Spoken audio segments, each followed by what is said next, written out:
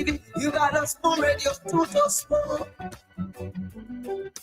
Yeah, Tuto spoon. You want to get a news update? I tell you, everything you want to know, you need to know. Just Spoon to Spoon, I tell you. And this is your program, Spoon Talk, right here on Spoon 107.5 FM. We are also live on Fabric 101.1, Super 95.5. We are live on Spoon TV, Fabric TV, Super TV, and we are live on YouTube, and that is on Spoon Talk. And so let me welcome you wherever you are, whatever you are doing. Welcome to Spoon Talk, your show. The people's show where you want to be at this time. All over the world, people are locked down. Spoon 107.5, Spoon TV Live. Just for this program, Spoon Talk. This is where you get all the information unfolding right here in Liberia, the rest of the world. Once it concerns Liberia, well, it's right here on Spoon Talk, where the CEO and the rest of the panelists come through and, lecture, bring down different stories, headlines, breaking news, that's coming in, everything about Liberia, all the information you need to know. Come here to learn, you come here to understand, you come here to comprehend. People say that place at school, at university. They come get a master program. They come to understand when it comes to government and politics in Liberia and everything else, human interest stories, everything is told right here, talked about, analyzed right here on Spoon Talk. My name is Lorena Honoré. Let me say good evening to you. I am your Friday producer. You want to know what happened in the ministry to Spoon? To Spoon. To Spoon. You from Ponjama, Maryland to Spoon.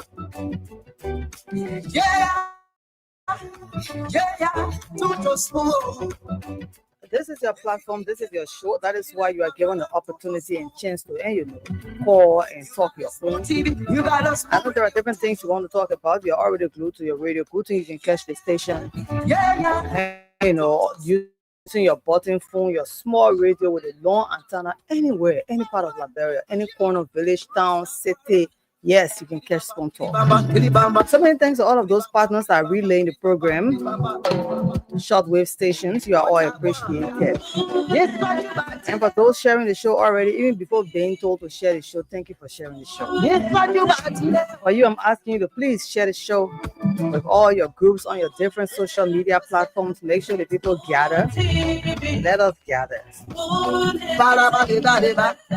It's 12 minutes past 8 o'clock in Liberia. I don't know what time it is on your side of the planet. But we are all connecting via the internet, and that is why I want to say good evening to you and yours, wherever you are, whatever you are doing. Welcome again to Spoon Talk. From the CEO, stand coming with the spoon, and your boy right at the South End.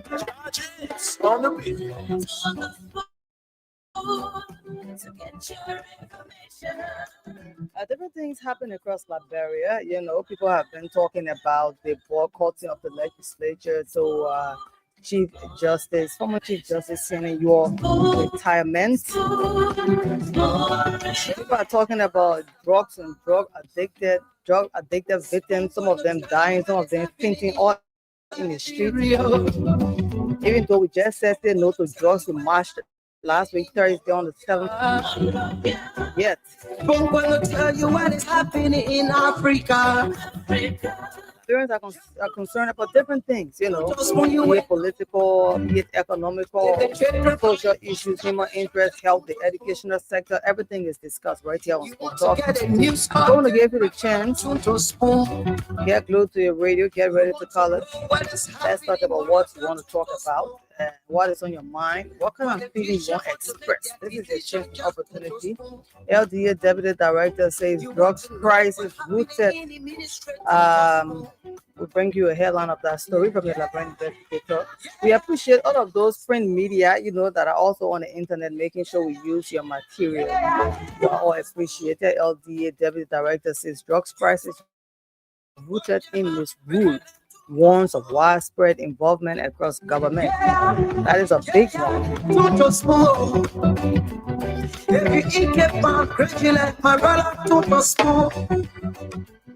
You got a Spoon TV, you got a Spoon Radio, Tuto Spoon. Yeah. There's a story making headlines this evening. It says legislature board calls Chief Justice U.S. retirement Justice Minister sends proxy. Not only the legislature, Justice Minister even sent in a proxy. I'm going to see you on the rest of the panelists are going to talk about that. Make sure the platform is provided and that you and yours listen to the station, listen to the program, listen to the analysts. Do your own too. Do some short videos, do some screen recording. I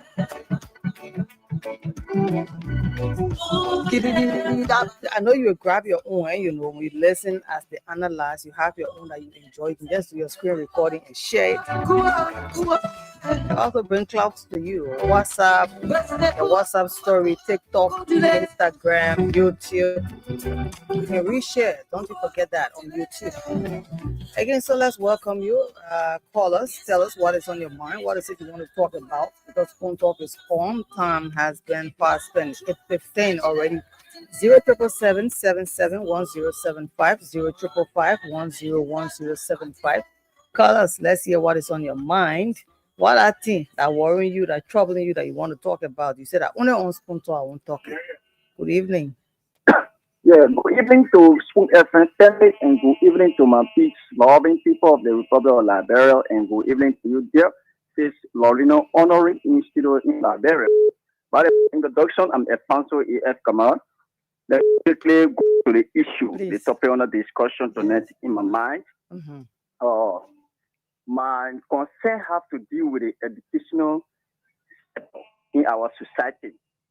And I'm directly speaking to the Minister of Education of the Republic of Liberia, His Excellency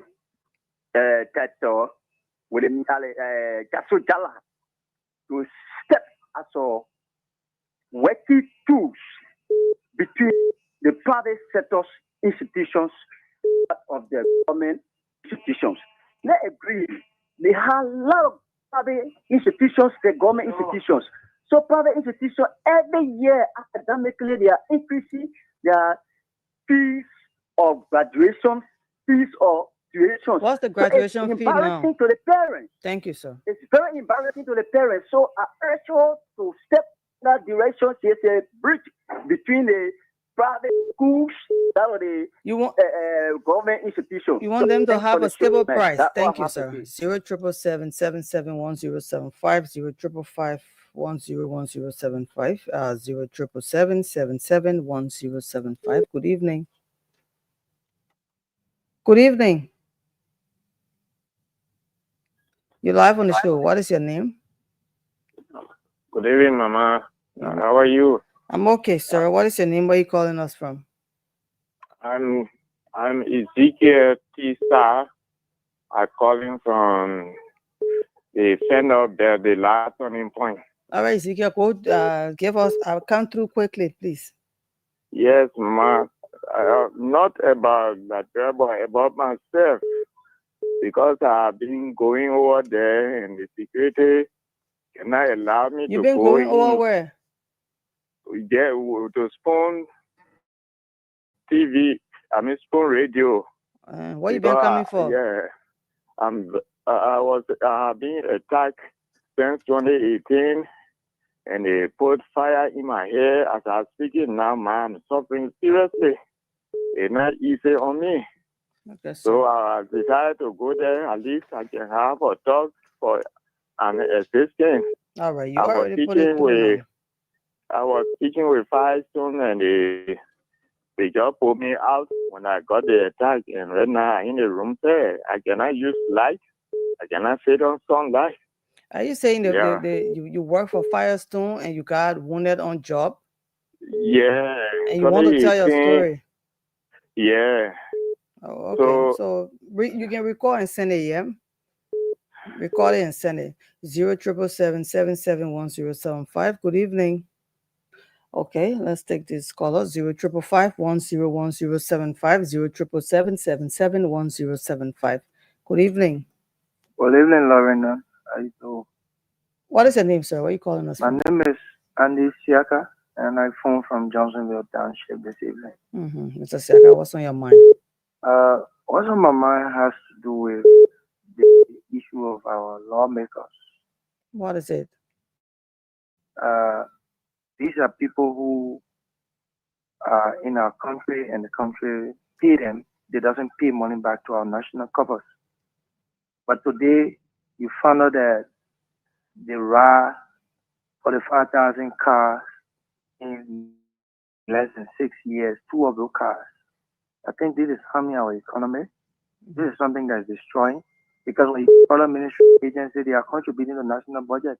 But the little guys, nothing to contribute to our budget. People look for their taxpayer money and they just use it any kind of way they want to use it. So what's your concern? See their budget. $50-some million when people are living in higher poverty. You want for them to reduce their budget? Yeah, they got to reduce their budget, Lorena. Okay, they got to reduce their budget and stop their expensive cars. Let them use one car in 6 years' time. I think it will help the Liberian people. Okay. Thank you for affording me the time. You are welcome. Yep, he said let them use one car for the 6 years that they are there for. Good evening. Yeah, good evening, Lorena. Yeah, you're live on the show, sir. Quickly, what is your name? Straight to the point. Yeah, my name is Peter. You are very all right, Peter. I know you share the show. What's on your mind? Yeah, what's on my mind? I want to say bravo to the president. You man, the person can publish the address. At least one of the government, and they can move and go Maryland. And at least one of the government, you have to suspend minister in a bank. And at least one of the government, we ought to see welfare dropping to 2,900. I want to thank you for evidence. Thank you for hard work. I lead the overhead big project about to kick off. And I've seen the material in the country already for the overhead big project. I want to thank you for your hard work. All right, sir. Thank you. You're appreciating the president for the hard work being done. 0777-771-075 055-101075. Call us. Let's hear what is on your mind. You know, you heard different news stories that happened this week. What is it you want to talk about? Good evening. Good evening, Marina. How you doing? I'm okay, sir. What is your name? Where are you calling us from? Thank you, Marina. I'm Suba. Marina, you know, normally I monitor this phone show. And, you know, we who came from Christian background, they say old age, where people say legacy. And sometimes young people learn from you. And all the people who believe in you use you as a role model in life. But Samuel Jackson, you know, now I'm going to use it. Samuel Jackson, you know, the education is to know if any young man out of the 5.6 million people we have in this country, we ever stood and say Samuel Jackson is my role model. Number one, Samuel Jackson is boastful. I know broke, I'm educated. I don't think people are interested in this. If you are educated, what have your education done back home? How many symposiums have you organized for young people to benefit? Nothing. All you have to sit, you know, on that show and just read all of it you don't like. And I don't think life goes that way. All right. So the issue of the former Minister of State. This man sat on that show and called that man all lot of names, you know, every evening. So then you got Samuel Jackson telling all the names, the nice names, the women, and the opportunity is having because we have to stop these things. So that when people die, the only time we want to ring, you know, goodness on that, it is wrong. Thank you, sir. And lastly, to get close, I've been on Facebook seeing horse playing all over. Lorena, horse playing is not a horse playing a house there tonight because for me, I can sit tonight and 10 horse players and then have 10 horses on the rent tomorrow. CDC have these 10 horse, the horse players around with a photo thing and they say if you have a party headquarters. Look, we have to stop this phone and get to reality. If you got issue with the party headquarters, go and pay the poor money. If you can't pay the money, vacate the leave and start having horse playing all on Facebook. Thank you, sir. Telling people that, this is our party headquarters. Horse playing is not a play. All right. 0777-771-075 055-101075.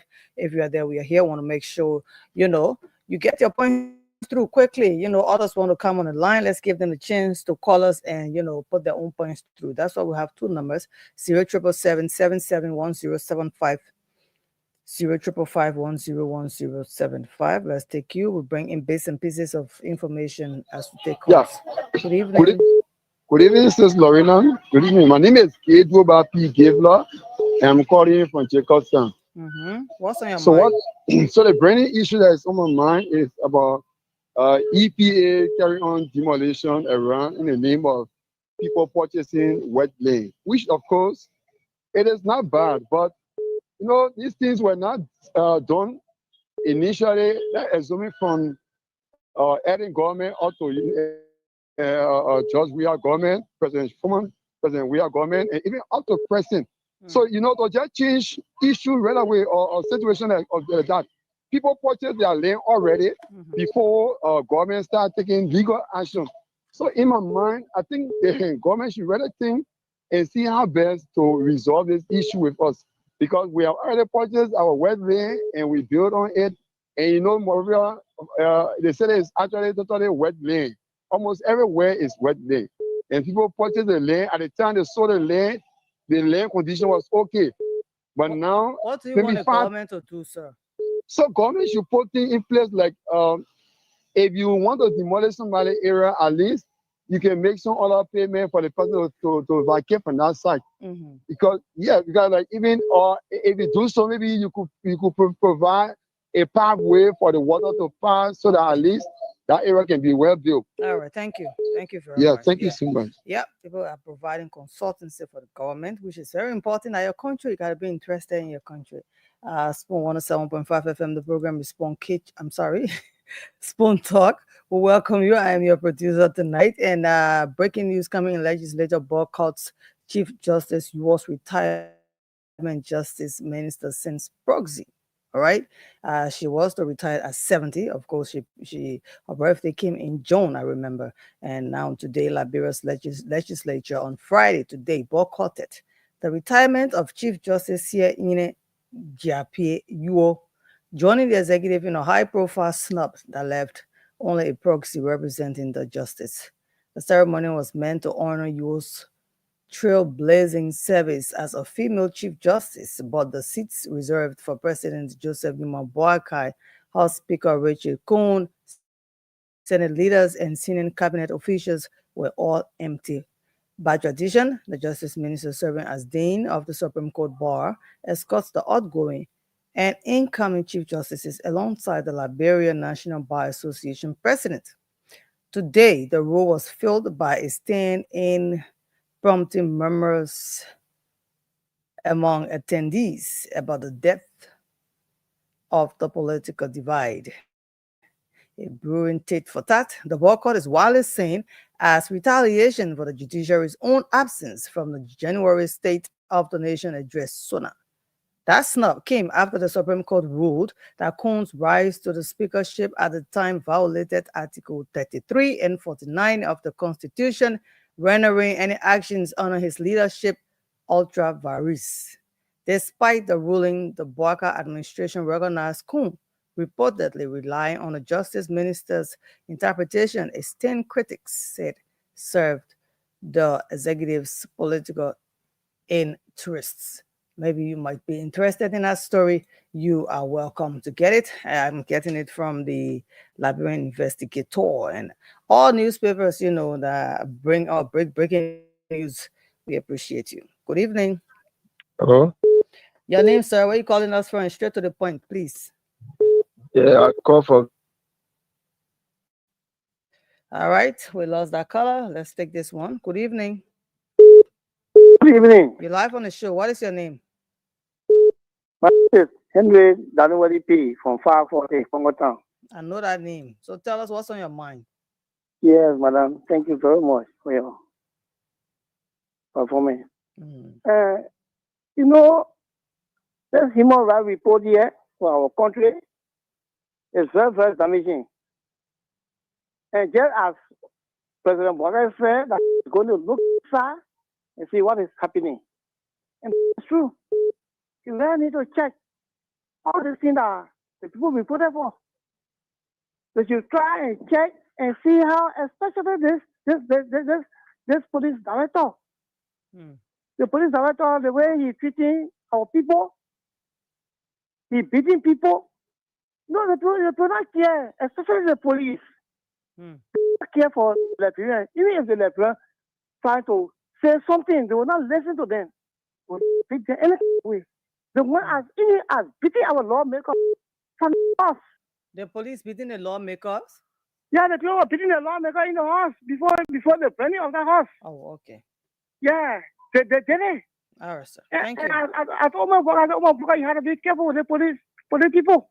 And that's what they will damage your government. You told Uncle Joe? Yeah, I say it on radio. Yeah, I say it today again. Okay. That's how I say it. I said, my brother, you be careful with the police director. And that's all. You will damage your government. So you got any advice for the police director? Me? Yes. I have no different issue with him. He's down to the motorcyclist. When you see the police people beating the motorcyclist with sticking their hand. So now I tears can come in my eyes. I say, hey, go. You want the police to calm down on the people? These are our own citizens. Even if they have done wrong, we can be beating them with state. Okay, thank you, sir. Thank you. 05551010750 077771075. What is on your mind? What is that burning issue that you want to talk about? Quickly. Wow. Good evening. You're live on the show. Okay. Can you? Is that your monitor? You getting me clear now? I think so. What is your name? 077771075 05551011075. Good evening. Good evening. Yes, you're live on Spoon Talk. What is your name? Where are you calling? I'm Rio Hassan. I'm calling from Marshall, Boston. All right. What is on your mind, sir? What is on my mind regarding the platform and the topic on the discussion? I highly appreciate the entire station. Just go to give my contribution. Okay. You finished with that? Yeah, okay. Thank you, yeah. All right. We appreciate you for appreciating us. 077771075 05551011075. Let's hear you. Good evening. Good. How are you? Sir, what's your name? Where are you calling us from? I'm James Young, calling from Margaby County, District number 1. All right, James. What's on your mind? Yeah, what on my mind is that the police inspector. I had the chair for maybe 2029. Police inspector, the information according to reliable source. If the president cannot dismiss the police inspector, he will be placed on suspension before December. He not dismiss, yes, according to reliable source. He not dismiss the police inspector, he will be placed on suspension, the police inspector. So we appeal to the president to dismiss him immediately, please. Thank you very much. Wow. It's like these are serious issues. We provide a platform. Call us and tell us what is on your mind. What is that burning issue? This is where your voices get heard. And don't forget to share the show. Okay. Those on YouTube and Facebook, please share the show on your different social media platforms and your groups. That way you get more people to get informed. Like we said, the headlines are broken here. As the story unfolds, they are unfold right here on Spoon Talk. And we have people watching via YouTube. Our handle on YouTube. You get on YouTube, get into your search bar and type in Spoon Talk. You see the program live right now. All right. Touch the notification button. Anytime Spoon Talk comes or any program or any live that we are carrying on the internet, you'll be able to watch it. Good evening. Wow. Good evening. Yeah, I'm Abel. I'm calling from Congo Peace Island. Abel, what's on your mind? Yeah, says Lorena, I want our government to our building on the street. Government can open fire and get a minute. The minute strong, they get too bad, BB bad. The minute strong, you open area for the farm. And the minute work. But you got a minute put in jail that expensive. Government going too expensive. You open fire, a minute produce. It will help the laboring people. And we help the men in too. Eh?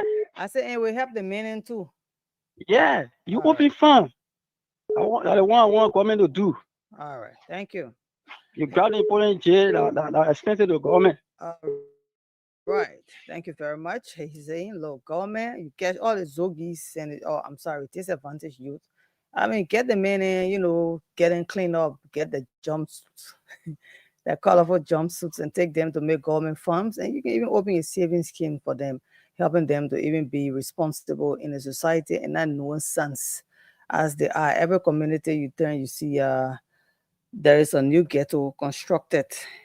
Good evening. Yeah, how are you, bro? How are you? What is your name? Where are you calling us from, sir? I'm calling from Cherry. Funny. What's on your mind? My question have to do with Uncle Jackson. Yeah, Jackson always come on the show. You don't come to the issue. You always discuss the country. By the end of the day, you can't talk about how you reach, how you get this.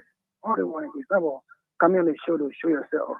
It's an element. I expect you to be teaching people how to discuss the issue. But if you want discussing your own personal things like one of my problems.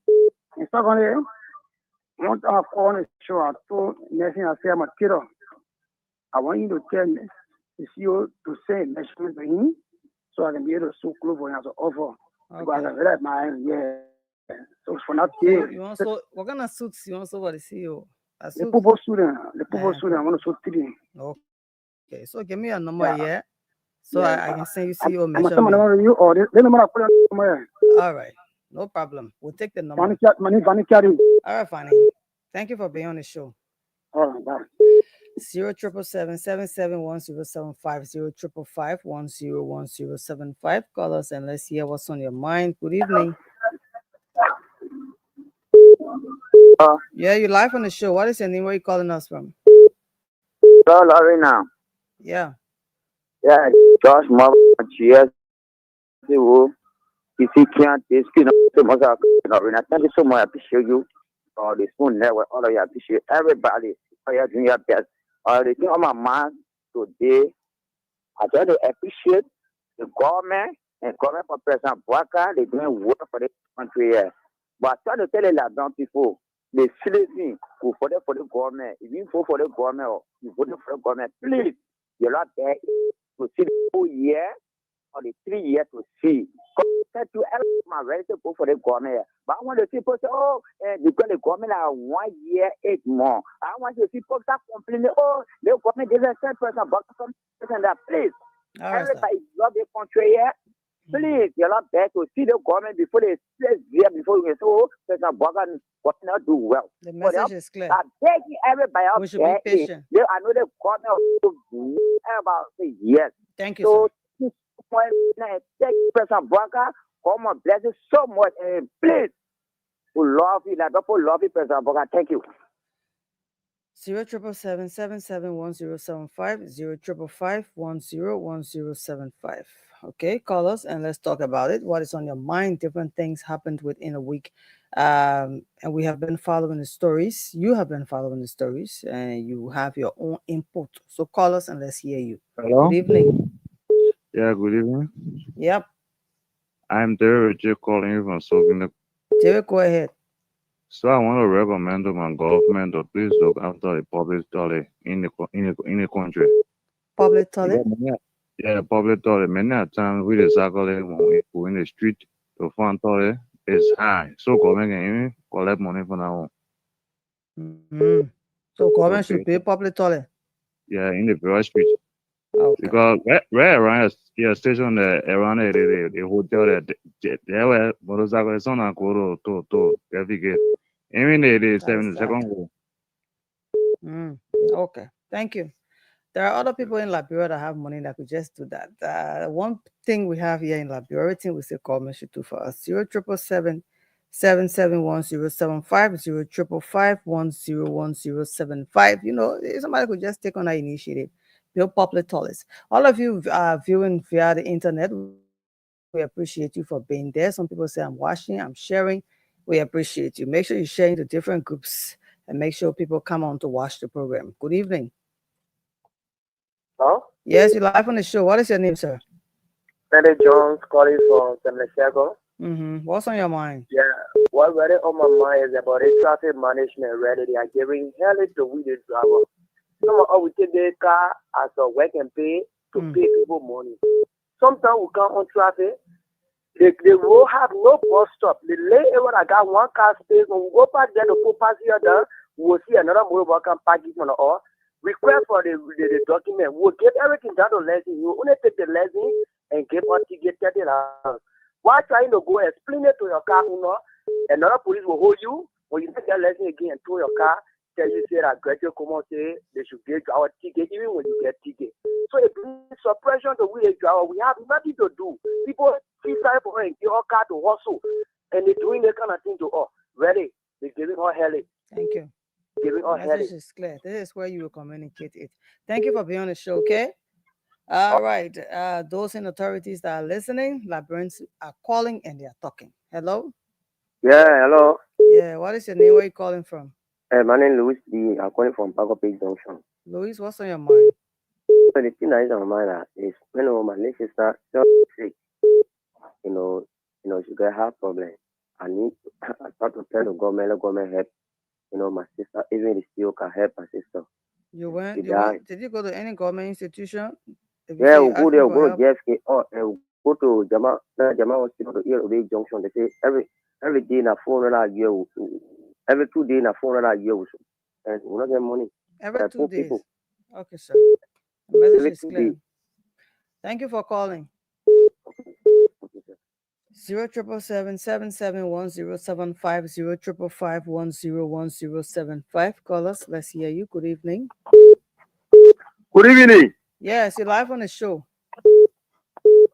Good evening, Lorena. Hello, sir. You're live on the show. Yeah, there is freelance journalist, no current smoking with my road sinker. What's on your mind? What is on my mind tonight, Lorena, is about House of Representatives. Lorena, for use our car, the car can be, you gotta use the car for the term in office. For a certain year to be there for, let them use our car, you gotta use a car. A lot of parents call it to be soft. Okay? Lower hospital, lower schools, lower the people are so bad. All I want to do is that. Buy gas for them, sell the car. Thank you, sir. Thank you. All right. So he's saying that, the House of Representatives or Senate legislature, they should use one car. So even if the people get money to buy their own car, the man say they should use only one car for the 6 years. And that's not the first caller saying it. Good evening. You're live on the show. Yes, please. Yes. What is your name? Where are you calling from? You're live on the show. What is your name? What is your name? All right. Let's take another caller. Good evening. Good evening. All right. We'll try this side. Good evening. Good evening. How you doing, Mama? Okay, you're live on the show, sir. What is your name? My name is Peter K. Jua. Money can finish. Peter, what's on your mind? I'm calling from Johnsonville. What on my mind is, I beg you, is it sometime when I want to talk for a minute, 1 or 2 minutes, but you can't talk more than 1 minute. It's not supposed to even be a minute. Yeah, that beg. Please consider me straight my 2 issues. And I want to know, Honorable Gweko Kromo, what I in this country for now. Because the embarrassment that he really, I think he's listening, I begging a whole fool. Like bro putting the point or number mistake on the president. That to do it. When they please go to red light. Those guys that in a red light embarrassing people. When you in the heat, the boss to enter red light from the Plainfield police station there to enter. The kind of human being that you see there. Everyone of them got medical trust. They want to get anyone. We don't know the police or my people. You're pretty helpful to get rid of them over there. Let us show the me police so that we will come from all doing our businesses to enter in our free day. And then we can do our business to try our business. Is that the first really that can be choke. No way to pass. No other way. The other man, I know that union, they want to work it. That is very embarrassing. I beg Honorable Gregor Kuma to please, I want you to please restrict that area for me. Okay, sir. What next? All right. All right. Thank you. Thank you for being on the show. Thank you. All right. So he's saying that red light can be overcrowded. He's not the first person saying it. We go there till we see it, and he's saying that too many police presence, security presence. Some people wearing militant, some people are wearing a police uniform, dark blue, navy blue. Everybody just there. Red light is, overcrowded. If the police are too much, then maybe some of them should go to rural parts of Liberia where, people are asking for police presence. Good evening. Hello. Yeah. What is your name? Where are you calling us from? Yeah, I'm calling you from 12 horses. I'm Richard 12. Richard, what's on your mind? Thank you. Thank you for today for me to get one spoon. But what on my mind is the concerning the DA, including the drugs. Frankly speaking, DA can arrest drugs from the other people and get their own ghetto so that they dissolve the AFL and the citizen come in and then get rid of the drugs. Then so the government cannot fight the drugs. The citizens should help the DA, right? No, they have to help with the AFL. The DA, when they arrested, they get out of ghetto. So the AFL should come in? Yes. Okay. Yeah, but because DA arrest draw, they get out ghetto. They carry it there.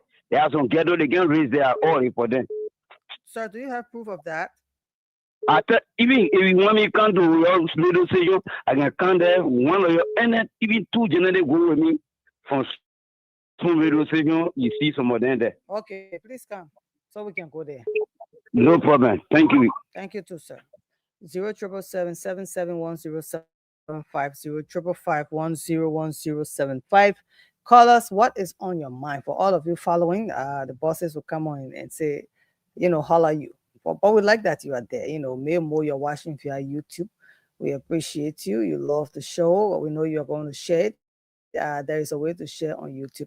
You can also, some people just they say stream the show. While the show is on, you are streaming too on your platform. Yeah, you can do that. Good evening. Good evening. What is your name? Where are you calling from? This is Uyata and I call from Johnsonville. Uyata from Johnsonville. What is on your mind? Okay, what is on my mind? The last time, I think 1 or 2 years ago, I had an accident right to that new bridge where you see all buses. I want to also tell Joseph Boaka to tell the transport people the old trucks are too many in the streets. And then when the buses are going, they got a mind or taking the left hand of the bus to let a passenger get down on the road where cars are passing. Oh. So the old buses, instead of running behind only motorbikes, and other keke riders, they all buses too much. Can you imagine they cannot be buses? Over 60% can be buses claiming that Johnsonville Hill. And it's so old. That how we fell from Central Bank. I rode from Central Bank in Naho and go with me. And nothing happened to me, but it was where the CO5 died on the bus. Wow. I am trying to talk to Joseph Walker this evening. Please, he will talk to the transport people. The OO buses are too many, especially the Kilo B buses. All our people can be parked in those buses and they still looking at it. They are not saying anything. Then people getting now on the roadside of the traffic to put passenger down. Thank you very much. All right. First time hearing that people get down on the passenger side because it's very, very risky. Even when you are riding a taxi and the taxi park, if somebody the people on the other side of the door behind the passenger seat are the ones that get down to give chance to those that are coming from within the car. So I can't understand why the bosses will be doing what they are doing, leaving to Liberians' lives at risk. So everybody communicating tonight. Some people are sending their messages to the president, to different sectors in government. People are concerned about the health issues in Liberia, the educational side, rural infrastructure, even climate change. Okay, somebody just said Liberia is a swamp land. That means everywhere you turn, you see water. People's homes have water flooding in the sense the rain started. Good evening. Yeah, good evening.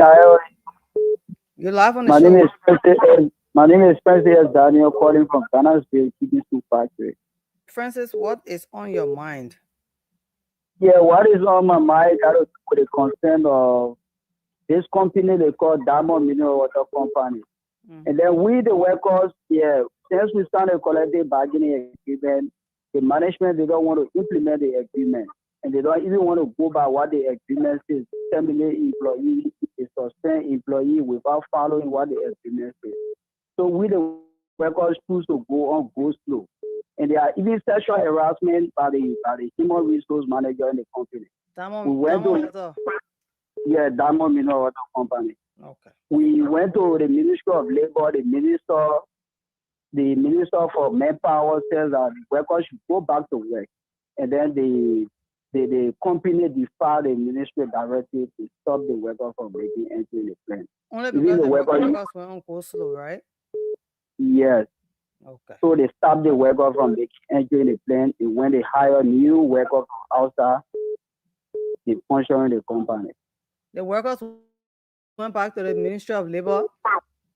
We went back to the Ministry of Labor. Even the deputy minister for administration, even their worker union leader was suspended illegally. The deputy minister for administration said that he should go back to work, and then they deferred the minister directly also. Okay, thank you, sir. Okay. Well, we investigate. Of course, that's why we are here. The media. I mean, most times things that are happening here on Spoon, other media institutions run with them as well, and so that is why we are here. CEO, good evening. All right, we'll see the CEO in the back when he's ready to come through. Lorena, how you doing? Good evening, sir. How are you? Lorena, are you? Emil. Hey, Lorena, how you doing today? I'm okay, CEO. All right. Yeah, everything good. How's the people want people? We got a lot going on. I've been very busy, but we are grateful to God for everything. It's so pretty good that we are here. How's Liberia? How's the weather? But a few days we've been seeing sun, but it has been raining really heavily. Oh, wow. But for the last 2 days, we see sun and we are glad. If you see sun, you happy? Yes, sir, because that way you're able to go out to hustle. Lorena, you still hustling, Lorena? Don't spoil matter to you. Speaking, it's not about me, it's about the Liberian people.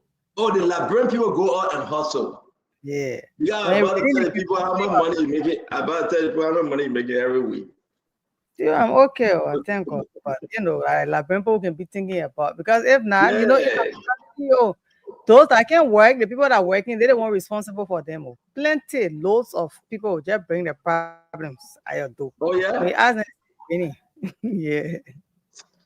Lorena, is Liberia really hard? See, there are people that go to bed hungry. No, and that's the least you can eat. People going to bed hungry in Liberia, Lorena?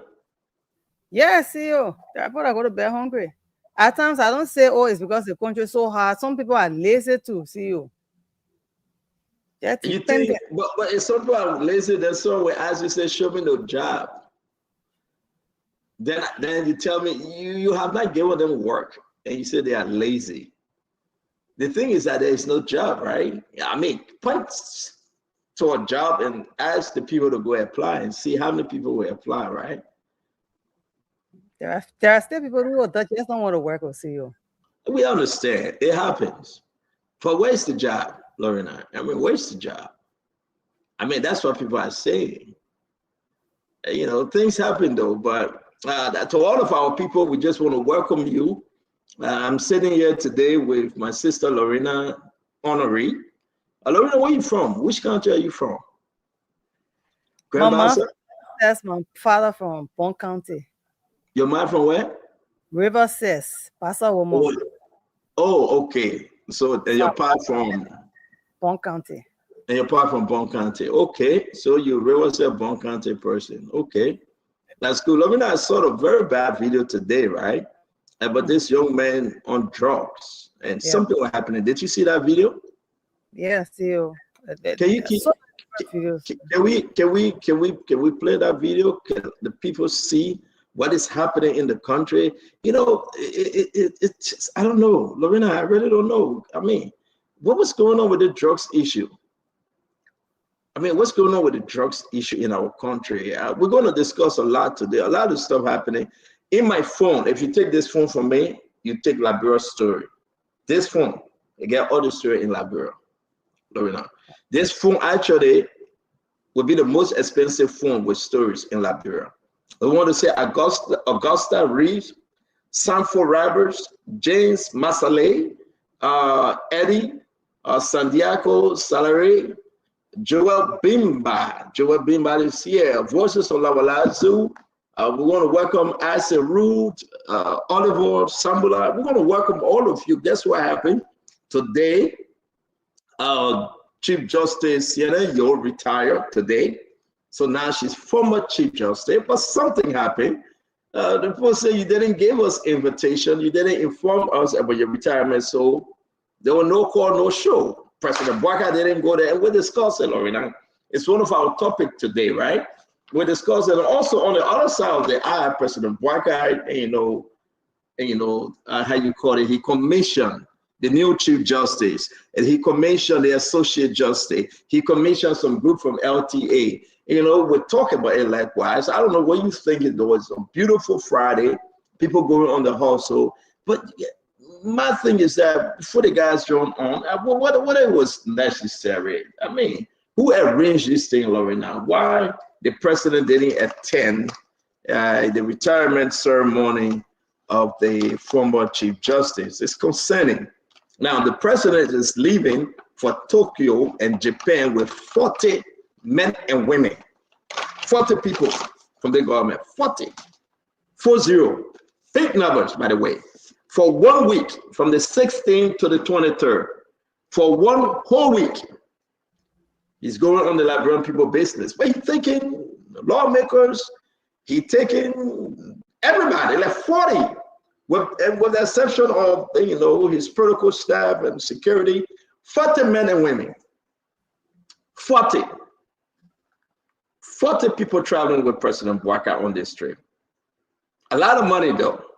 A lot of money. I don't know from here to Ghana to the other places whether there will be a private jet involved. We're still investigating whether there will be a private jet. We're still going to ask the question whether or not this president is going to take his 40 men and women in that private jet. The private jet maybe is small, but we're talking about it. The guys coming on the show, they're coming small. We're talking about it. 40 men and women. And Lorena, this trip here, it's a lot of stuff to this trip, and the retirement of, the retired party of Chief Justice Yo would discuss it. But we got one big thing coming up. Sister Lorena, let me welcome Tamba Agelias from Sierra Leone. This name is a Sierra Leone name, by the way. Make no mistake. Agelias, that's the name.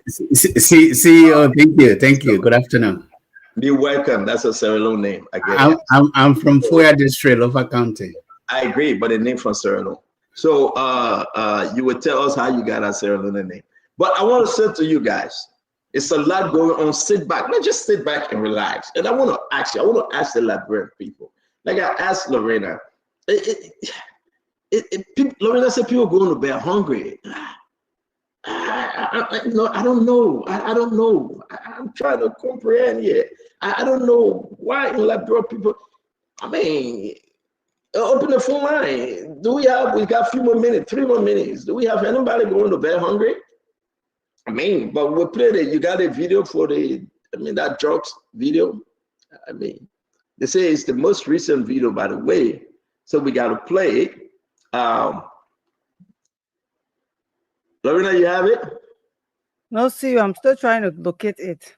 Yeah, Lorena and location. Lorena and location they are not easy. Tell me, my man, what's going on at your end? How's the family? How you doing? Yeah, all is good, my man. So today, actually, I harvested some potato greens from my backyard garden. So I had some. Oh, come on! I'm currently on the East Coast. Okay, which state? New York City. Oh, you're in New York. Okay. Yeah, I am. I'm 2 hours away from you, Stanton. Maybe less, right? 2 hours. Thank God. Thank God you. Maybe less. Thank God you 2 hours. I hope you were like 20 hours away from me. Seriously. Well, I don't know your city, so you're hiding from me. So maybe you are telling me. Oh yeah, I am hiding from you. I don't want your headache. I don't want your drama. Yeah. Yeah. But it's a beautiful day. Look, I will come find you, Stanton. Don't worry. Everything has time. But how you find me if you have not gotten an invitation? Hey, look, I'm sure I'm going to find you. I forgot today.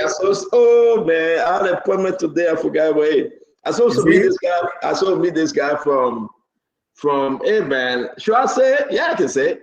No, I'll wait. I don't think he wanted me to say it. There's a gentleman from from Liberia. He wanted us to meet, and I forgot about him because I've been busy all day. I forgot about him, seriously. Oh, You yeah? just reminded me, Tamba. Yeah. Well, Seriously, I will listen. I will call him right now. I forgot about him. You see that my God following you, so because I'm right close to you and you haven't invited me. You haven't extended that invitation. Yeah, when I play you myself with me that on Spoon Talk, God right? will continue to punish you, Stanton. God will punish me? Yeah. For what? Because look, I passed probation. You know, this is my 5th month since I've done this. You call God and you put punishment there, you put my name there. Yeah, you continue to forget. You continue to forget your important appointments. Oh, God will make me forget my important appointment. And I will talk to God right now. God, please make me to forget about Tamba forever and ever. You put God name and say God will punish me. God never punished me. And then this is the time we'll invoke the Spirit and say, Holy Ghost Spirit, back to sender. Back to sender, right? Yeah, that's what we do. But you know what? No, because there's no way.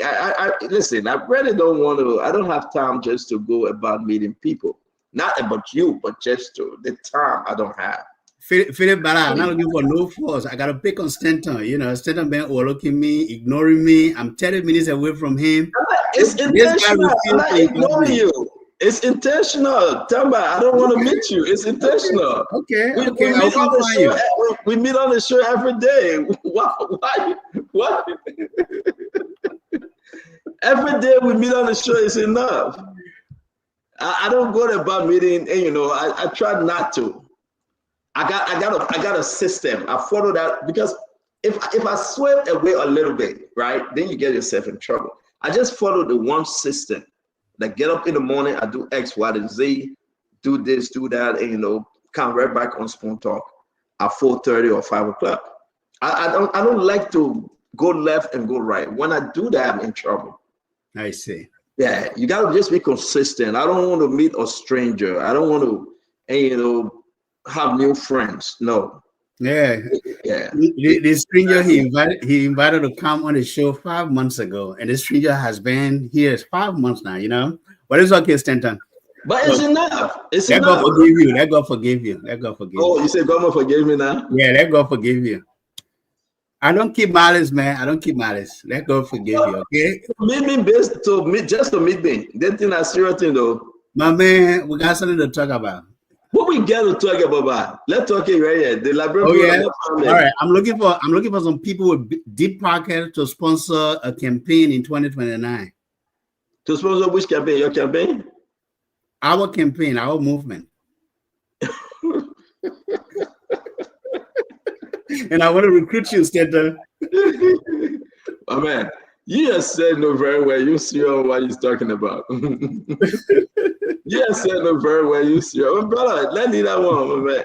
And I always say to you, I'm looking for 10 individuals, hard net worth, just 10 people. Oh yeah. Mm-hmm. You thinking about it? No. Lorena, how are you? Lorena, how are you? I'm texting.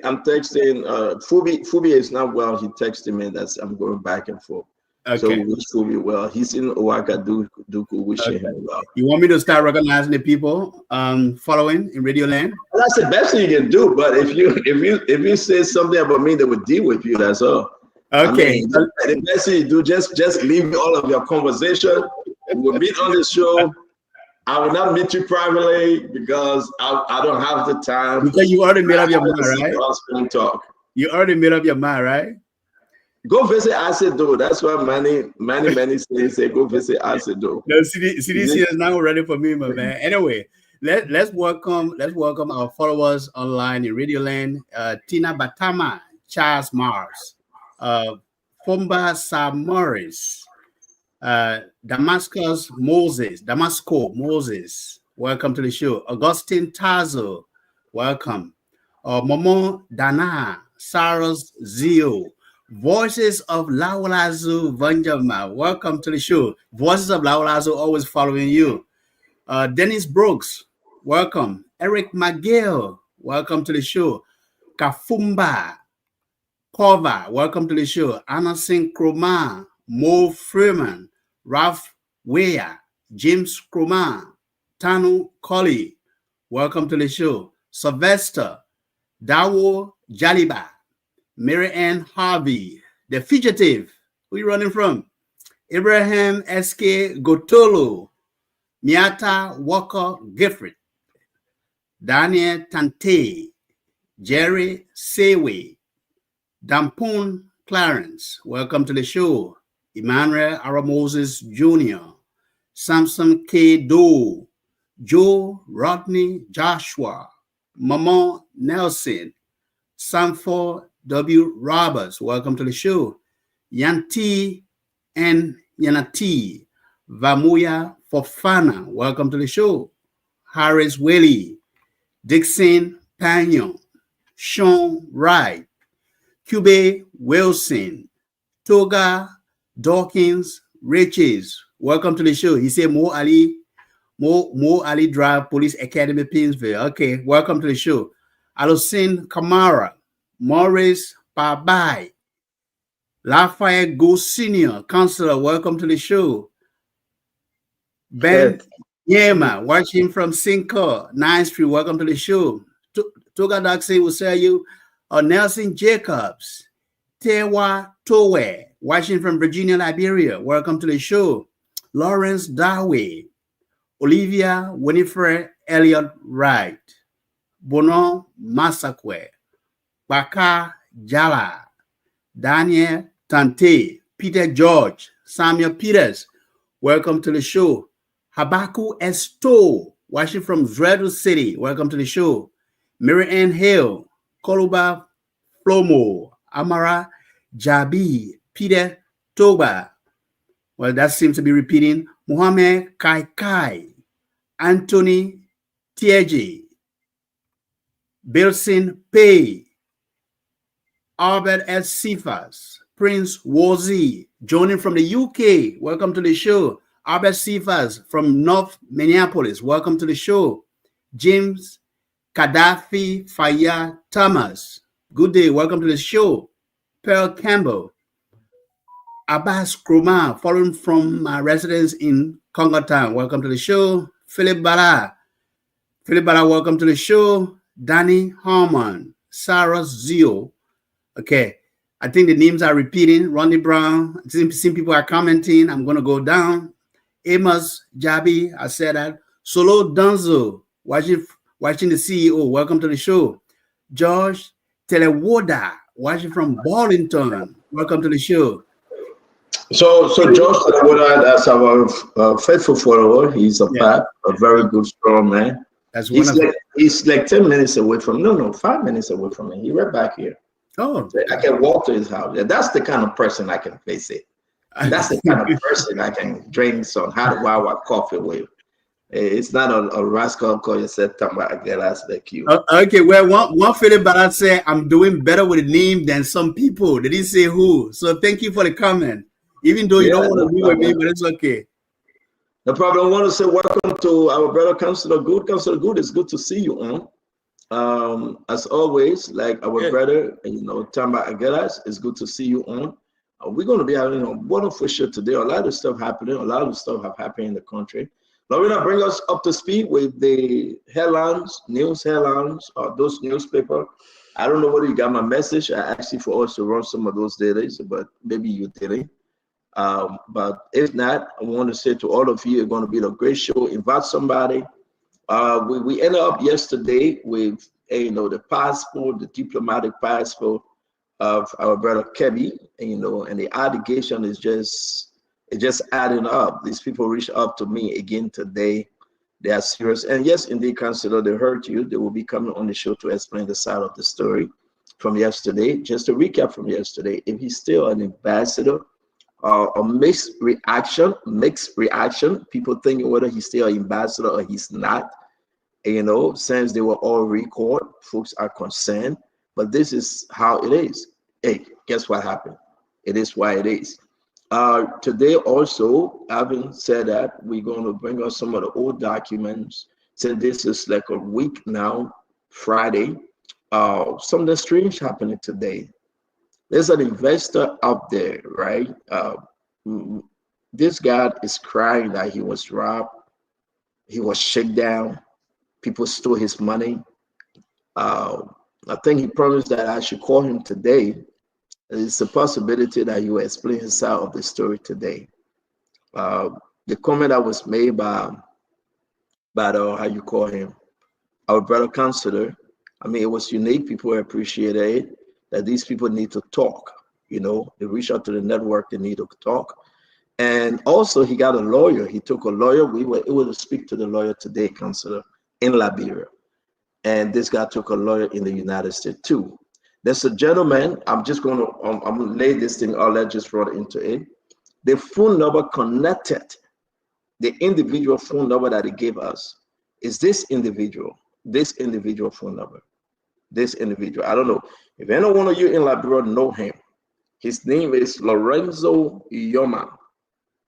That's the individual that was given to this investor, this phone number. We're able to trace it today. I'm going to tell you the entire story. We called the number. We know who this gentleman is. We know where he is. We know his relationship with some other people. That is the allegation that they stole from this investor who connected to them.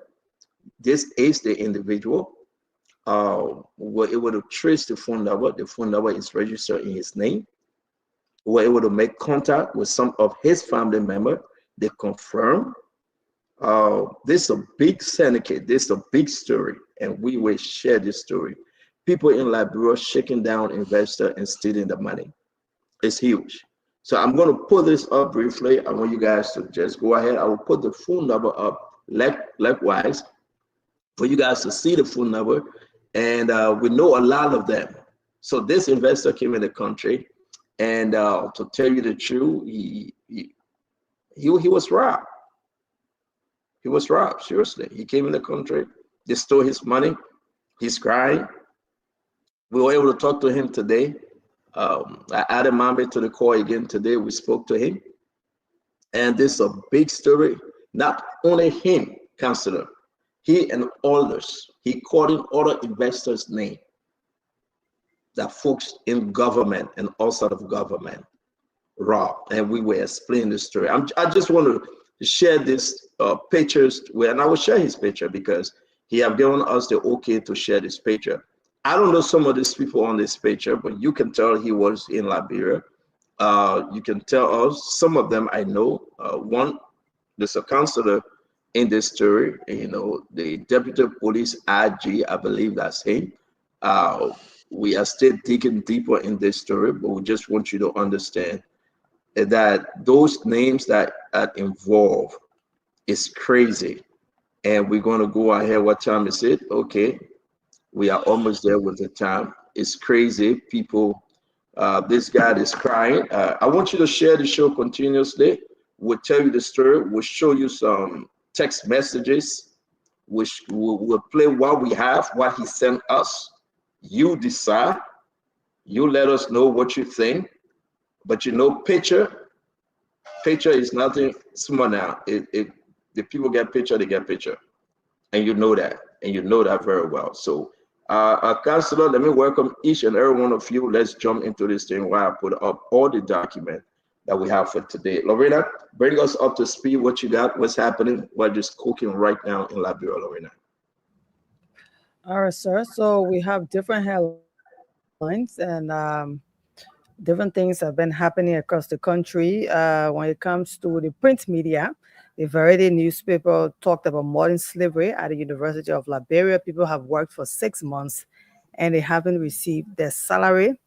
And so it has been discussed across the quarters in Liberia. You know, so many places people work and they complain, you know, that they don't take their salaries. And most of them are saying that they are going on go slow actions. Somebody called earlier on the show and also said that they went on go slow actions, and when they went back to work and they were fired, even though the Ministry of Labor allowed them to go back to work, but because they went on go slow action. So the company refused. As Diamond Water is one of the companies here where we get mineral water from. They complained that they weren't being paid well, they were not being treated well, some of them being sexually harassed by the HR of that company, but we said we'll go there to do the investigations. And, yep, so that's a good headline. Just give it to us as a headline, and let's run with it. What next, Lorena? What next is the biggest one that happened earlier today when the legislature boycotted the Chief Justice Yuo's retirement, and the Justice Minister sent in a proxy. All right, and it's on the Liberian Investigator, where the ceremony was meant to honor Yuo's trailblazing service as a female Chief Justice. But the seats reserved for President Joseph Numa Boaka, House Speaker Richard Cohn, the Senate leaders, and senior cabinet officials were all empty, sir. By tradition, the Justice Minister serving as Dean of the Supreme Court Bar escorts the outgoing Justice, which is Yuo, and also bring in the incoming Chief Justice. All right, but Thank you. that didn't happen. Yeah, today. Yep. So those Yeah, were we empty. have that. Yeah. No, I'm just saying that's true. We have it. We're going to play the videos. We're going to show put up the photos. Are there any other thing, Lorena? Yes, the Women Voices also reported about U.S. visa restrictions. All right, and they are saying that, and then also another breaking news today: the First Lady, Mankatomo Boaka, also honored the late presidential estate Sylvester Graceby when she went to sign the book of condolence. We have so many headlines. If you want to see, I can also You flash can them. try to upload it. We're trying to, do what is best to share some of the headlines. You can upload it. I want to say to all of you, welcome again to the Spoon Talk. It's always good. It's always good having you. Welcome on the show. As always, we appreciate you joining us. We appreciate you being part of this family to make Liberia better. This is the best thing we can ever do. I see that the former representative Akaris Mose Gray is here. I want to say welcome, Honorable Gray. Let's go to you, Tamba. Talk to us. What's cooking from your end? Yeah, CEO, thank you. It's a pleasure to be here, and good evening and good afternoon to my fellow panelists and our listeners in Radio Land and online. It is always a pleasure to be here, to be on the show, to continue to educate and inform our public, the Liberian people. There's so much happening in our country. As Lorena shared, the Chief Justice Yaneyo retired. Today they had a ceremony. I followed that a little bit today online. But I also follow all the programs on the Executive Mansion page today, where the President, Joseph Walker, also participated in a commissioning ceremony of Peace Corps and other officials of government who have been confirmed by the Senate. So there's a lot happening in addition to the recent announcement of a delegation that is heading to Japan. And I saw about 21 names on there, a lot of ministers, investment commission people. But it's interesting to note that it's a long list, a big list. But it would be great to understand exactly the mission and objective of that delegation and what we aim to achieve at that program or at that summit in Japan. But Liberia as a whole, when I watch videos of young people inhaling drugs or taking in drugs, and they are basically going mad in public. I saw a video today. It was so distressing, Stanton. I'm not sure whether some people have the stomach to watch videos like that. I mean, we have a whole generation today, Stanton, across Liberia, that is falling prey to drugs. Thank you. Let's not make it a headline, and then we'll jump into it. We have the video ready. That's happening in the country. Yeah, we have the video ready. I want to bring in the Councillor Good. As always, it's good to have you, sir. Thank you, Stanton. Let me welcome all of my fellow panelists and our sister in studio, Lorraine. I'm just waiting for the main discussion points tonight. I listened to some of the points raised by Lorena.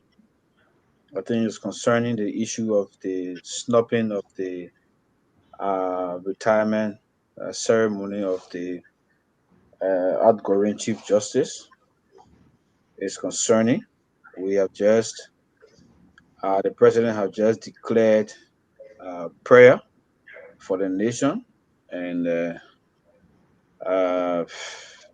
to see such a thing happening, it means that we still have not reconciled as a people, and people are still holding on to some of the things that happened during the impasse of the Honorable House of Representatives. So it's concerning.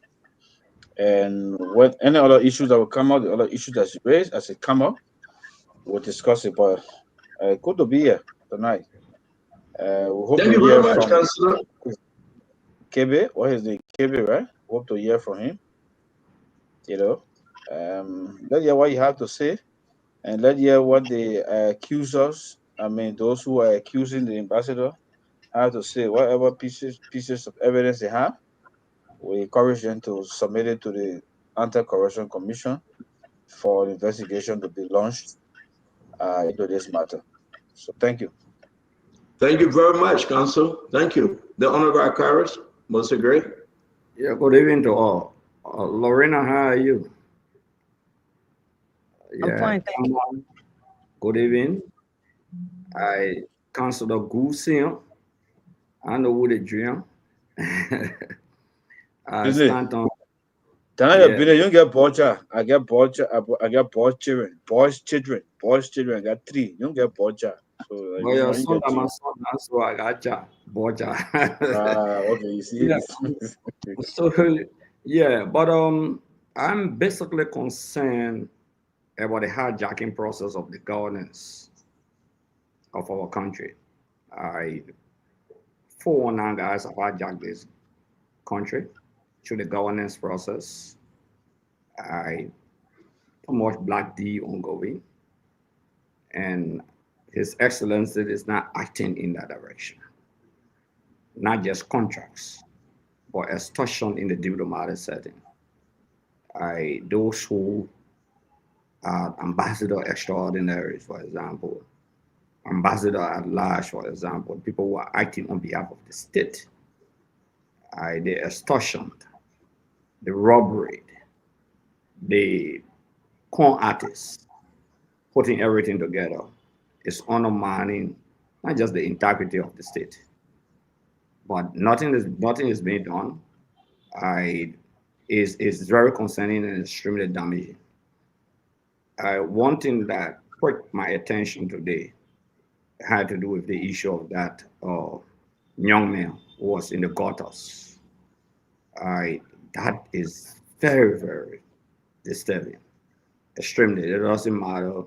Like I said, Jobs is not targeting this particular person. It doesn't target a particular person. Okay, it doesn't matter whether you're from Unity Party or you're from the CDC. But what I saw today is painful.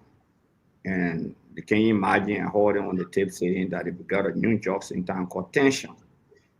Okay, because the action of the people. We got to get involved. The country got to get involved besides the government. I don't think the government can fight this battle. The communities got to get involved into it. It's of great concern. Another issue had to do with the outgoing Chief Justice. It doesn't show any degree of true reconciliation in our country, especially after the crisis amongst the 3 branches of government technically. For the legislature not to appear, for the executive not to appear, for the ceremony not to take place that Lorena just spoke about. What was the essence of the declaration of a fast and prayer? A process of reconciliation in our country. It says a lot, it contradicts. For the president now to be leaving with 40-man delegation, at minimum, about 23 of them are always 5,000, including ticket. 17 of them are 4,500, including ticket minimum. Can you imagine that? Take that amount of money. Think about the incidentals per day, okay, or the padam per day for 7 days. What does it say about the country when the economy is tough? People are suffering. I mean, thank you. Nigerians are migrating to Nigeria, to Ghana. What is unfolding, if you listen to it, or people who are leaving the country because of hardship and the hardship they're facing out there. Thank you very much, Greg. Thank you also. Yeah, thank you very much. Let's welcome Glennie. Glennie, it's good to see you. Welcome to the show. Hello, everybody. Hi, Lorena. How are you? It's good to be on. Um, hello to the viewers. Today for me was a bit, I don't know, sad. I watched the funeral proceedings of the people in Ghana. Was really sad. The 6 men, the military people, and all of them with the president. I think it was so sad to see a country. So Ghana is mourning, and I pray that the comfort that they need as a nation, they will get it. One of the things that also bothered me is the fact that we had a Supreme Court justice, a Chief Justice, retired, and some prominent people were not in the audience. It's kind of concerning. Now, I don't know what the reasons are. I don't know what it is, but I don't think such a program should have been held, regardless of what party she's from, which government she served in. The common denominator is that she served Liberia. And so for somebody of that high status, every branch of government should have been represented there. When I saw that, I made a post on that. Also thank her. But I also had some questions that I asked around. Why were so and so person there? Why were this other person not there?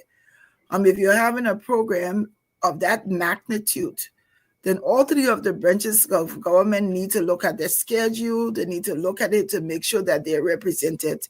But I think today it didn't look well. For me, when I saw it, I don't think that was something representative of a united front of a government of Liberia. So I think that was kind of sad to see. Thank you very much, Plenty. I want to say to all of you joining us, yes, indeed, share the show. We got a lot to talk about, different conversation, different topic, man. But Liberia is the common denominator here. Liberia is where we all dream to have a better country. What's going on in our country? I like to start from this end. Like I told you yesterday, I want to show you the document. Our country is hard. But when you have people coming in the country and say they want to invest, but you have people in the country trying to rob them, steal from them, do a complete shakedown, it is only concerning. This allegation got to be addressed. Who are those shakedown? For example, I don't know some of these people. Maybe you guys know them. This is Daniel Petit. Let me put this one up. This is Daniel. He reached out to this station through another gentleman in Liberia to tell his story. He went to Liberia and he got involved with so many folks. I don't know this guy. I'm hearing that he's the deputy IG, something from the Liberia National Police. Somebody help me if I'm correct. That's the 102 there. Yeah, 102. Okay, listen. When we were asking questions, some people off the back, they did not ever meeting this guy. And we were explaining the entire story.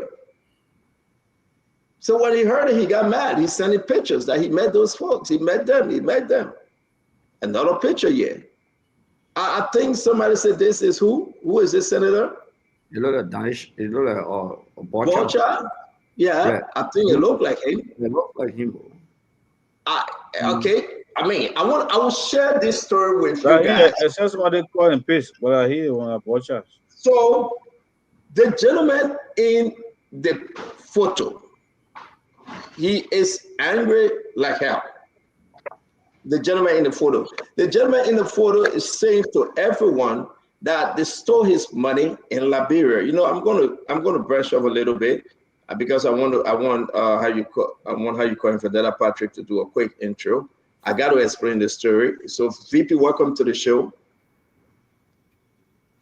Well, thank you, CEO. It's always good to be here. Let me say good evening to my fellow panelists. You guys are looking very beautiful and handsome this evening. Well, it's good to be here tonight.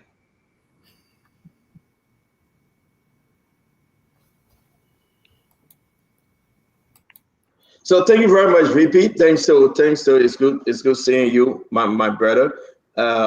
And let me go back to this story. I want you guys to share this. We got a whole document, text messages, voice recording, email, promising to be, you know, that they were given a consulate position, promising that he can come and invest in the country. Email of money that he spent, receipt. Now, the reason why I flag in this story, I want you to invite everybody, continue to share the show. This is deep. The man got his lawyer. We reached out to his lawyer. Mohammed spoke to his lawyer to be. The lawyer confirmed. His name is Daniel Peter. This investor name is Daniel Petit, P-E-T-T-I-T, Petit. He sent his lawyer phone number to us. We reached out today. He got another lawyer here in the United States. He's suing all those involved, all those he gave his money to that scammed him, some of which is the allegation that they are American citizen. This is very, very serious, folks. This is huge. So if you know these guys now, I don't know him, but I think he got to explain. And he also alleging that he was involved with George Solo, the newly appointed nominated ambassador going to Italy. He said that he's George Solo promising the heaven and the earth.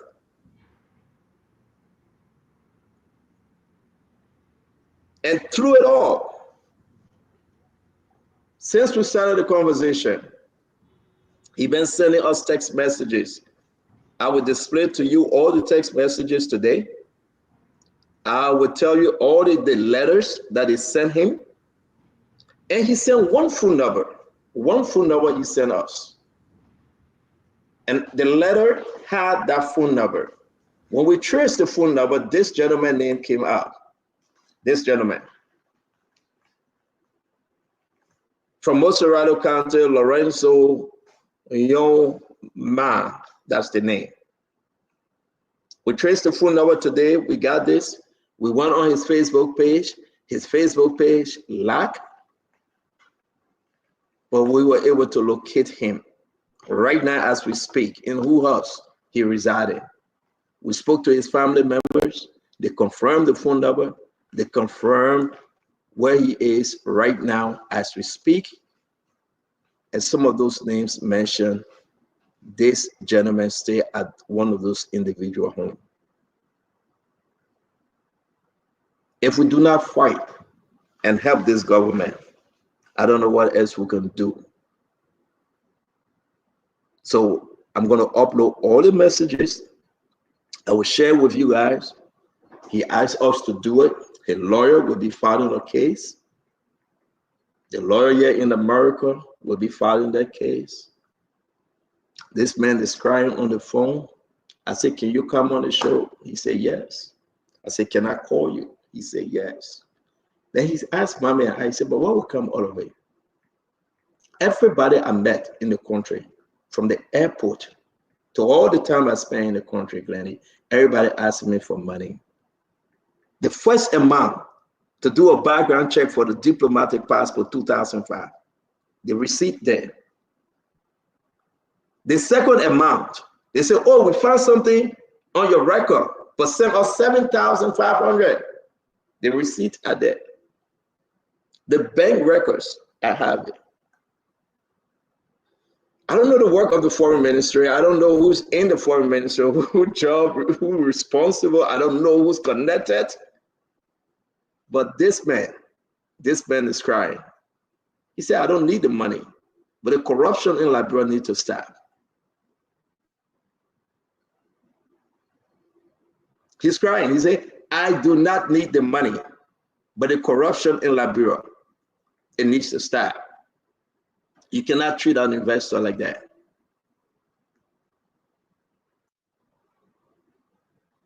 This is Boss Charles Sebe, I think from River G, the senator. This is 102, the Liberia National Police deputy. I don't know who in here, maybe that's the same people all hanging around who were doing jolly. So let me pause for a second and get into you guys, your talk to us.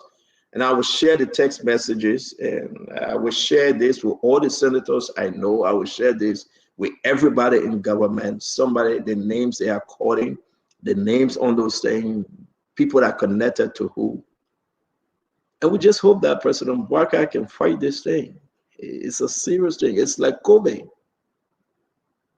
Jackie, welcome to the show. It's good to have you on tonight, Jackie. Let me go back before Jackie do her intro or speak to this. Let me Thank you. start. You're welcome, Jackie. Let me bring in Tamba. Tamba, we're going to make this our first story like we did yesterday. The passport year of KB, a big story, a new development on this story came up today. I will share it with you guys. Not only 480,000, they say KB robbed them on the allegation, but more money was spent. And KB and his brother, these people are accusing KB and his brother of eating their money. And KB still work with the Liberian diplomatic passport. On the international front, Tamba, talk to us with both stories. Yeah, CEO. I think first of all, these allegations against Mr. Aliu Kebe, Kebe, are very serious, Stanton, and it requires action on the part of the executive of the president. When someone is ambassador at large, they represent the Republic of Liberia, and whatever that person does, whether it's in their name, it comes out to be corruption or bribery, or in this case, swindling an investor out of his hard-earned money. I mean, calls for a swift investigation and to get to the bottom of this.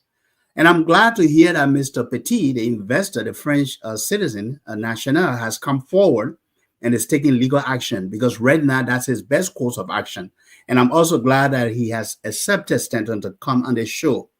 But from Liberia, we have a country that is struggling, an economy that is still struggling to create jobs, to attract investors, foreign direct investment, even though the diaspora Liberians are investing heavily in the country.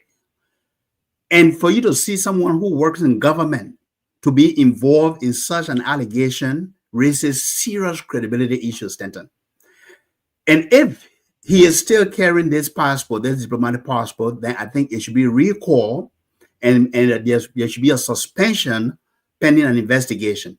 Look, Stanton, when someone goes to represent Liberia and they are involved in things like this, it's a reputational risk. It reinforces the understanding out there that the optics that Liberia is a place where it's difficult to do business. Whereas the president is carrying a message out and he's saying no business as usual and Liberia is open for business. So the people who are supposed to be helping to attract investors are actually derailing that fight. And that's why the president need to take this seriously. And Mr. Aliu owed the Liberian people an explanation, Stanton. And if he doesn't come out here, then actually he's going to respond or answer in a court of law. But this is a shame. It's a travesty for the people who are supposed to be driving the investment agenda of Liberia to be involved in such an act. It's a shame, Stanton. Thank you very much, Tama. Let me bring in the counselor. Counselor, you call for them. You said they should have a lawyer. You said they should go to court. They are doing it. We spoke to his lawyer. He'll be a lawyer today because they got to sign. You know how it works at those agreements. And the lawyer consented and said yes. They reached out to him, the law firm. I'm not going to disclose the lawyer name. But Mommy and myself, we spoke to them, and here we are, counselor. They are following your advice. They are watching Spoon Talk, and this thing getting serious. Yes, Stanton. That we said yesterday. We continue to say it is. It is disturbing, right? That someone who is carrying our diplomatic passport, who is supposed to represent and protect the image of the country outside of the country, is being accused, of duping people.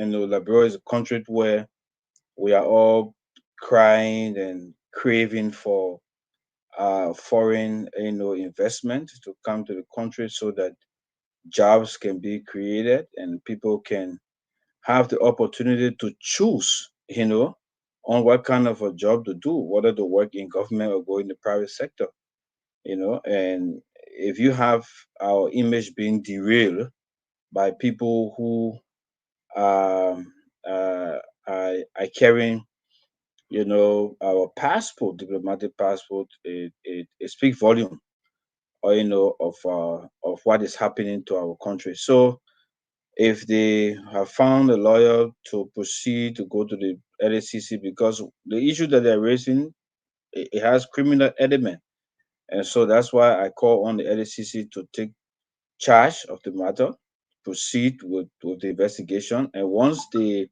people who are complaining of being duped, I now have a legal counsel. I show the counsel will advise them appropriately on what to do. They'll provide, they will put together the pieces of evidence and submit, the complaint to the LACC to make the matter stronger and speedy. But it's saddening that every day you hear, our officials into some kind of a scandal. I mean, it's just frustrating. But we just got to continue fighting until one day, God lands us to, where we ought to be as a people. So I support it. I mean, I call for it, and so I'm happy that they are taking that step now. So let the investigation be conducted, and whoever is responsible, whoever is involved, let them be brought to justice. But Councilor, just the massive thing before I go to Glennie, right? These people watch Spoon talk. They listen to you, they listen to me, they listen to everybody. As we give our suggestion and opinion, we should be proud that even before the people come to invest, they listen. They do their research. Let me quickly, I want to skip Glennie for a bit. No, Glennie, you talk. Maybe on the second round, because I want to share this document for you to read it. This is something from, this is a whole syndicate. Document telling the man we gave you the position. Letters. So Glennie, I know this is just an intro overview on this one. Let's hear you. While I share the document in the chat room, then you can, go over the document, then we can share with our audience. Let's hear you, Glennie. So I think Councillor Gu has said, I think he said it correctly. Every day we hear different stories, corruption, you name it, whatever it is, and no one seems to be alarmed to investigate or to take this story and say, let's check into it.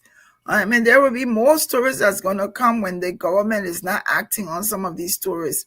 Such a thing where you have a foreign country involved, a foreign national involved, and is pointing out some irregularities, some corruption, people duping him. That's something that should be investigated. That's something that probably the Justice Ministry should get involved and call him and ask what's going on and find out some information. These are allegations that the government should not just let it just slip by and people go by, because it's like these things continue to happen with how many other stories are not out there. There's so many other stories. I think when these things come to light, they should not be left alone. I think it should be investigated. People should ask questions. Not only that, why is it that someone will feel comfortable to go to a news agency than to go to the government of Liberia or go to the Justice Ministry? It says a lot about the government. And these are things that they have to look into. But I don't think these stories, I don't think it reflects good governance on the part of the current government right now. Okay, so you just keep that, because I'm trying to connect, if not today, tomorrow. That's exactly what he said. That's not good governance. It's driving investor away. They had the big conference in Europe, right? And one of the billionaires in the conference, while they were all seated, said, don't go to Liberia. He will come on the show and say, Liberia is a place for bad business. Ask Mame. Mame was on the phone. He sent us the message, those messages, and I will share with you from You know the Tracker Trader there, DERR there, Tracker Trader. The owner was part of that. The man said he cannot do business in that country. What they were trying to do in Liberia, they just moved to Algeria. And he said that today, that it took 2 days. They got all the documents. Everything was a one-stop shop. Everything went through. They paid what they needed to pay through the government. And they are so happy that the headquarters, one of the many headquarters, will be in Algeria. Jackie, go up and come down. Something so bad in this whole conversation. The man sending pictures. This picture, Jackie, before you come on, they say it's Oyinima. I know Oyinima. This one. Yeah. I think that's a guy from Beer Factory, right? They say that's him. The man say he met all these people. Nelson Onyama. Yeah, Onyama. Thank you. That's what they just said. They say that's him. So he meeting deputy police director. He meeting Nelson Oyana. He's meeting George Soto. He said in George Soto living room, he met George Soto. That's a whole different story. I'm still giving George Soto the chance to come and speak today. He's meeting the senator, Borja Sebe. He's meeting all these people. But then you got people stealing from him with the names being attached as alleged. Talk to me, Jackie. Stanton, Liberia is open for business. There's a whole lot of business opportunities here. We have a system that seems to be improving as compared to the previous administration, where Liberia is opening its doors. Is there a lot of work that still needs to be done to build business confidence, investor confidence? Yeah, there's still some room for improvement in that.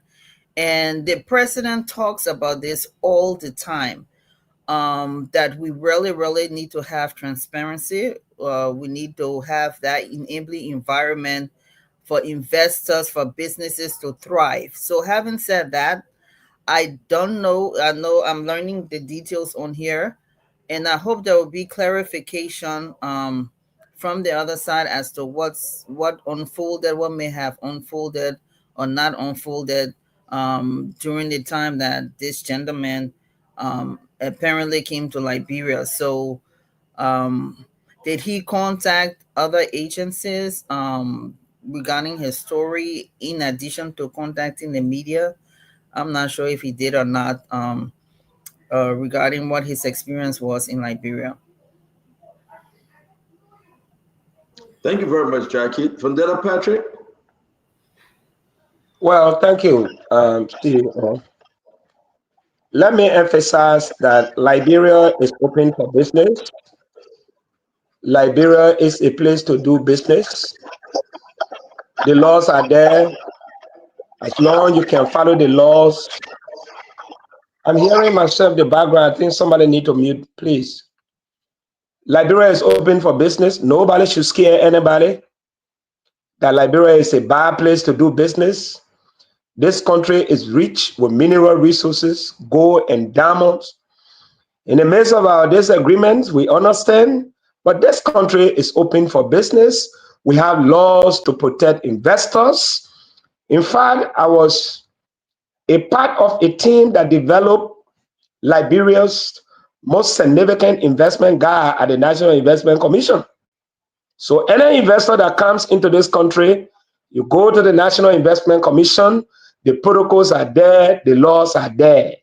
All you need to do is to follow. So let it be very clear. If you are a foreigner listening to this platform, I can guarantee you, once you follow the laws of the Republic of Liberia, the laws are there. You can do good business. There are successful businesses here, and you can come and you will also be successful once you choose to follow the right path. On the other hand, CEO,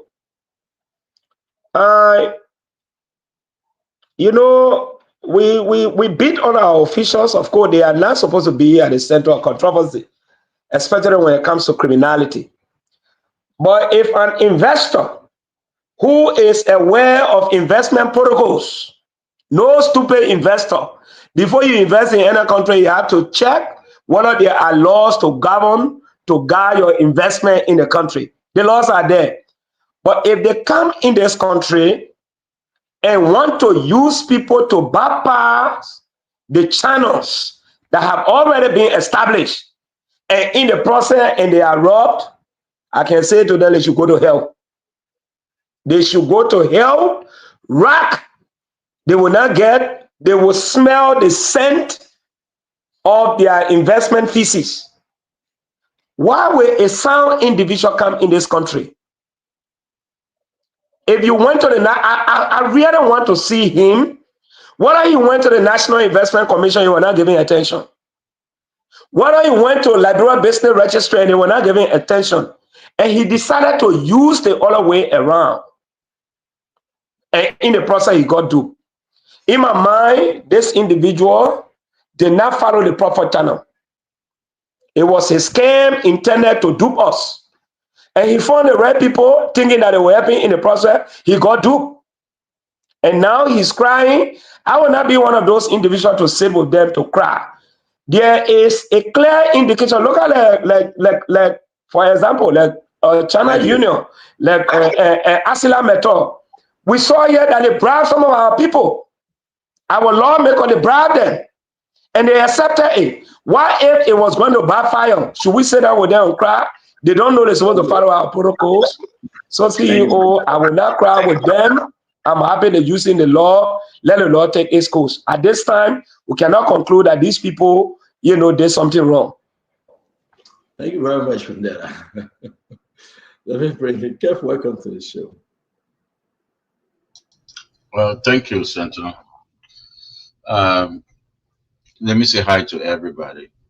The idea that Liberia is open for business is laughable. This is a government of cesspool. It's laughable. A senator that supported this government is performing an act of racketeers on the potential businessman. And somebody say open for business, probably because it's open for business to kind of dupe people. Is government open for business? If we open for business, we'll see it. It's a government of cesspool. The level of corruption, we have never seen that in the history of this country. Maybe during the war, when things were happening. And I can say we should brace ourselves. Things will get worse. So if you say the country open for business, maybe open for business for Moali or the other guys who putting things in the packet. The gentleman from Senegal that they showed yesterday, maybe they're open for business, but it's not business for the people. The people are not feeling it. Thank you. Thank you. I know we get. Thank you very much, Kev. I know we're going to get to the back and forth about past government, current government. I'm going to stick with this story. I'm getting disappointed when documents are shared and, some of us choose not to read and go over those documents. My brother from Data Patrick said, did he meet the NRC boss? Yes, he did. Yes, he did. The NRC boss is even mentioned. How can we put the switch on this man's back and say that, well, he was trying to bypass this system? Just the document I just put in the chat room, one of them. Okay, somebody just have to read it. He gave us a change. He said, your share, February 25, 2025. The man's name is Dennis Petit, a United States citizen. Mother's name. Look who he put there as friend, Ambassador George Solo. as friend Anthony Clinton. He got his whole document, everything, what they asked him to do for passport. People drove him through the process. How can Vendetta Patrick Onode Hassan say that he would blame this man if he walked the walk and followed the laws of the country? It's discouraging that we choose not to be informed. Bureau of Passport and Visa, isn't this from the Liberian government? How can Vendetta sit on the show and blame the man that he didn't follow the system and the law? Look at the man. Listen, guys, share the show and we will get deeper and you will see some information. The man address, the man information, everything. Why should we sit here and think that he tried to bypass the system? February. You ever saw the letter that made George Soto ambassador February 25th? He was ambassador then. He met the NRC boss. He met people in the government, senators. He met other lawmakers. He sat with them. He ate with them. They were guiding him through the process. Why should we come here as if to say it was a bad thing for the man to leave everything he had? Now he's in Dubai and come back and say yes, and you know, I blame him. Why will you blame him?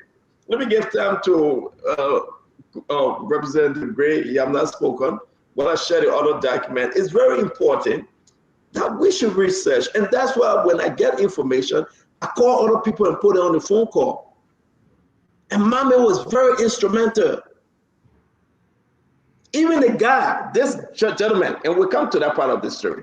This young man, his phone number in the letter, some of them, the allegation that he received the money on behalf of other people. When we traced the phone number, Lorenzo Yomani came out, where he lived, we got where he lived. Where he is right now, I can tell you, in whose home he lived in. Hey, man. So we're not blaming our own now, we're blaming the investors. Let's give Honorable Gray a chance to speak. Representative Gray, please. Yes, no.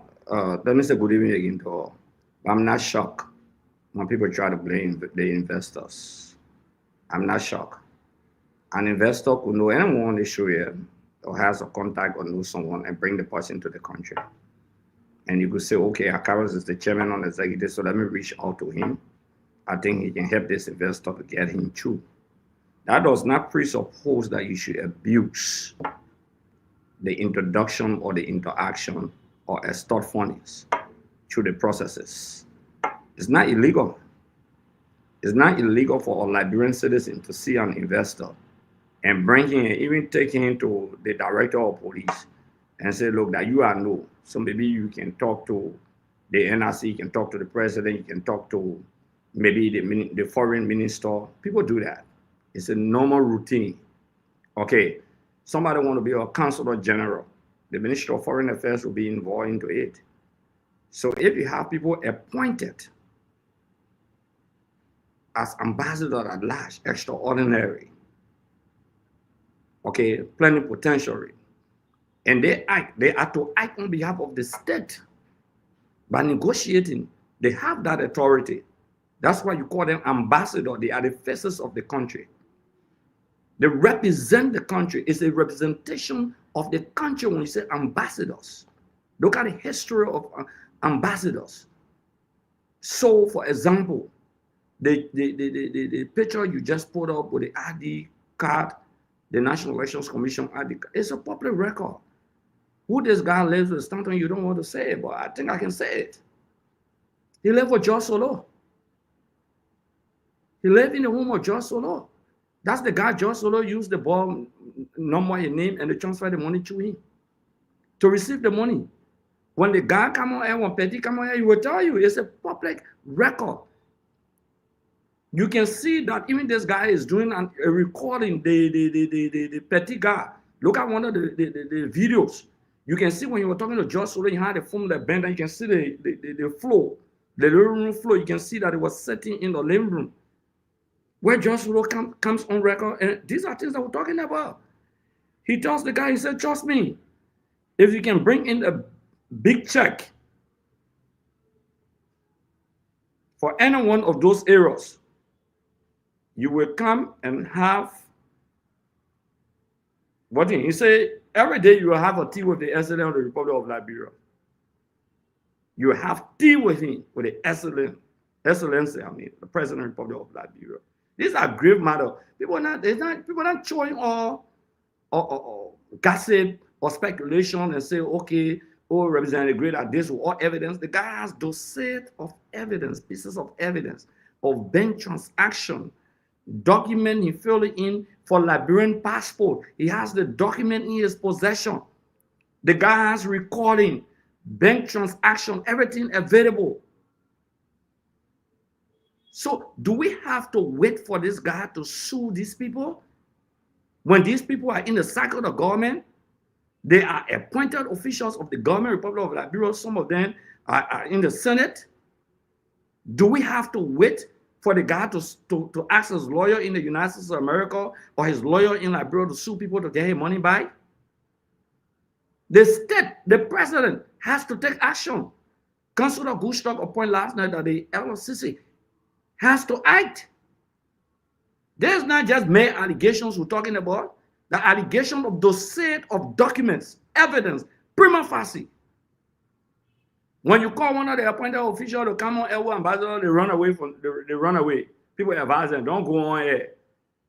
In the last 1 month, that series of issue of 419 that we're discussing, the issue of the $40 million for the national identification. Thank you, Greg. The issue of the $480,000, the issue of thousands of dollars by this guy that he's discussing. This is 419. This is what we are discussing. Thank you, Greg. Of what is documented and presented. Thank you very much, Honorable Greg. Thank you. We're going to, I'm doing everything to share this thing. We want to start sharing these text messages because, again, I think this too will show light. I don't know what VP gone. Glennie, you read that letter, and I'm sharing this other stuff. Let's come to you before going back to Tamba. I'd like to take the female first. Glennie, what do you make about this thing? Let me put this in the real quick. We will not stay long because I gave in Daniel or Dennis the time to come on the show and speak for himself, Glennie. I'm giving him the time because that too will make this thing so interesting. He got a lot to say. But now you are seeing picture, Glennie. Now you are seeing application that he going through the system. Well, what say you that he was duped? Let me share the receipt while you're speaking. I'm going to share it real quick. So, I mean, it's just like I said before. When these allegations are coming up, the government should not ignore them. The proper authorities need to investigate it. These things cannot just happen in isolation. If you're showing documents and this guy is out there now, has the proof, knows who he spoke to, knows who he connected to, we can't ignore him. Someone needs to be able to engage him, to talk to him about this. Whether the government likes it, whether the supporters like it or not, these are things that have a potential to continue to downplay a government who claims that they are trying. So you can't ignore him. I'm not a lawyer, but any allegation is worth looking into. You can't continue to ignore these things. Because how many more of these things are out there? How many more stories are out there that people are not bringing to the forefront? That people may not have connection with news agencies, that people may not have connection with people who can connect them to oust some of the things they're going through. So true or false, these are allegations, true or false, these things should not be ignored. Whatever security apparatus that's responsible to talk to these people, Justice Ministry should have gotten involved. To talk about it, to ask, what is this that we're hearing? And why is it that you have foreign people, nationals, coming in And we said, yeah, of course we get it. Liberia is a country. Liberia was open for business. In Ellington, it was open for business. George Weahtown, it's open for business. Joseph Boycott. That does not negate the fact that people are being duped. And it has to be investigated. You can just keep hearing stories over and over and over again and think it means nothing. That's not good. So I think... So Glennie, I'll start with you on that, because here's the problem. Some people just agree that when I say anything, and President Boyka will not do anything. And that's the problem. Even if President Boyka failed to do something beyond this thing that seemed not to be correct, can they speak to it? I call your name and say, Glennie, stop him on the right cheek. I'm filing a complaint. Glennie, if you didn't, you say, Stanton, where, when, how? Bring witnesses. You will question me. But for people to say, no, I'm not going to say anything, this story will die down. Oh, it's just 1 or 2 days story. We'll move on. But people will say, is this the new way of defense here? There are so many other stories that have come out and nothing has happened. That should not discourage anybody from stopping to talk. People should still talk about it. And if you are a progressive government, you're a government that's concerned about your integrity, these things will not just be said and you're going to leave it alone. You should get involved and investigate them. And you know what? Thank you very much, Glenn. Let me bring it, Tamba. Tamba, let's hear you. It's very important for us to hear you on this one, because things are going crazy. We're getting a report from Bocha Sewe office, and maybe they will respond to this. Now the pictures are coming up. That's what we want. I know Joe Solo is watching the show right now. He will respond to. These are allegations on people, those that met him.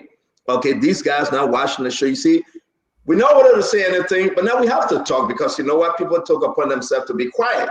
How can we change this country? How can we fight for that wishes, right? If people in the photo, and the photo is 1,000 million words. People are in the photo with a man, but some of those people were denying and said, we don't know him. How can you say you don't know? I know Glennie, and Glennie and myself on Spoon Talk right now. You got a video, you got a picture, but you say, I don't know him. Come on. I'm seeing a message coming from Senator Bostra's Sewe office. We'll wait till they give the official response to this. And like I said, Joe Solo, my brother, watching. And I want to give him the chance, whether he come here or go anywhere else, to respond to this, because his name is on this. And that's why I said on this Good Friday, let's share, let the nation hear it. So share the show, folks. Be part of the program. Tama, let's hear you in the second round. Yeah, thank you, CEO. You know, we are struggling. Liberia is struggling to rebrand itself as a serious country, as a country that believes in the rule of law, as a country that is open for business, as a country that welcomes investors. You know, after 6 years of the calamity we knew under the CDC, and I'm not going to make a comparison, but the role of an ambassador at large is a high-ranking diplomatic role wherein you represent the presidency and the country wherever you go. You know, we may say allegations, Stanton, and these are allegations now still, but we do have supporting documents from this Dennis Petit, and maybe I may have misspoken earlier. I don't know his nationality, but based on the forms, Stanton, that you share, now I know that he's a U.S. citizen who duly apply for a visa through our legal system, through our governance system. And based on these photos that you are sharing now, Stanton, it seems that there is a cartel. There's a group of people that this Petit fellow met with, and he was encouraged to come in and invest in this country. And look, I like to bring the solution-based politics to these dialogues and to this conversation. Not only, even though it's allegation, I think the president need to recall Mr. Aliu Kebe immediately, pending investigation, while the LECC investigate. And I know Mr. Petit has already taken the legal course to get his money back, which is good. The second thing we should do is that, look, Liberia is still a great country to invest in. I think Liberia and Africa as a whole remain the next frontier in terms of foreign direct investment. Today, even when you put your money on Wall Street in the stock market, you can barely get 5% return on investment. Or if you invest in places like Liberia, where there are hundreds of investment opportunity, you can easily turn your money by more than 25% return on investment with the right investment, with the right team, with the right mix of people around you. But you see, this dishonesty wherein people come to grab and to go and to enrich themselves, it is a shame for this country and for this government also that is struggling to expand the economic pie, that is struggling to create jobs for the countless of thousands of young people, that is struggling to combat the drug epidemic where young people are being impacted every day. Look, I think the president need to act, and these people, if they have formed themselves in a cartel, look, they're gonna be busted. They should be busted. They should be made shame, and they should be prosecuted Thank once you. the allegations have been proven. Thank you very much. Thank you. It's good to see. The more, listen, when you don't talk, right, you and I follow the story. As we're sitting right now, more information coming up like crazy. More information coming up. Now everybody's saying the man is this, the man is that, but hey, I will only share with you what I have. The man gonna come and speak. If anybody out there have issues and know this guy, they should come and speak. Whether on Spoon or on BBC or VOA, you need to speak. These people are making huge allegations against the country. You just can't sit there and lie to fly. You either in or you're out. You need to speak. So we're getting more photos. We are getting more information. And I want you to sit back and relax, my fellow Liberians, share the show, and let's just get to the bottom of this. The big allegation on KB. Who protecting KB? Who protecting him in the executive mansion? Why is he still flying with diplomatic passport? And that's a whole new story, man. These people saying they want the money. The listener consider good. They're going to take a lawyer against Kemi. What's going on here?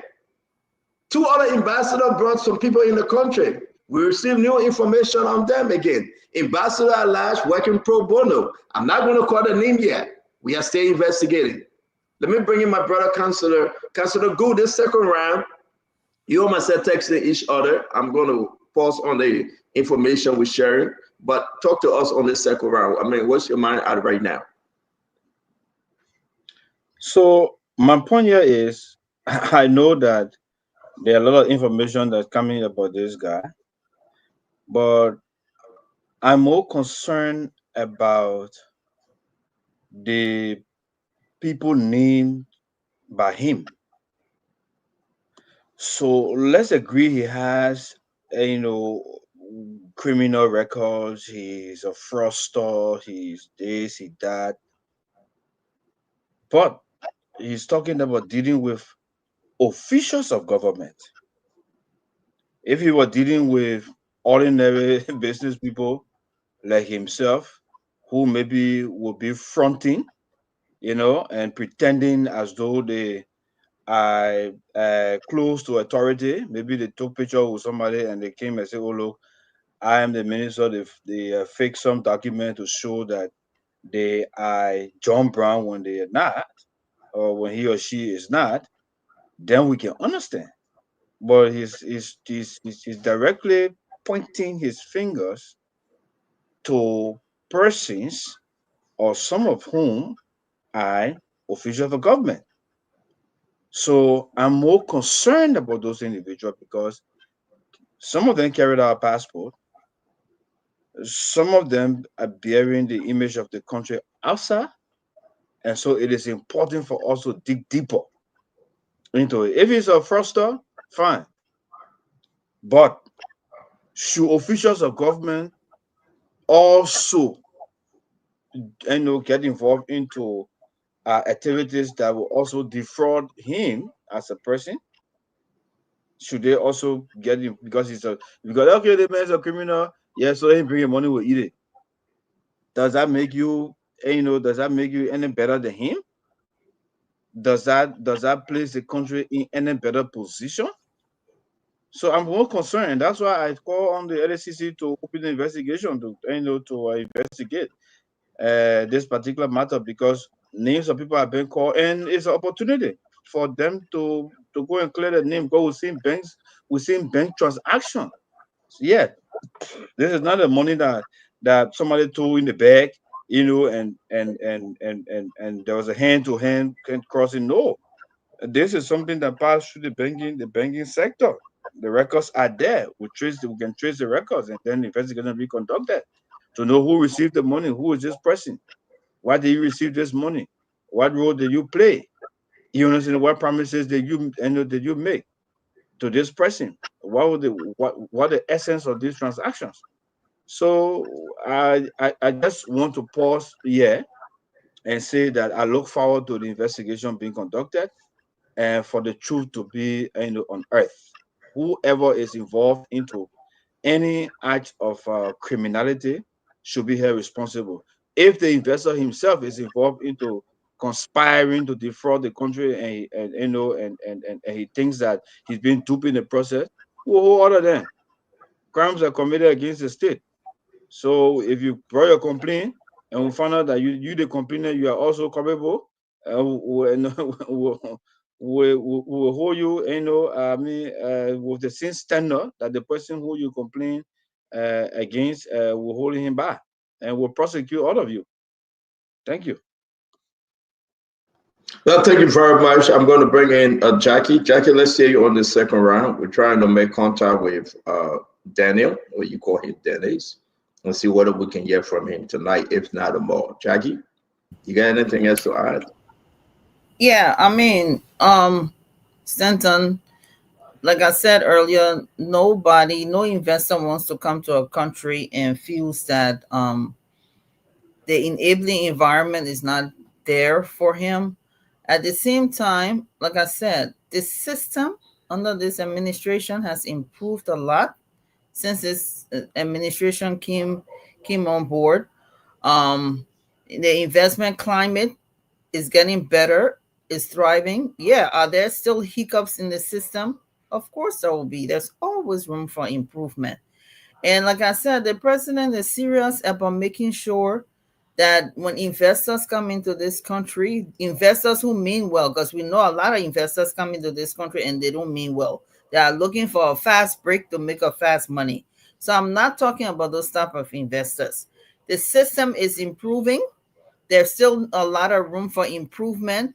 And if there's any condition under which investors who mean well are being discouraged in any way, shape, or form, yes, it needs to come to the forefront, and it needs to go to the right authorities within government so that it is on record, and so that the government too understands that these situations are there so that they can deal with it. But what I would want to say is I hope that will be clarified. What is coming out will be clarified from the other side at some point, because there's always 2, 3, 4, 5 sides to every story. We have not heard the other side of the story yet. It's just this side of the story. But the truth of the matter is the system is improving. Jackie, you think Jackie, you think it is fair that the other side come and speak to save the allegation argument, to save the argument that the government bringing investor in to rob them, the people representing the government, because he's talking about the NRC boss. He talking about the newly appointed Joe Solo. He is talking about the 102 police director. He is talking about Oniyema. This guy is naming name and gave him picture. What's the government position here? Just sit and be quiet? Now, see, I'm not sure if this person has first filed an official complaint with the right authorities. Has he? Did he say he did that? I didn't get that clarification. So I'm not asking about filing official complaint because what happened today, he got a lawyer. We were able to talk to his lawyer today. My question to you, those individuals' names that have been mentioned, what should they do? Just sit back and let it fly and wait for official complaint?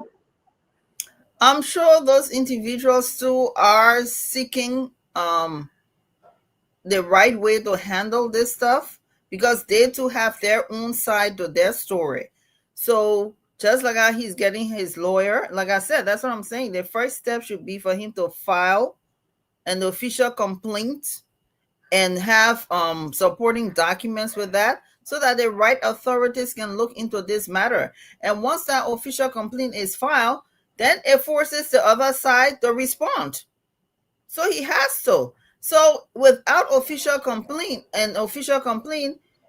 there's no obligation for the other side to come and respond, or whosoever those parties are. Should they do it?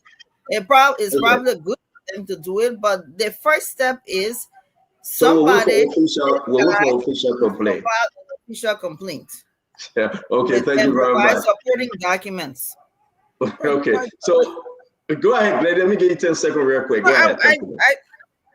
I don't think we need to wait for an official complaint. I think the government is not in secret. I think the government, they're hearing, they have government officials that's listening to Spoon.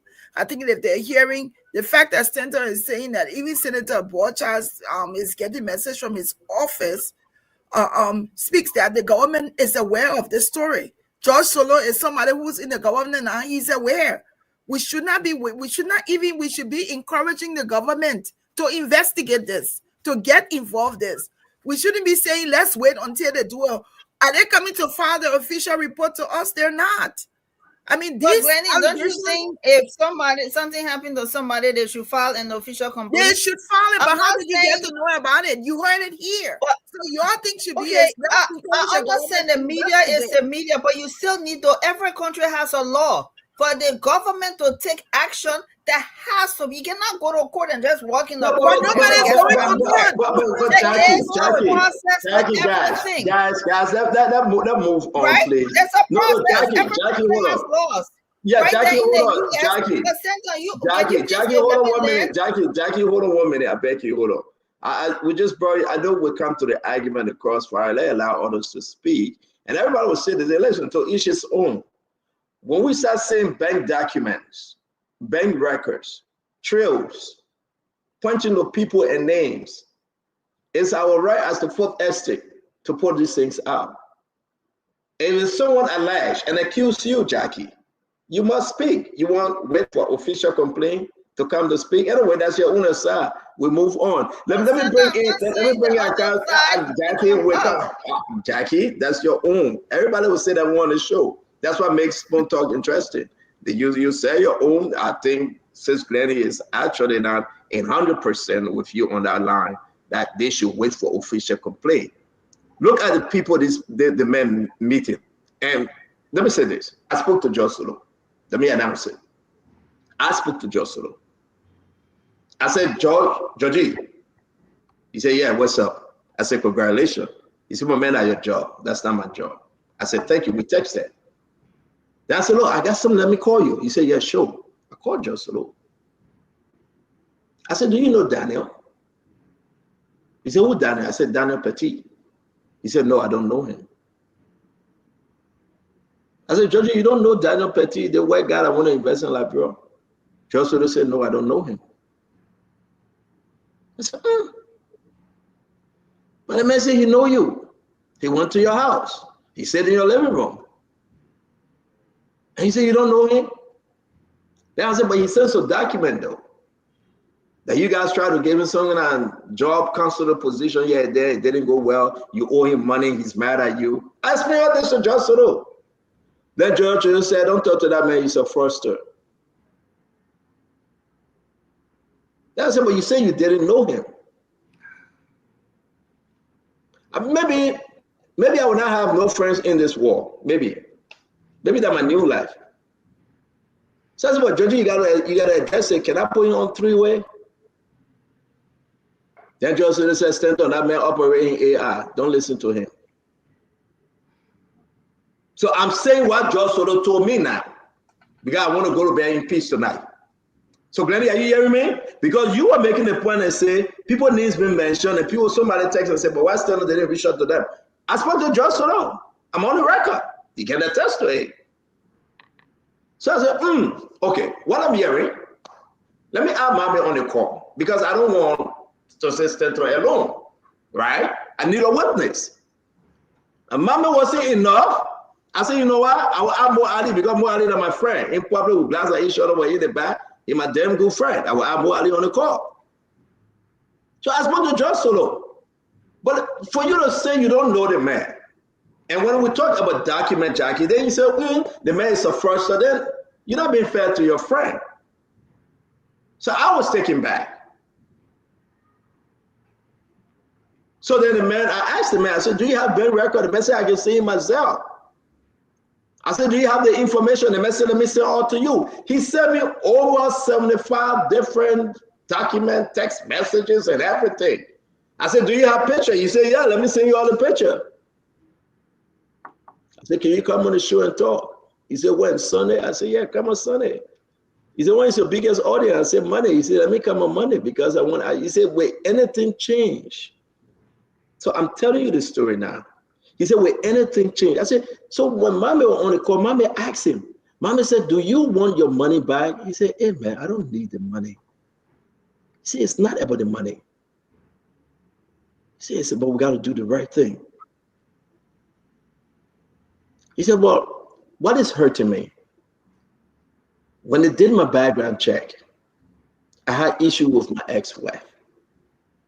And they pulled it out and said, I was a criminal. And how things begin to turn around. I said, well, you got to come and explain your story. He said, I will. Then he said something about Jojo Boyka Jr. And that one hit me. He sent me the text messages, Glenny, about Jojo. I look at Jojo number that I have. I got 2 numbers for Jojo, 2 cell phone numbers. And I look at the number that is in the message, and I wanted to bring Polo Yemi. And I said, wait, these numbers are not the same. And he said, maybe they switched the numbers. But I spoke to Jojo. So I said, okay. I called Mo Ali again. I said, Mo Ali, we need to talk to Jojo. I called Mommy, and we put Jojo on the phone. And we talked to Jojo. I can tell her, we talked to Jojo.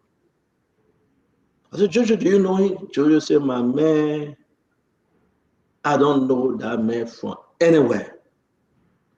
I said, Jojo, have you spoken to him? Jojo said, I read these messages. Stanton, you know how many people they call Jojo Boyka in the country? They're going all around the world and stealing people money.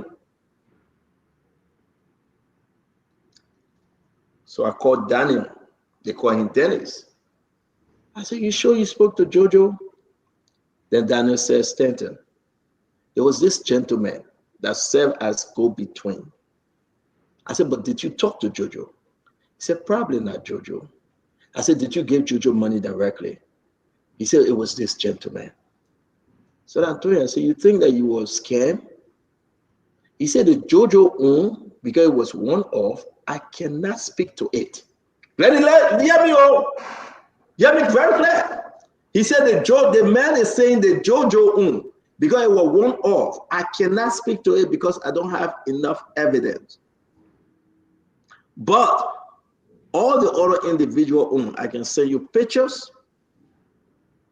I can send you documents.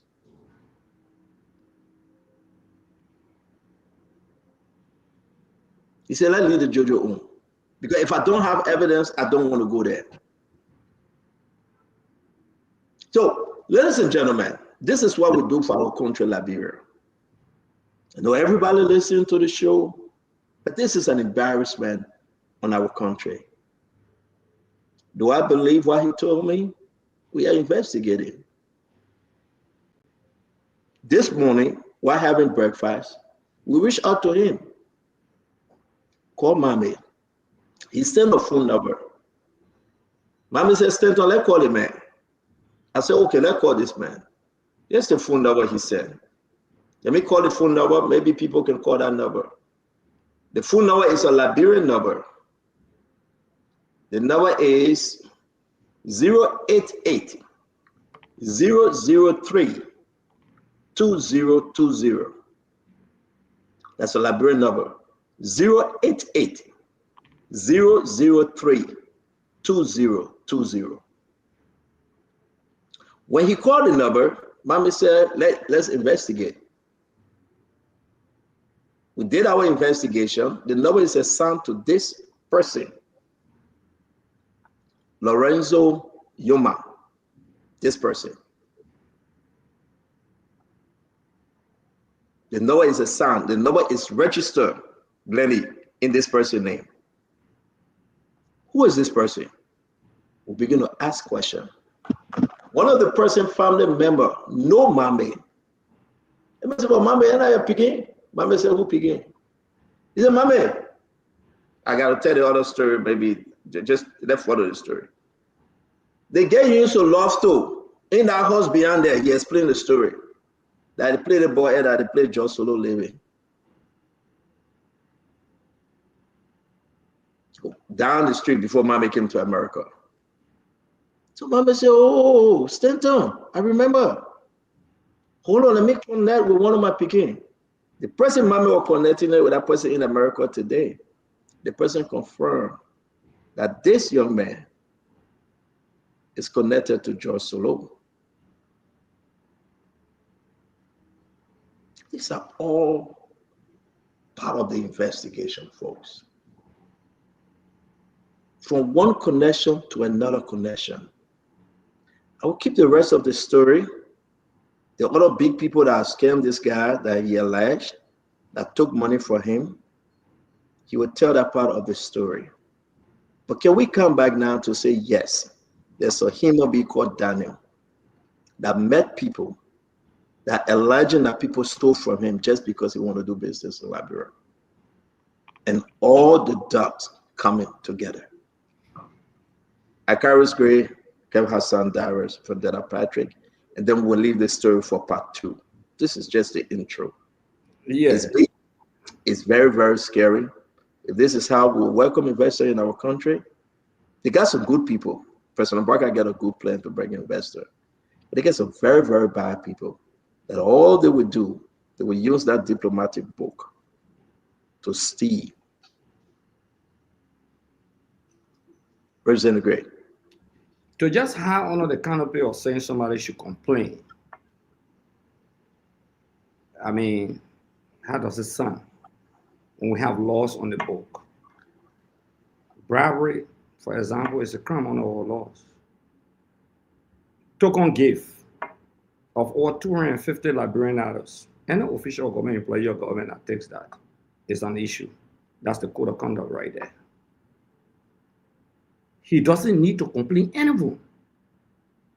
The LSC and the Ministry of Justice should step in immediately. That's their responsibility on the statute that created it. These officials need to be investigated. It's not a choice about somebody going to complain. It's about the pieces of evidence being gathered. It's about this guy not just saying, but in providing evidence. The photo picture you put up with that number that just put up, the guy who lived with George Solo. Why would somebody even saying 4, 5, 8, 9,000 or 10,000 or 100,000? Doesn't warrant investigation in any country, even more advanced than Liberia? Somebody who is now working to get such a money in your account and just transfer it into your account? Is it not an alarm by itself? Don't be as realistic as we can be. We cannot sugarcoat here. We cannot shield people. It has a bearing on the image of the country. Why it is true that Liberia is open to investors, but all of these guys get connects. Whether you call them criminals, whether you don't call them criminals, they have different contacts with different group of people. Some people raise funds for the government and have a percentage on it. They go and lobby on behalf of the government for millions of dollars. And the government will say, okay, if you bring $80 million, we'll give you $1 million. It's legal. It's not something that is hidden. It's legal. People pay lobbyists all around. That's their own job. That's what they do. So when you begin to rob these people, why it is true that the country is open up for investment, it scares other people. And somebody say that I ain't go to NRC. If the foreign ministry will give you passport to act on behalf of the country that NRC is supposed to go to, if you want to be a consular general, what NRC has to do with that? If they want you to lobby on behalf of the state, they will give it. So that NRC has nothing to do with that. The guys that are involved, the officials of government, what is of concern There are people in the security apparatus of the country, including the police, that should be arresting criminals. The 102 is there. We are not making accusations that he stole or he took, but the fact of the matter that you take picture with people, you can be caught in. Because I can understand, it's possible some people bring the post, oh, they met my friend, and he said, let's take pictures. Okay, but this guy is providing pictures of people that he interacted with. Solo is an ambassador who appointed by the president, nominated to the Liberian Senate, nominated to the Liberian Senate by the president of the Republic of Liberia, and such a grave and damaging allegation where people are saying, I don't know, just to find out that you know, that some of you people have plethora evidence. Should we sit down and say the investors, that is that how we're going to treat the investors? And say, let them complain. Let them go and find lawyers. Criminal offenses are prosecuted by the state. And I will give you an example. When Alexander Cummings was taken to court and said that he fingered a document, the state was involved into it because the state responsibility to go after such offenses. It's not an individual. If Akara stole government money, even if that the community money is still government money, the community cannot carry Akaras to court. It's the LSC that will prosecute Akaras for eating that government money. Okay? That's the procedure. That's the protocol. So we don't need for the investor to go to court. The issue of token money is involved. The issue of bribery, the issue of extortion, the issue of acting on behalf of the country, dubiously, the issue of corruption, everything involved. The issue of pretense, bring a fraudster. Can you imagine? Stanton called Solo said that man a fraudster. You know him, but you know the man are criminal. You never met him, told him, hey, imagine the man are criminal. You must have heard something about him, even if you have not interacted with him. But this warrant is serious investigation. Even if not by the executive, just by the confirmation hearing by the Liberian Senate, they need to investigate the subject matter. Do we want our country? Why you can't ask yourself? Sit down and ask ourselves. Why some people were sent to Europe and they were denied? Why the president nominating them to another country again? When we talk in the opposition, they say, oh, you just want to talk. That blah, that lie. No, we are not creating lies. We didn't put hot iron in the quote-unquote investor or individual mouth to confess. We didn't put hot iron in your mouth. We don't know him. This man is claiming that he's a U.S. citizen. The United States government is concerned about our people extorting money from investors. They are very concerned about that. They wrote the legislature once upon a time, complaining Senator Sir Joseph Seminole to the legislature, to the House of Representatives. We have copy of those. Thank you, Representative Gray. U.S. citizen will discuss it. Senator, can I say something? No exception to such. Representative Gray, thank you very much. I beg you, Jackie, we got to leave from here. I beg you, Mama. Let me bring in Kev Hassan. I just want to say something real quick. Go ahead, please. Jackie. All right, thank you. All right, so I know for sure, and I experienced it too. Somebody called my phone one day, back in December when I was in Liberia. The person pretended to be one of a well-known senator. And from the conversation, I almost bought into it. And I wonder when I got off the phone, if I actually bought into it, then the next day the person called back, pretending to be the same senator.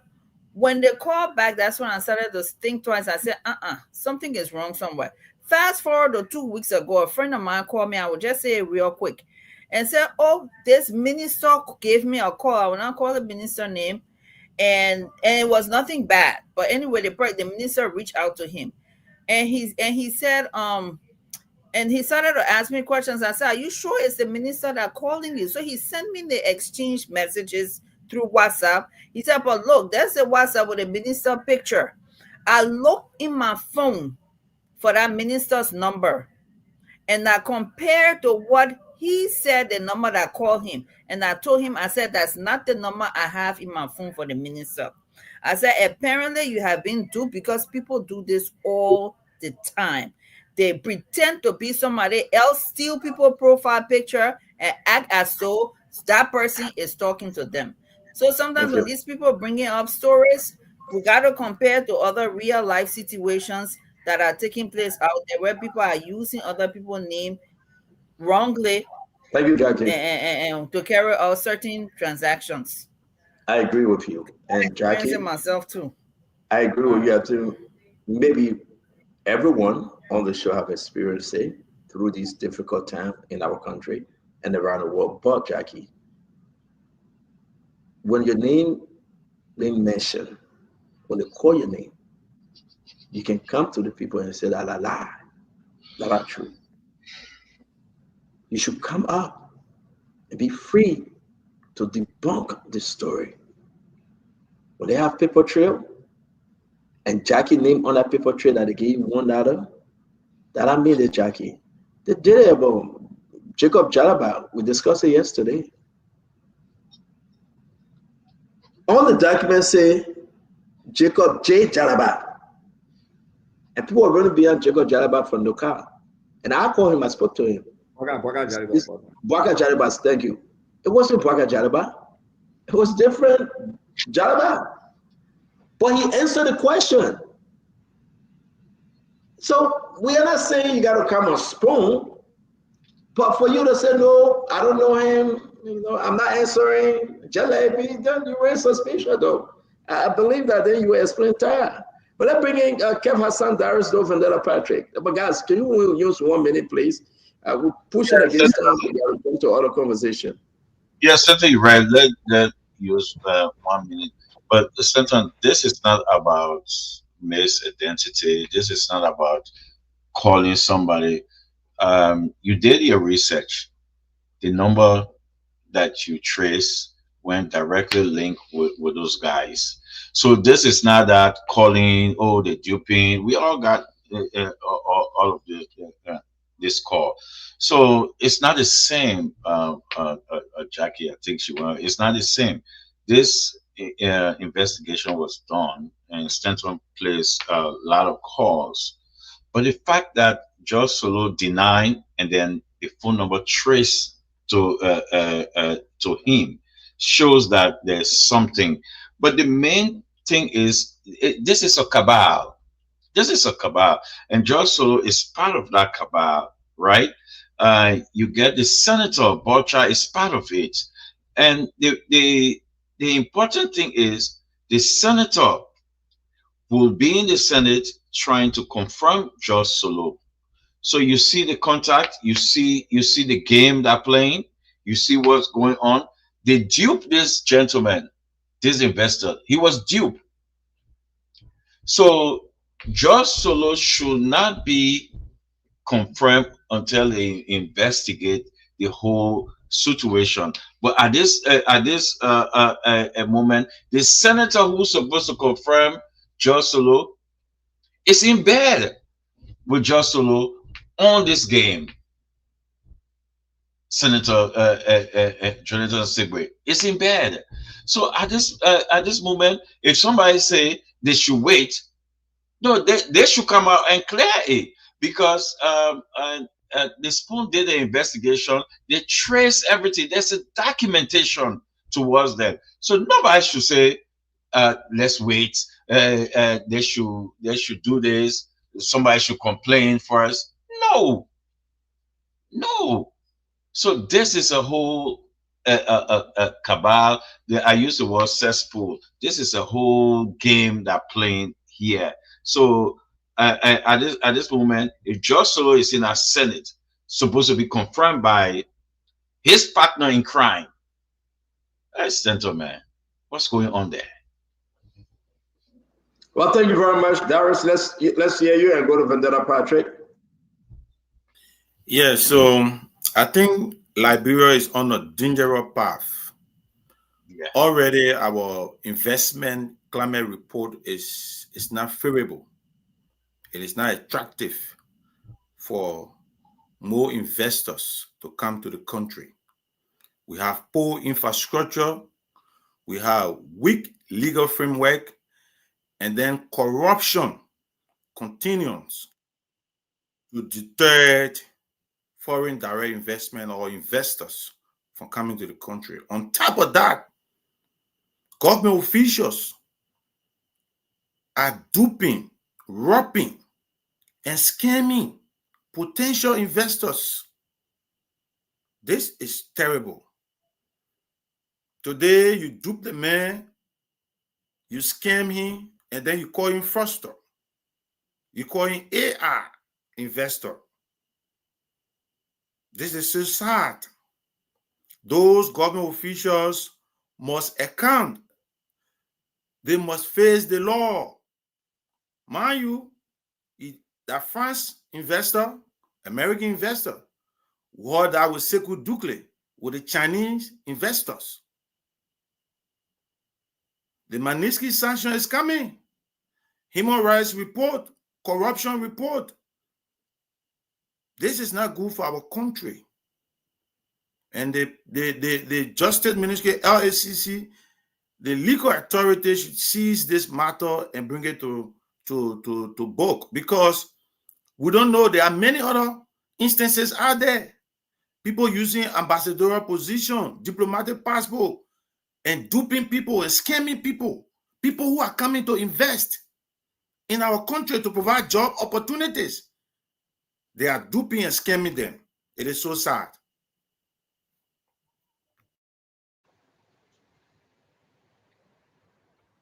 Thank you very much. Again, like I said, I'm trying to get Mr. Petty on. I think he's watching the show because I just saw his text coming in. Hope to have him that he can tell part of his story. But in the interim, I'm going to bring in Vendetta Patrick. Mr. Patrick. Thank you, CEO, and I'm happy that he doesn't come on. Fellow Liberians, both home and abroad, Daniel Petit is a crafty criminal, a fraudster. He has no history, absolutely. Okay, so we were not, as a panelist on the show, we were not. No, no.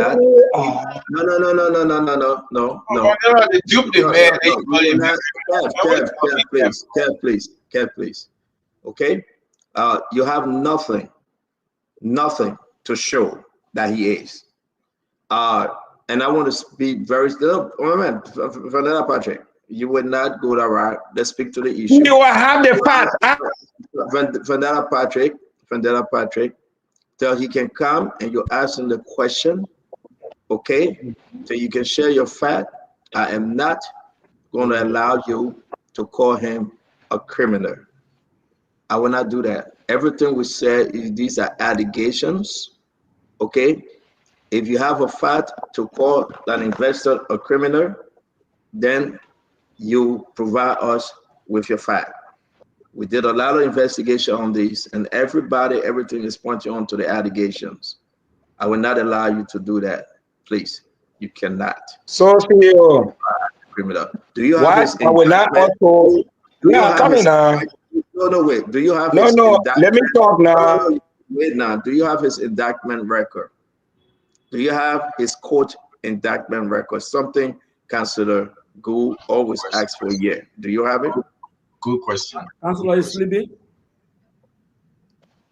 Do you so have CEO? It? Yeah. Yeah. Can you send it to so us? Allow me to speak. No, can you put if it I don't provide a fact, no, CEO, let me VP, can you put it in the chat right now? If you don't want me to talk on this platform, I can leave. No problem. Okay, I don't have a problem. You will not. This is your platform. No. If I say something, let me learn. You ask for the fact. VP, no. I will be stupid enough. I come in. No, VP, my man. If you want to go, you can go. We are in the chat room. Put it in the chat room. Let's see it. Let's see. Yeah, but listen. It has never. I come in CEO.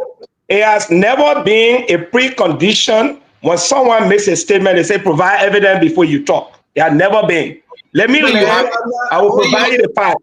Every day. No. It has never been like that. Every day we come on the show, Councilor Gould will say, legally, I'm here. You will use allegations. So, And I laugh. CEO. No, wait, I'm not laughing. I'm very serious. You cannot just come from in the corner and call him a criminal. Do you have his indictment, his court record? Do you have Yes. it?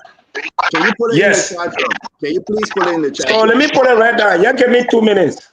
Yeah, then you come back and talk. Put it in the chat room, you'll come back and talk. Let's go ahead. Councilor, can you close up on this? We'll get back to Vendetta Patrick. Yeah.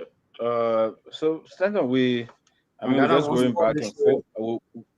We wait. We wait for the. I'm putting it in the chat room. Let me speak. This is a clever attempt to this. Vendetta Patrick, and I will not let go. Vendetta Patrick, put it in the chat room. We'll come to you. You will speak, okay? Go ahead, Councilor. So we look forward to hearing from the quote-unquote the investor Daniel Petit, to call him. There are allegations that he gave money to persons in government persons in the country who are in to government positions today, and other top business tycoon will let us know why, how much did he release, and let him take those information to the LACC, for investigation. He can come here and talk whatever he wants to talk, whatever he wants to say, but it still doesn't solve the matter. The issue had to be taken to the relevant authority for an investigation to be conducted. For me, it is what I want to know. I want to know the truth. I want to know exactly who all are involved. I want to know how much money was spent. I want to know how was the money spent? Did it come through the banking sector, or it came through the back door? And then if it comes through the back door, there are other questions we'll be asking, and how much money was given, and then and we will look at the AML CFT law, that is the money laundering and anti-terrorist and the terrorist financing law, and see whether you've met the criteria to spend money or carry such a money and on your person or so. So there are a lot of things that are involved in this particular issue that has been raised, and it borders on the integrity of the country, like I said. So persons who like Josuru has just been, I think, appointed or so, or nominated to be the ambassador to Italy. He's going to be carrying a Liberian diplomatic passport. So his name is you're talking about Nelson Oniyama, one of the successful business person in Liberia, the president, I think, of beer factory.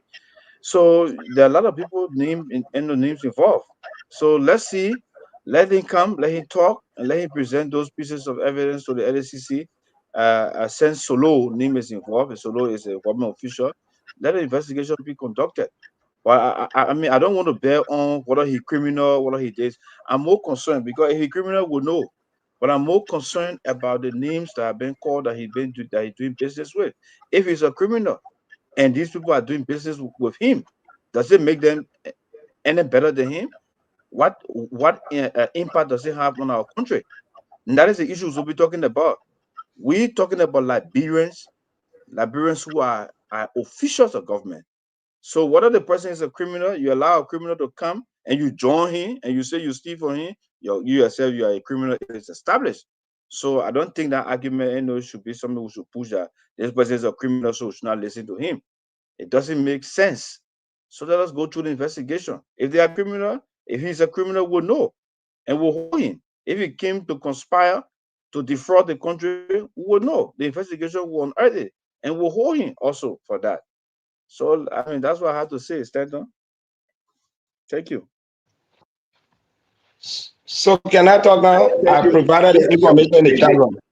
VP, you provided the most very strange information. I will only ask you, these are reports on Dan Petit. You're going to use the word that will prevent this network from getting further into situation. You got nothing as an indictment code record to say, yes, he was indicted. You don't have it. What you put in there is a new report. No, I've been frank with you. Let's discuss the issue at hand. Then I will advise you do your personal podcast and go after him the way you know, you go after. I will speak simple English because I know you are attempting not for me to speak, but I'm very smart. I will not say he's a criminal. No, you do that. I'll be very smart. Listen, Vandela, let me tell you something. If I don't want you to speak, I'll take you off the show. You're not the first person. But everybody have to respect the network and speak to that which is legal. You can cut and paste a document and say, first of all, off the back, you call him a criminal. I mean, that is not right. These are allegations out there. You don't have no court document. Do you have the court document, Vendetta Patrick? I like what the counselor said. Even if he is, let's discuss the issue. When we bring the court document, we can find this out. But when we do this thing, then we make the people run away from the interview that we said with them. I'm telling you, the man is on. So you try to come on the show, you're there attacking him. Come on, man.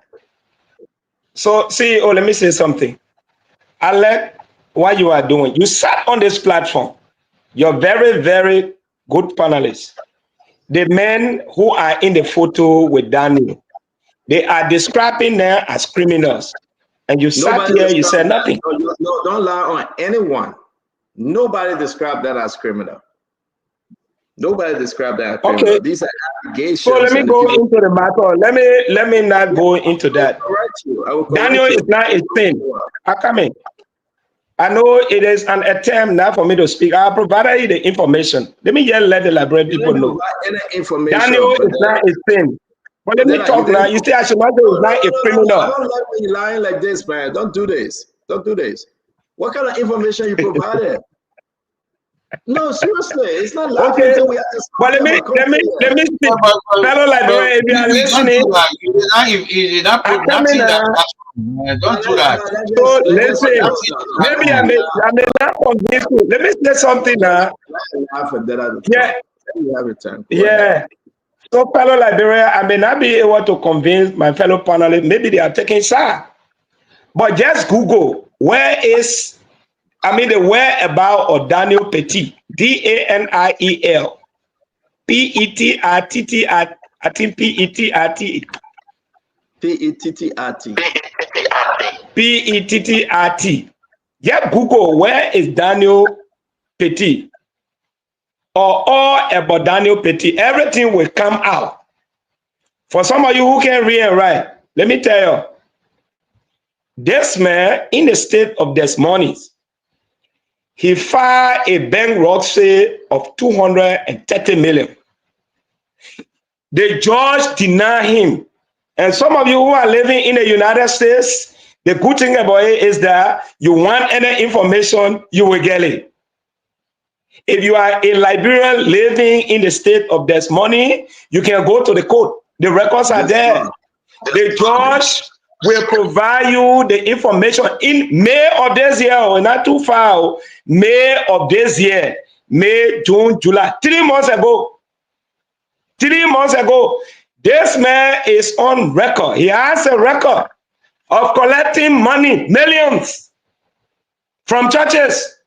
Imagine, God people collect money. He said he's coming to Africa, developing country, to carry on development. He owed a lot of people. Not only him, even his mother was sued. His mother, Susan, she was sued. He has a case hanging on him for the fact that the judge ruled that your bankruptcy case is denied. All the people he credited from, he took money from, the people now have the power to go after him. If the court had ruled that, yeah, your bankruptcy is accepted, then all the other people, they will say, okay, no, the man is free. $230 million.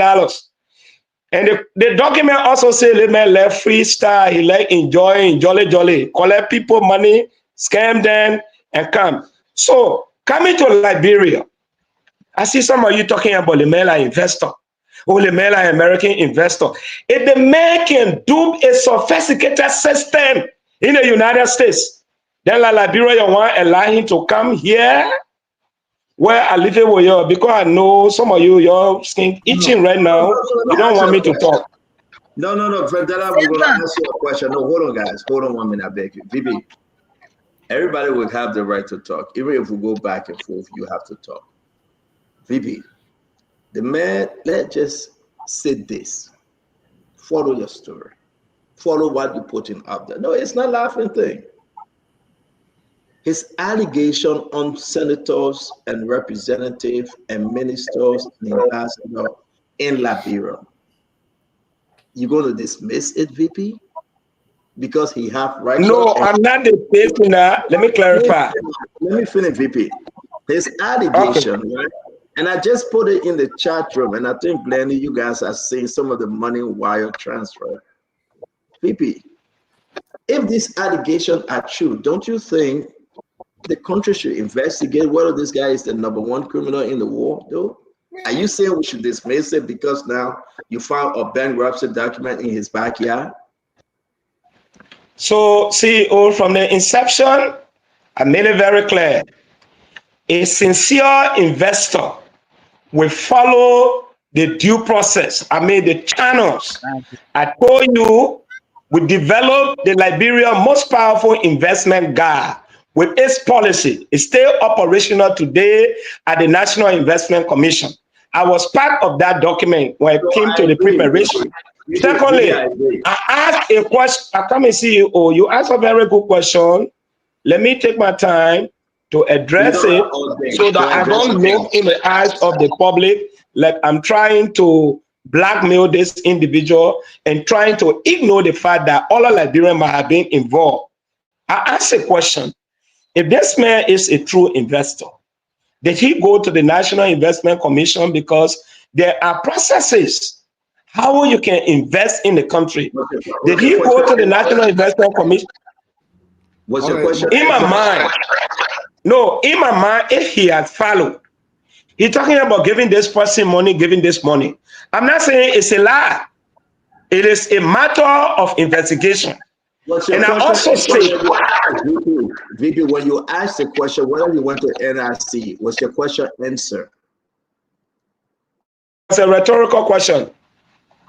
It wasn't a rhetorical question. No, I said we are going to the National Investment Commission. Let us not make it like VP, don't change it. And that's why I like to hold you. You said he didn't go to the National Investment Commission. You said that. It wasn't rhetorical. I said if he had gone there. No, listen, CEO. No. You said it as a CEO, you are angry, you want to protect this individual, you don't want to give me a chance to talk? I didn't give you a chance because you won't change what you said. And my argument with you, yes, he went there. Yes, he met the investment commissioner. Yes, he did. He met them.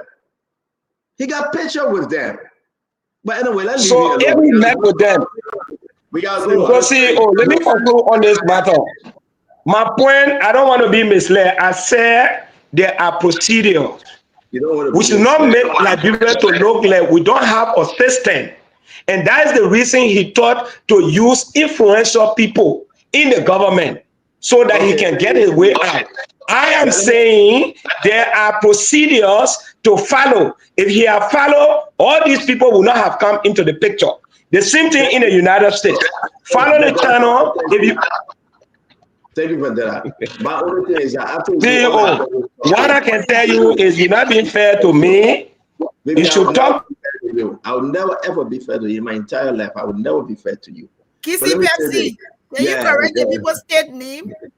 No state independent, there's money. Okay, I don't know. I kiss the man. I can't speak good English.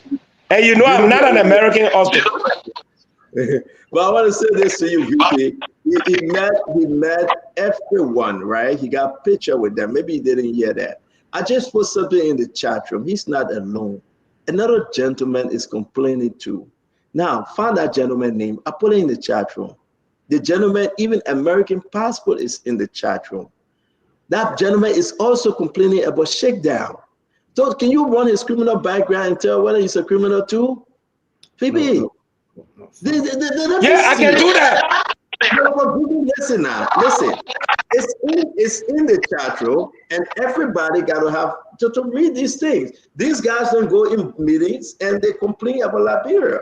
I just put the other gentleman there, his information there. Run it and let us know. But let's move on. We gotta go. It's 7:03.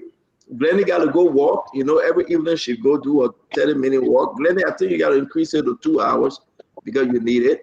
Thank God she's not here, but she come back. Glenny got to go walk. Because I can't Grace say you need it. That's what I'm talking about. But let's go, guys. Again, this story will continue, and I can guarantee you, I'm hoping a lot of stuff, and we gotta go. We gotta go. I beg you. We cannot just do one story. We really gotta go. But I hope you don't bring the man. No, bring the man on the platform because I want to have the opportunity to ask him one-on-one. Can I ask you a question? So let's do this. Let's do this, guys. Let's do this. Okay. I want us to talk about the president trip. If it's not of interest, fine. I want us to talk about those that didn't attend the retirement ceremony today of the Chief Justice. If it's not important, I'm gonna say I'm tired. Let's just end on this one story and go home. The rest of it can be on this homepage. No, we gotta talk about our stuff. Yeah, because y'all want to talk about this one. We're finished. 2 rounds, we're done. I mean, we got to talk about this thing here. They investor and he's of interest. But Vanessa, because they may know that he's not correct. It does not give wait, guys, one at a time. Guys, one at a time. So again, right? I'm just saying we need to talk about the president trip to Japan. We need to talk about those that were commissioner. They commissioned them today. We need to talk about the Supreme Court, the retirement of Senator Yo. Nobody from the executive, everybody stay away. Empty chairs. We need to talk about the drug situation in the country, the new drugs tension. Since I have said it, maybe it's enough. If you want us to go, we can go on this one story. But I'm telling you, Daniel Petit will be on Spoon Talk. He's communicating with his lawyer. He gave us the lawyer name and the lawyer phone number. George Solo is my friend. He's a brother. George Solo needs to speak. Everyone involved that are calling their names, they need to speak. They need to hold the ground and they need to deny this to the fullest. If they were not part of it, they need to speak. If Jojo Boakai Jr. can come out and speak, trust me. And the man say, oh, maybe somebody duped me. Maybe it's not Jojo. Jojo cleared himself. Jojo challenged it. Jojo spoke to it. So maybe he didn't meet Daniel Solo, George Solo. Maybe he didn't. Maybe he did. Maybe all the money he think he was saying to George Solo, it wasn't going to George Solo. Look at the phone number he got. The gentleman in George Solo's house, that's his phone number. Hanging around with George Solo, that's his phone number. George Solo need to speak. Whether he's a criminal, whether they're looking for him, he's on the run. It does not negate the fact that he's complaining that he went to Liberia to do business and people lied to him and people ate his money. So if we come here with that kind of Spain because of other interests, then we just show the true color that yes, indeed, we are Black and we're from Africa. And I will leave it like that. Maybe sometimes Kissy Pressy is really sweet, especially when it's raining. Let's go ahead. Thank God he's muted. He didn't hear me. No, I'm not muted. See, I just send you another information in the chat room. And fellow Liberian, if you are listening, Google this individual, Daniel Petit. So we gotta move on now, guys. Let's go to the next thing. Vendetta Patrick, my dear brother. The reason why I'm calling Vendetta Patrick because today you didn't put CEO, you just put Vendetta Patrick. But I respect you. You are the broke CEO. 10 seconds quick, yes. 10 seconds. Why are you ignoring the information I put there in the channel? Okay, 10 seconds quick.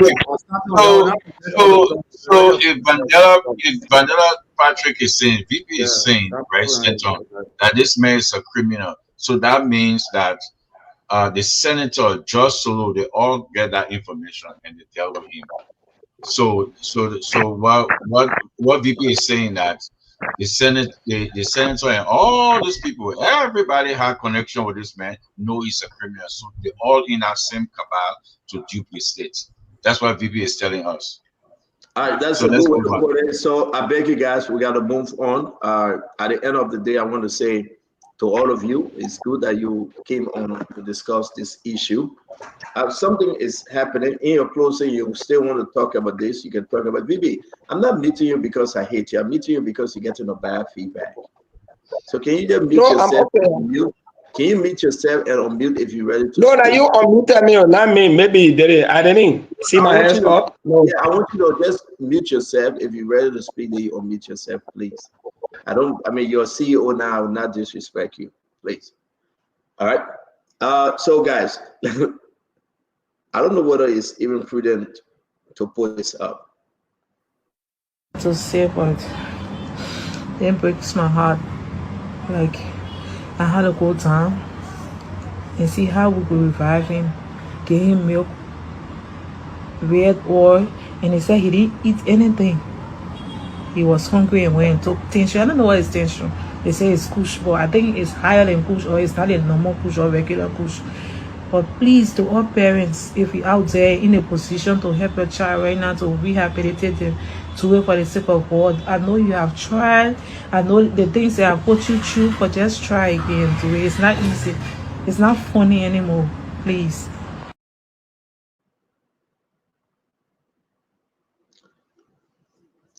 I believe it's getting scary out there. And then, I mean, let's talk about this. Jackie, I believe, maybe I'm wrong, but I think you're in Liberia. If you were, Jackie, are you with us? Did you watch that video we just played? Yes, I saw it. Let's talk. Stanton, the issue with Kush is, I mean, not Kush, just being under the influence of drugs is a serious issue that involves all of us. It's everybody's business.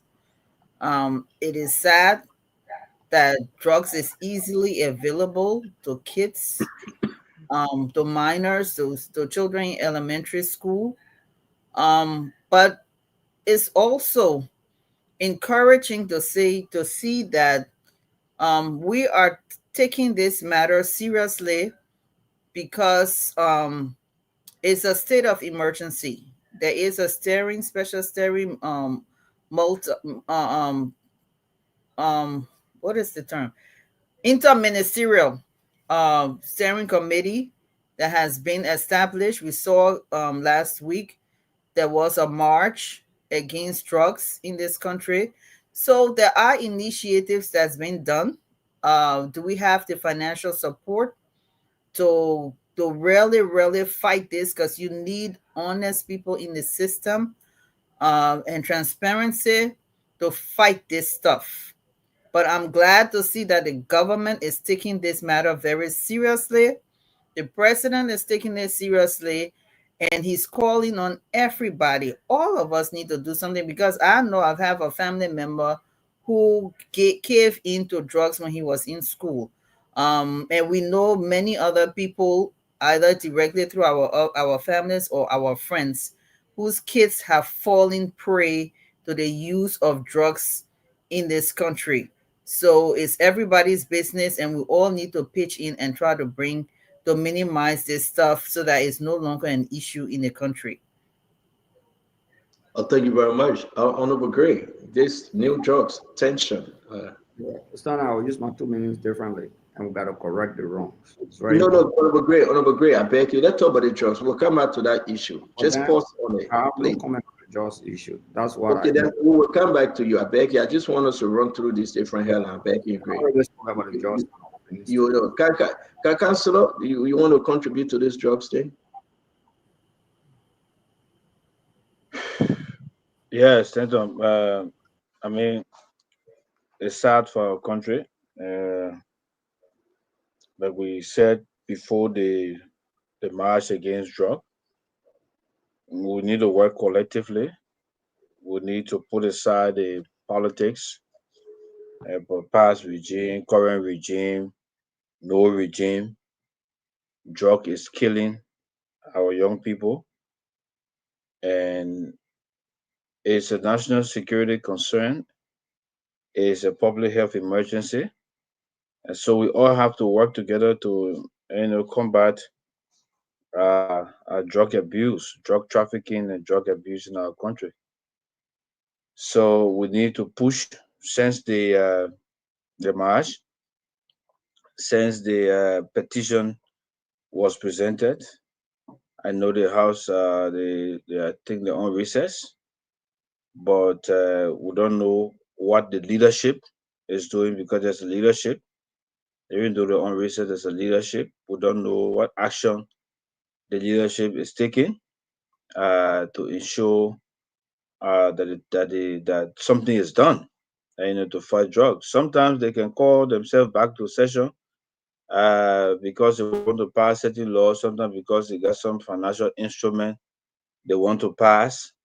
I think if they're serious, for us to demonstrate the fight against drug, it's time that they call themselves back, come back immediately, to address the drug issue and see how best some actions can be taken from the legislative angle to ensure that we fight the body. It's sad. I mean, it's sad. We see our young people uh, die.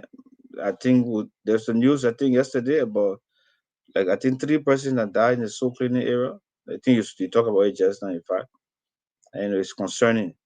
So there's a collective fight. Everybody who taking drugs, they are connected to some political party. They are all Liberians. So there's no issue of politics into this. It's a nationalistic fight. It's a patriotic duty for us to fight it, and so we're gonna hold together to fight it. Thank you. Thank you very much, Tama. This is concerning. I just get a question, right? The president put together a committee to fight drugs. What happened? The lowest of the budget ever to LDA. What happened? The LDA boss is saying that the drugs fight is from the executive mansion. It's from top people in the government. He said that. What happened? Are you seeing weaknesses here? People say, well, this government is fighting drugs. No, drugs have increased in the country. More people are dying. It's not going down. If the government is fighting drugs, it will be decreasing. But the government can be fighting drugs and they're increasing. What are we lacking? Timba. Yeah, thank you, CEO. I have continued to follow there's feedback, please, gentlemen. You can please mute. I've continued to follow with keen interest, the war against drugs, because that's how I'm going to call it now. This is a national emergency. I understand a previous speaker said a health emergency, but it should be treated as a national emergency. And I think President Joseph Nyuma have made it clear as part of his arrest agenda, to combat drug in our society, to transform lives. But what is happening here, Stanton, is not the vision bearer. You see, the president has a vision. He knows exactly what he wants to do. But I think he's being let down by a few bad apples in his government, including the previous topic, which I'm going to close on later on, and I'll give you my closing on that. So the war on drugs in Liberia needs a holistic, multi-pronged or multifaceted approach. We've been talking for so long, for too long. We Liberians will know how to talk the talk. We write big books and big visions and documents. But when it comes to implementation, that's where it's lacking. And the people who are in the front lines doing this work, the lieutenants that the president have entrusted with this task, with this all-important job, Stanton, they are not hitting their targets. They are not working according to expectation.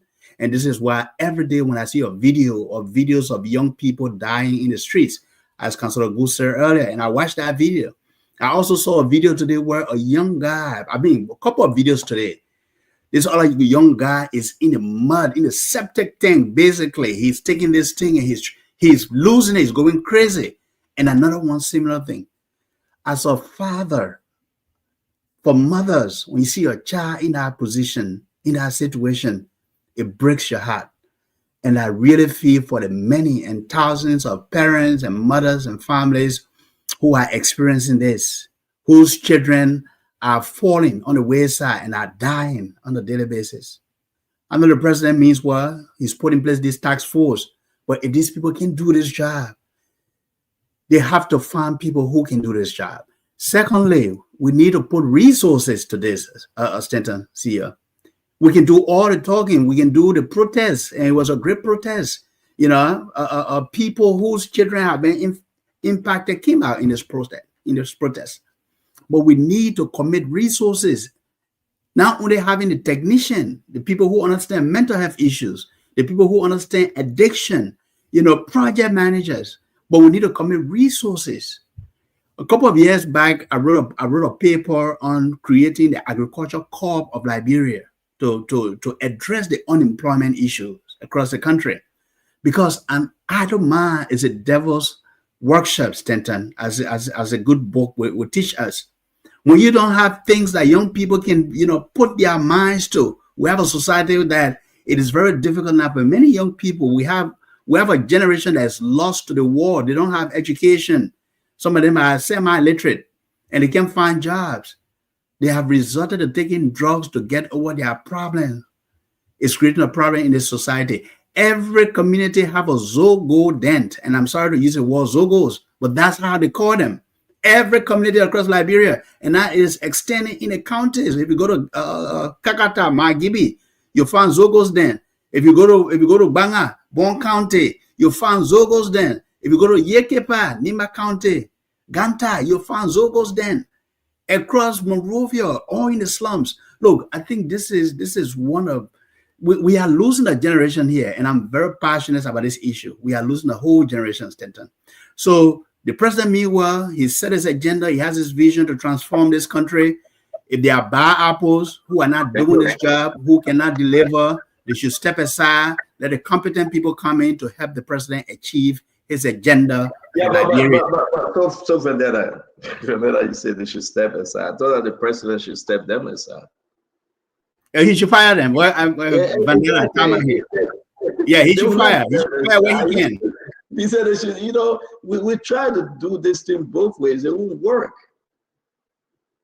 The first group of people, it was all problem. You think, are we ready fighting drugs? Go to the parents that are losing their children. Are we ready fighting drugs? But I guarantee you, somebody will say, well, Joe, time was better. No, we're not doing no comparison. Let's talk about today. People are dying. Look at the video. Who bringing the drugs in? You think that the poor people bringing the drugs in the country? You think that people are buying it for $4, $2, bringing it in? Those are the ministers and directors, the allegation that they are bringing drugs in. I said, you know, the LDA boss said it. I mean, this is an embarrassment. Kev, let's hear you.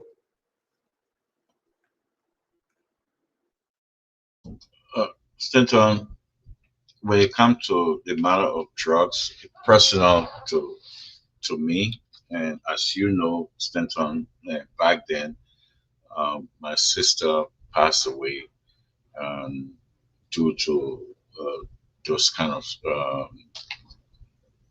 you know, in the situation of drugs in District 15. And it personal to me, I had I went on OKFM during the election and I spoke about it. But what bothers me a lot is this government politicizing drugs. I hear my brother Tamba say the president is serious. No, he no damn serious. He's not, because he play games with it. He play games. I take my hat to the people that march. President should not be marching. President should be acting. So long the economic situation is going in this country, people will look for remedy. And the remedy they look for to the poverty is drugs. We should not play games. So long the president is using millions of dollars, taking 40 people traveling, doing all this, not bringing nothing in the country by his traveling, and not pouring money through rehabilitation and helping people focus their mind to something else. There are TVET out there. There's a lot of TVET in the country that you should focus on to take people. There's a lot of new building going Sano, going place. I can provide the pictures that was built. So long he not spending that money, he's spending $1.2 million on his vehicle and buying motorbike and not spending it into to focusing the youth to do something. Trucks ain't going no damn well. I mean, watch your language, man, Kev. That's why you Sorry. get problem, man. What Yeah, you you think being this is? disrespectful tonight, Kev. Yeah, No, you can do that, man. But yeah, hold on, sorry. But Why you drugs, can't compose yourself and speak to the issue? yeah, Stanton, it personal because my No, but sister. you know, if that's not how we discuss it, you don't have to be insulting on the show, my man. No, and I take it back. But seriously, the president is not serious because if you use money to enrich yourself, going for you and spending $10 million, then you say he's serious. Somebody leading the president. This is the thing that is so. This is the thing that it sounds laughable and playing fun with the people. How can this president talking about drugs, but he taking funds and using it different places instead of putting it into programs that would change the minds of the people? Let me tell you this. Thank you, Kev. We gotta go now. Let's bring it Let me down. just end this. Just a second. Let me just end this. Yeah, hurry up now. Yeah. If you don't focus on alternative for their minds to go there, drugs will always be. So we should stop. The president not doing nothing. Thank you. Darius, let's hear you.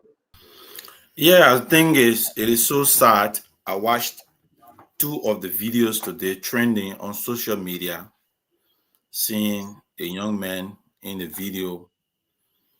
It pains my heart. You walk down Center Street, you go down Waterside, you go Newtown, Seyotan, you go all across the country. In fact, the drug issue is getting worse in the rural areas. You visit Sino, Grand Coup, River G, there where you feel bad. You think Maserati is better.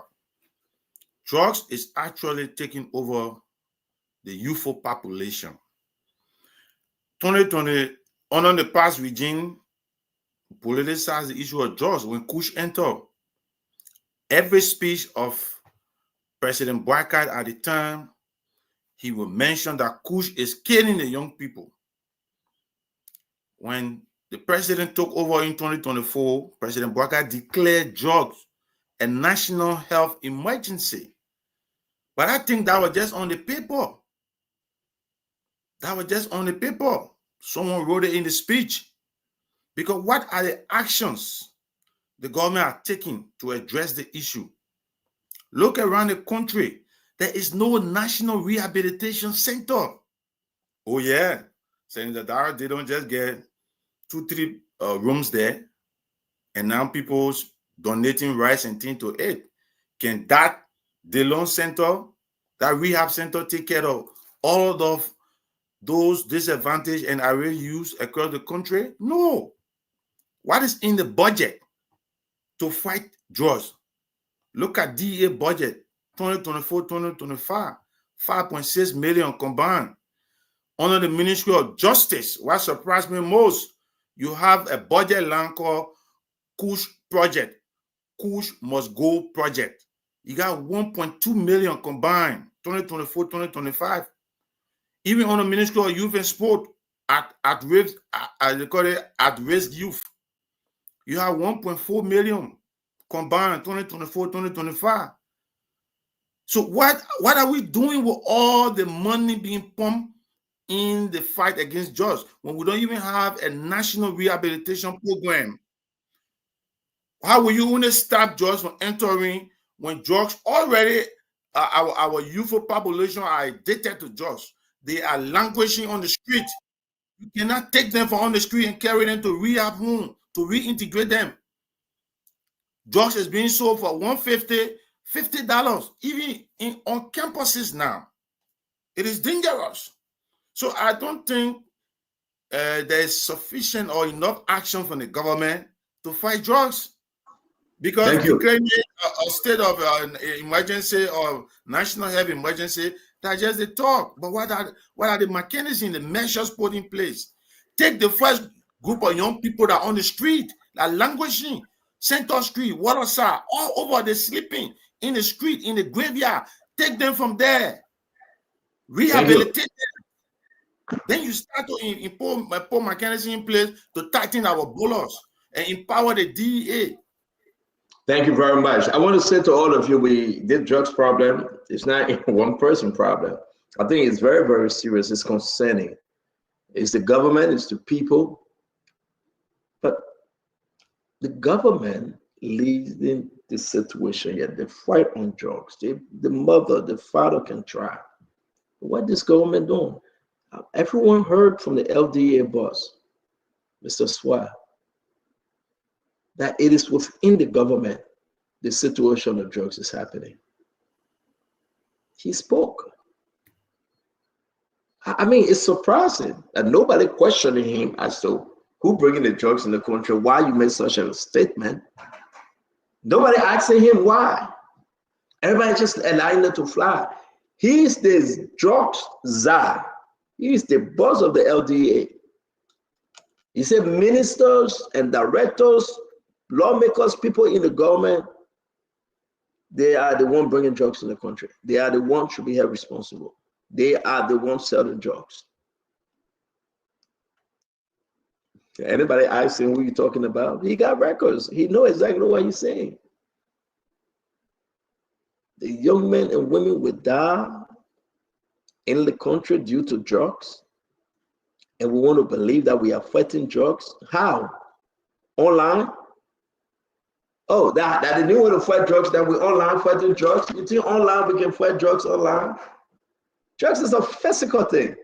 People go and buy and take it. Directly running to go lab. I didn't know what doing the drug fight online, that they do that WhatsApp there, that YouTube, that email. What is this government doing on drugs? You know, the war against drugs. What initiative? What are the new thing? I'm serious. What are the new thing, man? I mean, what do we have in place? I know Akara's great. You came back to talk on it a little bit, but what do we have in place on drugs? What do we have in place to say yes? Is there a curfew to say, you know what, young men at their age, don't go to this area, we'll put curfew? Is there something, is there recreational activities? Is there something, is the messages in the schools? Come on, what do we have in place? It's just words. We're going to put in the education minister, the health minister, the justice, every day, committee upon committee, nothing. Send your way time to today, nothing. But I guarantee you, we're going to form another committee again and allow Jeremiah Kuhn to lead our committee. I guarantee you, Jeremiah Kuhn will be the drug czar now. He will be the one leading the committee as to why the situation on drugs is crazy. It's bad. President Boga is going to name Jeremiah Kuhn on that committee one day. And you know that committee that my business, right? At the end of the day, it's frustrating that nobody, man, the government is not serious. The government is not serious at all. The lawmaker then called the committee on drugs and said they're not coming. The lawmaker then cry. They put them when they said they're coming. They took their break. They cry. How can the lawmaker call, the senators call, and the person will come in and they let them go? Are we serious? Jackie, you said the government fighting drug. Jackie, did you listen to the LDA boss when he said that the problem is with the executive and the government, people in the government trading drugs? Did you listen to that, Jackie? I don't think Jackie listened to it. No, I didn't listen to it. Oh yeah, you didn't listen to it. So you didn't. That one part you didn't listen to it. And I was calling and I was calling and showing it to you. You didn't listen to it. But let's go back. Let's move on because we gotta move on, Sister Jackie. Because you asked me a question again. No, you answer. You said no. You answer, Jackie. You answer already. We'll move on. Yeah, but it doesn't mean the government is not fighting drugs. The LDA is there. Jackie, did you listen to the LDA box? Okay, now Jackie, let me give you 10 minutes. I gotta bring in Greg. 10 seconds. 10 seconds. Thank you. How is this government fighting drugs? Okay. First of all, LDA alone, yes, it is the entity designed to fight drugs. But the drug situation right now is an interministerial, interagency problem. That's why the president set up an interagency committee, which includes the Ministry of Health, because taking drugs excessively. Jackie, thank you. 10 seconds up, Jackie.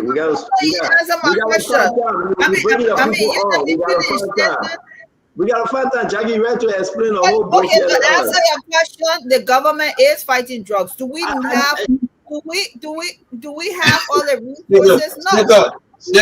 How can the government fighting drugs? The drug agency, which is the LDA. Yeah, are you talking? Saying that the government.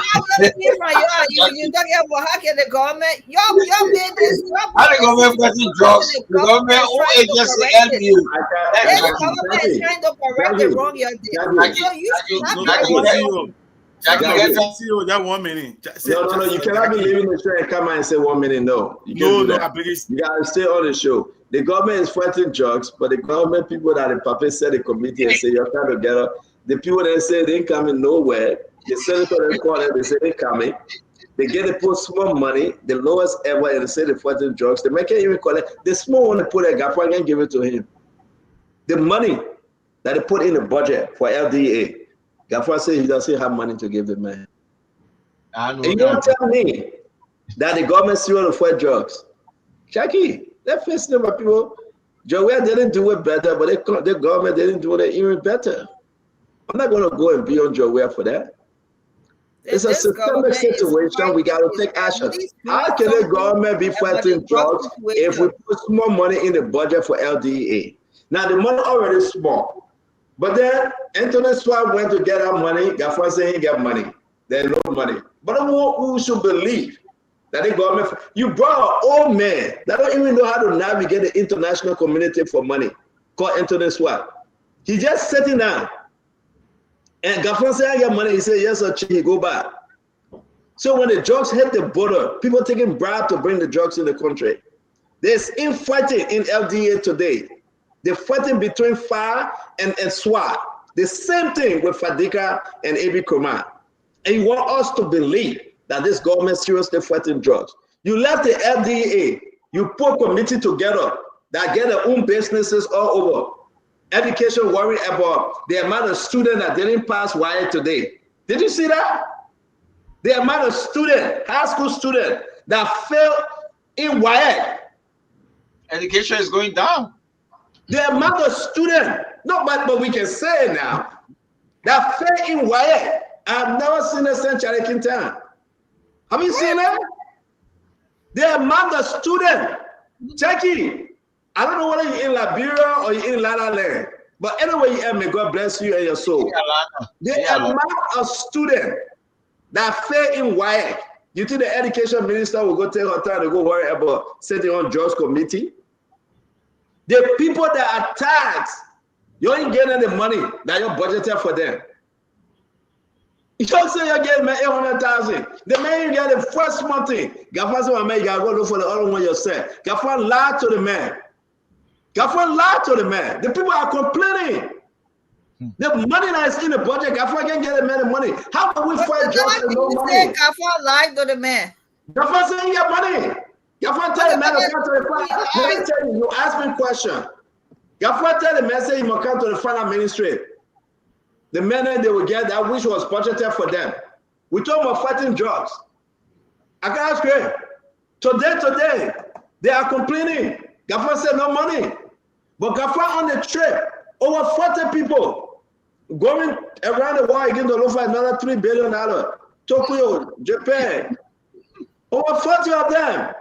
My own papa just sitting there, man. The papa ain't happy. Everybody want to go do jolly. Everybody right now, they're tired with the country because the country out. They want to go get a time out. That's a time out trip.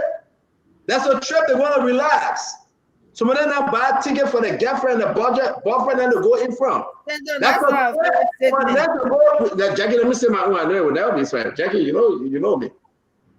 They got tired. They're not running away from frustration. He said the people begging too much. So he begged to be on that delegation to go get 1 week out or 2 weeks to ease himself.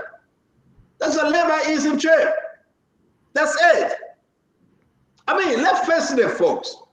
You can say what you want to say. On this hard time in our country, you can't put them to do what? You know how many people President Boga said, hey, President alone speak volume. What are those people going to do?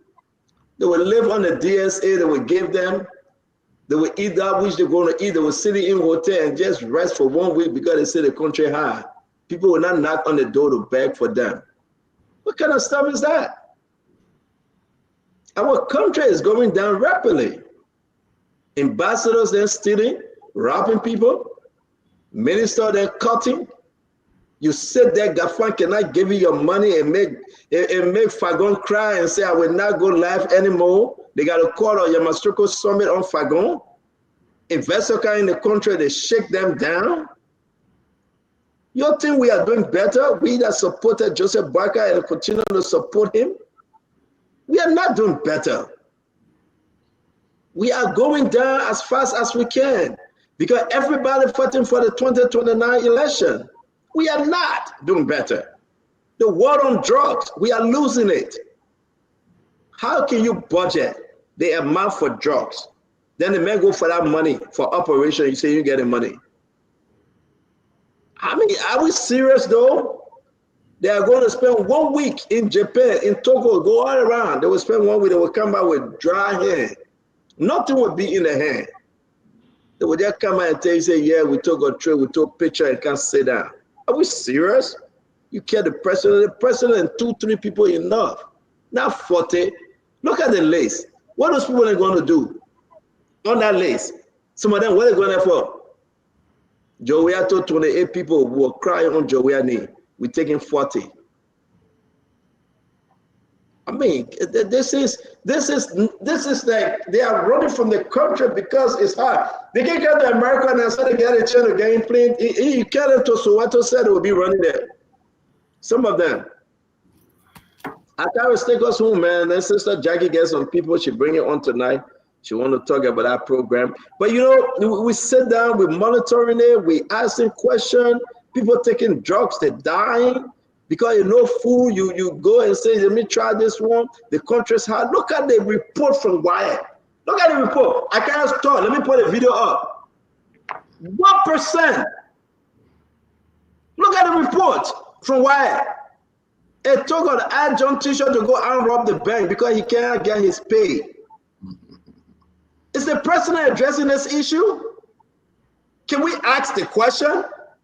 And now we are enemy of the state. Let's ask the question. 1%. Education is in the toilet. I'm not going to beat on the education minister, but I'm not going to beat on the UL president, but they don't know the system in Liberia. It's a Calais. It's a revolving door. We put 33 million, but what is 33 million when you got your own, you 80? Are we serious on this thing? Oh yeah, you know what? There was a stand on talk. But I would say this to you, I would talk. Even that's my last breath, I would talk. Our country is going down as fast as we can. Our country is not performing as a rescue government. I'll speak to all these guys there, and I can tell them they need to change. Look at President Boakai today. I'm doing my closing. And I hear when they say, oh, they didn't say invitation for the woman retirement. Amen. President Boakai, peace and reconciliation, President Boakai. Man, when are you close? The last speaker here. Just hold on some more. And reconciliation, President Barker. Let it man flow, man. You will not say anybody, seriously, we will just all sit there and see empty chair. The Chief Justice here, you is retiring, and everybody will just sit there and say, I'm not going there. Is that the country we choose to govern? Is that the rescue? We came to rescue, folks. Nobody went there. And they excused that they didn't sell invitation. Hey, man. Just a minister said, I'm going there. The woman didn't agree with my opinion. I'm going there. The speaker said, I'm going there. The woman said, I'm ultra virus, so I'm not going there. Are we serious? Are we? If you're UPACE and you voted for this government, do you think we are on the right path? Do you think this thing will help us build a better Liberia? It's a big divide. On all fronts, drugs, education, political enemies. And we say we on the non-permanency. Hey, that's what Jesus Christ said. We are dead bones. Accept your righteousness. Exceed the righteousness of the scribe and Pharisees. You cannot go to heaven. Accept our good governance record. Accept our fight on corruption. Accept our fight on drugs. Accept our fight on poor education and healthcare system. Accept our fight to reform Liberia, my people. We should do better than CDC. We should do better than the past government. Anything short of that, there's a room for CDC and other political party. Anything short of that, the people, they will listen to the message and they will beg for another government. They will beg for the change. Go ahead, get your 5,000 and go to Tokyo. Go ahead, get your 3,700 and go to buy a plane ticket. You know who they're buying the plane ticket for? You know which airline they're buying the plane ticket for? I'm gonna say, you know which airline they're taking the ticket. And the ticket they're taking this time around, they're not paying cash. They're taking it on SEPE. No, you know what? Let me just close my mouth before I get some food in trouble. Do you know that the ticket that they cut for those people there, that's SEPE, right? We'll pay when we come back. There's interest related. Yeah, APR will be added. And you know who own that airline company? You know who own the company? I'm gonna tell you who own the company. May God bless our country. Let me go mind my business. Their own people. Let me go mind my business. I can't scare you close the show. I'm done. Y'all have a good night. I'll see you tomorrow, and I hope Daniel Petit will show up tomorrow. You can't leave. We're coming on. No, I'm not leaving, Jackie, but I want to be quiet because listen, when I'm hungry, I can start saying some things, and I don't want to get anybody in trouble. So let me be quiet. The reason why I didn't talk much on the jobs issue, I've spoken, and the president has done nothing, zero to fight jobs. The president committed himself, and these are the 4 cardinal commitments that he advocated for during the period of the campaign. The president said he would declare jobs and act effectively as national emergency, and he talked about a national security crisis. The DEA is in crisis. It's in Tata. The president said there will be the construction, immediate rehabilitation. There will be rehabilitation centers constructed immediately to rescue the situation, and at the same time there will be reintegration. Zero. The president has defaulted on that. The president said that those who are the makers of the jobs and those who are shipping it, they will amend laws. They will have rigid laws to criminalize it. He said the traffickers and the middlemen will not go scot-free, and they will pass laws. The president has submitted no bill to act on that. Don't forget about that. The allegation of the president even in photo with a jockey who was arrested, and his son was grave allegations, but the guy has absconded the country. How do we talk about fighting drugs? You talk about the president's trip. to Japan. You know, the reason why I sent something in the chat room from Senator Delon. I just wanted you to put it up. March 29, 2019. He said this, President George Fokpekong Weah and his 25-man delegation going to Ball and Geek in Senegal next week for a week. LRA now collect more of our taxes. Ha ha ha. But they don't own 40-man delegation. The thing he criticized March 29, 2019. The man on the trip. So you need to put it out so the people can see it. This is the hypocrisy that we're talking about. This is the kind of hypocrisy that we're talking about. All that you gotta send it to me. I'm not seeing it. A lot of stuff running through the chat room. Okay, checking your message. Checking your message. Okay, just checking your message. You see it. There's the lower hypocrisy that we're talking about. Fandara escaped the show, and why you saw me mute, and it's dangerous. He put in the chat room a black fellow for criminal record with a sin name. I want you to put that picture up on the chat room. He put. Man, I'm doing it, man. I'm doing it. Yeah. Okay, you will not do it. Yeah, I ain't gonna worry about Fandera. You go put black man picture in the chat room. Yeah, you go put black man picture in the chat room. And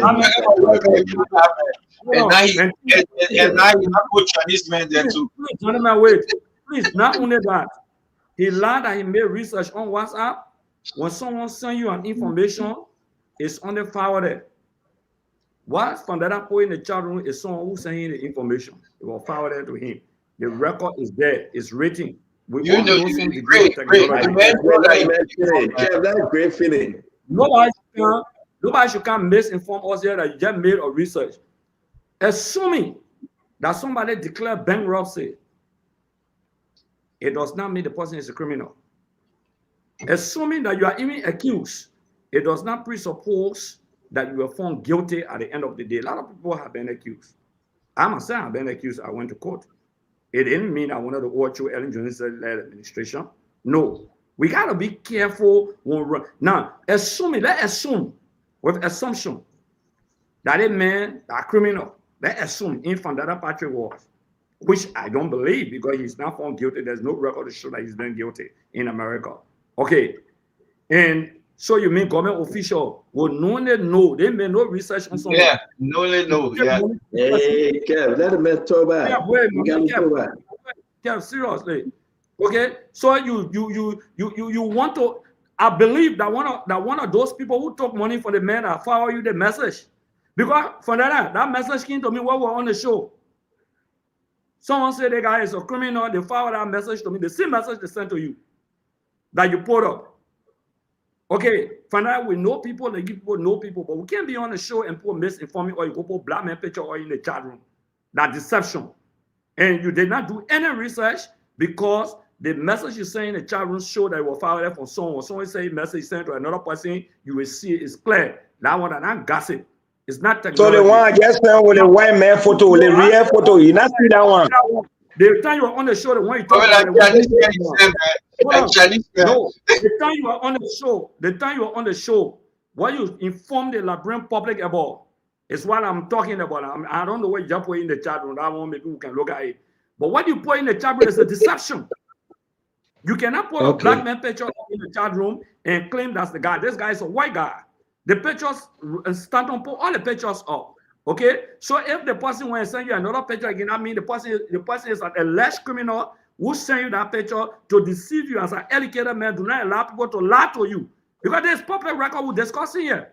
Okay, I come and put it on my Facebook page so everybody can read. Go ahead, be talking. Let me put it there. I will put it up also because you lied. You lied on a black man. Okay, about the man being a black man, you lied. We'll put it up so people can know who you are. We'll not sit on the show and people begin to send small things to people to extort the show and exploit the popularity of this show. That's why you saw I remain quiet on the just issue because it was infuriating. The government officials have been accused. If you sit on a show, Fandara, as an advocate of justice, I mean when you're in personally, as an advocate of justice, and someone who be in credibility and transparency, to sit on the show And don't frown on those people who you say they may is a criminal and knowing to deal with a criminal. That aiding and abetting. Fandara, you know that. We cannot run the country like this. With your strength, with your idea, as a very smart man, don't allow those alleged crooks and criminals to mislead you. And you run with it is very dangerous. In closing, Steiner, in closing, what we're discussing, this particular man you're discussing, Petit, the request was to become a counselor general. All of the indication, all of the recordings, all of the documents. The counselor general. He on record, he said, I pay for spin. The counselor general. He on record, he said, I pay for what? Sweden. George Solo said, but you can go Italy. And listen to Solo's statement to him. And we got to be very clear here. George Solo said this. When the guy said Italy, he said, trust me. According to George Solo, trust me. If you can bring in a big check, for any one of those errors, whether Spain, whether Sweden, whether Italy, you will come and have tea every day with His Excellency. That the criminal, the ambassador nominated, is saying the criminal now, the ambassador nominated, who's sending you those documents on that man? Because Joshua live in Ohio, right? Iowa, I mean, and the man too live in Iowa. Find that out. Listen to the connection. So Solo been knowing the guy for a very long time. Find that out. Be careful. You don't know. What you don't know is older than you in like brain balance. Anything you don't know is older than you. So he been knowing this guy. So he telling this guy, look, my man, the criminal, the man you call criminal, quote unquote, is not me. Like you call him criminal or alleged criminal. The criminal here now is dealing with Liberia ambassador, designate to Italy. And he telling the man, say you are drinking with Excellency, just made a check fat. Anyone in the country, you bring a check, a fat. And I had to send the boy some money who living with Solo. Instead of you talking about going after the government official and prosecuting them, you're trying to intimidate. Your calculated attempt is to intimidate that man who wanted to be a counselor general from coming on the show. That's the calculated attempt. That why the guy then told you, say, make your friend so he can't come here. Those kind of elementary strategy would not sit there and lie to happen. Find out why I respect you. You know, one of the young men that I respect, you very brilliant. I even told you in the chat room not too long. You will not sit on the show and you will intimidate or guests who will come, who will expose corruption. That man can be protected as a whistleblower. I will tell you what the Danish guy did. The Danish guy came in, went through the entire process and procedure on an early time. He paid for the passport, he got it, they assigned DR Congo. The guy went and diverged the information under the laws of Liberia. That man can be protected as a whistleblower Republic of Liberia. Nobody can go after him because he exposing corruption. He's I will say this, Honorable Great. Thank you. Ensuring that. Thank you very much. Thank you. I will say this, Daniel Petit. I beg you, VP. I beg you, my brother. Daniel Petit will come on the show again, like I said. And, you know, thanks to Councilor Gu, that pushing these people and say, you come to your own. We tired talking for you. You'll get a lawyer. When it's true, they will be protected. But one question is that if this man was the worst criminal ever in the history of America, he came to the country Liberia to do a business. I hope people didn't see that, but they turned around and they robbed the man. These allegations are serious. And I think it warrants investigation. The documents are in the chat room. The documents are going around. I would not sit here. And you know, Joe Soto, my friend. Yeah, myself will tell you again. Joe Soto need to speak. If the president's son can come and debunk the allegation on his name, and the Daniel Petit man say, you know why? I didn't directly deal with Jojo. So let it be so. Who else can come and say something? Oh, no. The only thing is the men are criminal. The men are criminal. The men are fraudsters. So why you ate the man money? The man is alleging that you did.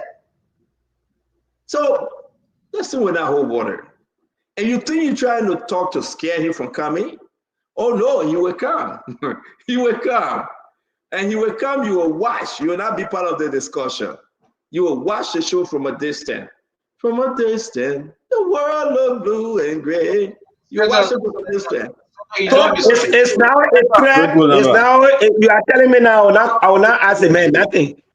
No, if the man comes, you'll not be on the show. Center, you know Okay, but let me respond to Honorable Gray in my closing. Yeah, Council, I beg you. Let me just respond to Honorable Gray in my closing. I beg you. Yesterday, you didn't allow the council to speak. You remember? Now you're begging him. Oh, okay, Council. Why cry more than the bereaved? The council are my brother, like my big brother there. He knows. I am his mentee. Council. Fedela, VB, let me close because the energy you got now, you explode too much. So relax. Yeah, relax. And look at Eden night in the club, the man getting window open. Look at Eden night. Hold on, Kev. Wait. The man getting window open in the night in Liberia. The ball. My man, not get AC. No AC. They heat. And the reason, no AC. Maybe that bottle behind you, close it, put it on the side. Yeah, move the bottle from behind you, VP. I beg you. Let me do 3 questions. Nothing yet. Nothing yet. Who know water here? Mineral water.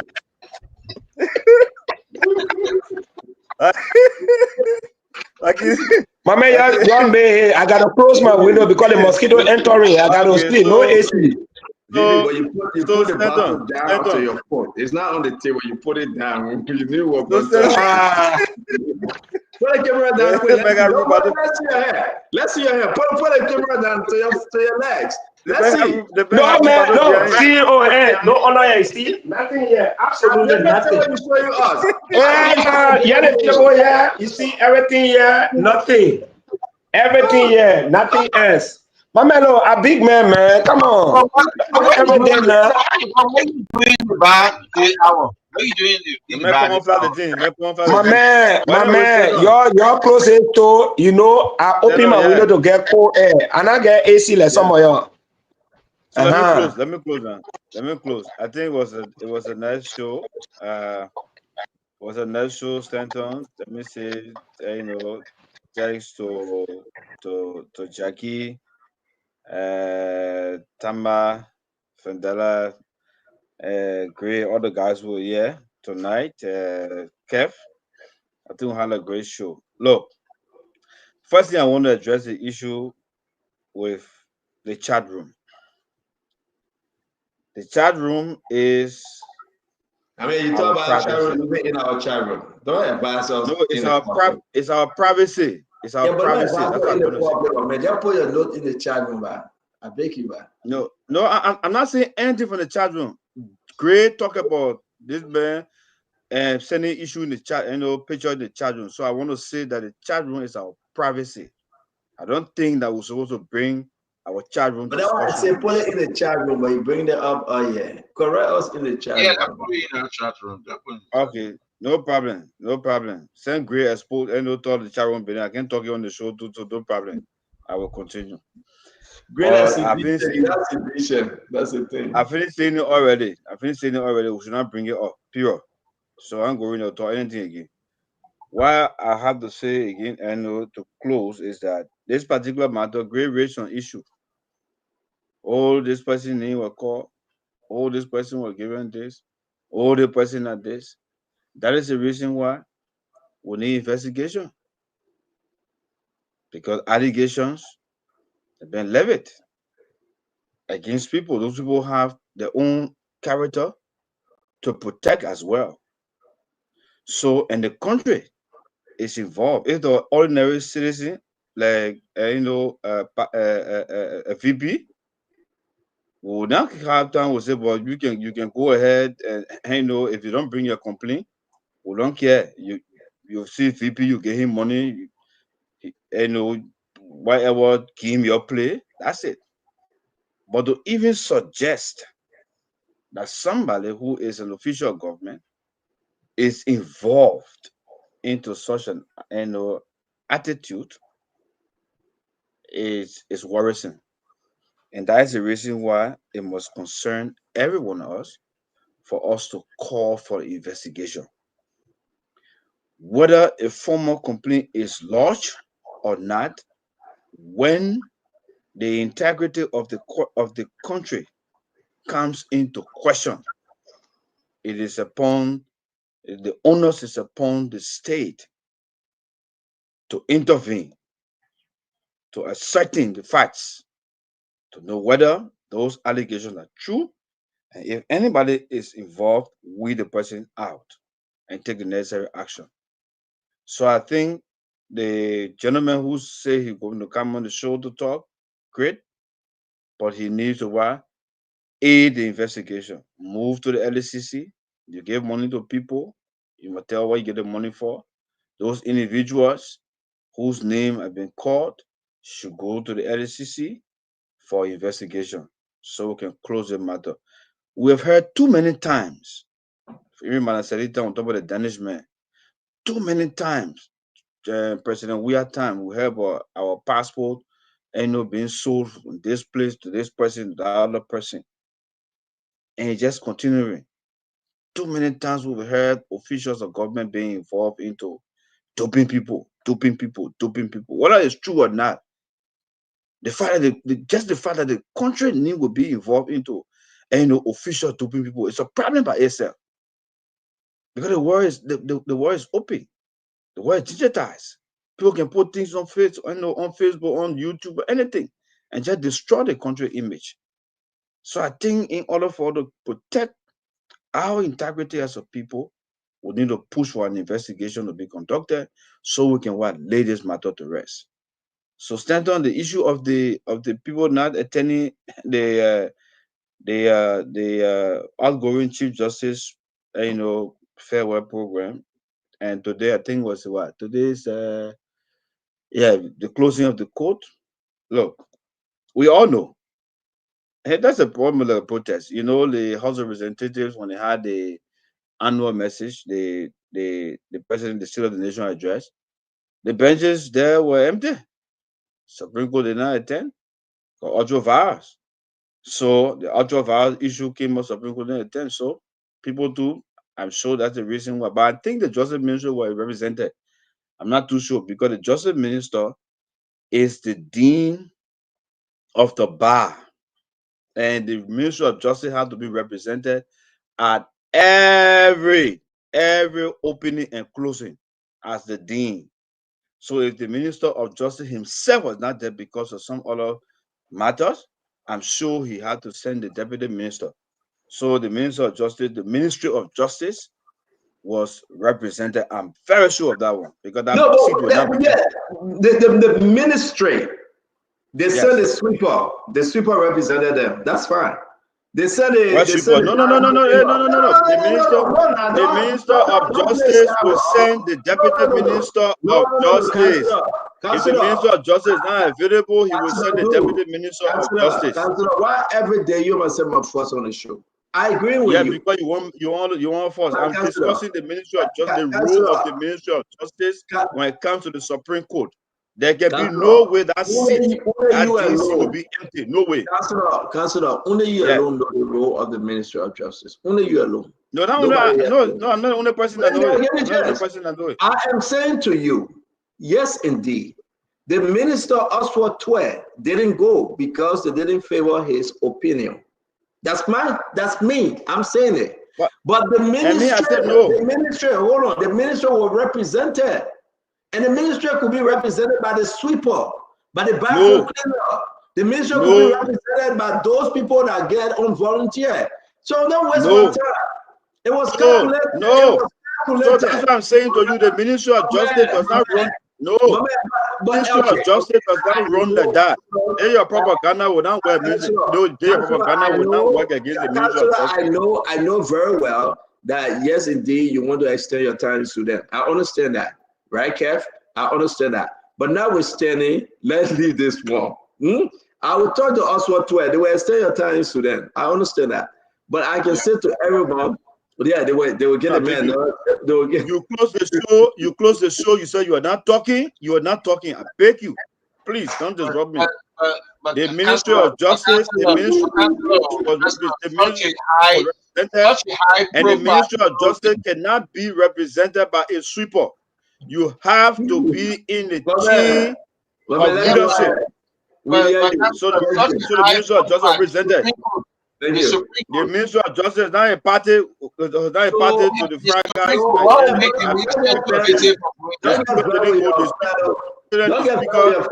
fracas. You say your own, but they extending, giving you another 6 years contract. I agree. That's fine. But let me say my own now, okay? What a problem? But wait now, I haven't finished talking. You just interrupted me. I'm saying bring her people on by feeling quick now. Yeah, closing now. I just 10 seconds, not long time. So I'm saying to you, we all know the other people. The Minister of Justice, so he sent the Deputy Minister of Justice to sit in the seat as proxy for as Dean of the Bar. That seat was empty. Those other seats that were empty, they know exactly why they were deliberate in making in not sending anybody. But the Minister of Justice, I don't care whether he's in the country, whether he's in Europe or not, somebody will always sit in that seat because the Minister of Justice of the Supreme Court Bar, and he has to be represented at the opening and the closing. And I know that seat has somebody there sitting today. Thank you very much. And we look forward to tomorrow. Sorry, tomorrow I won't be here tomorrow. Tomorrow I won't be on the show because I have some other issues. No, I will not tell you what. I will tell you. I just tell you we're not be on the show. I will call you and tell you why. Everything we're talking on the show, but we are not busy. You can't keep everything. You can't be a secret. I got a free life, Counselor. I got a very, very free life. That's why I choose who to come say hi to me and who not to. That one time can never ever come around me. Only on this show we meet. That's my free life, right? If you don't want to tell the Liberian people your problem, it's on you.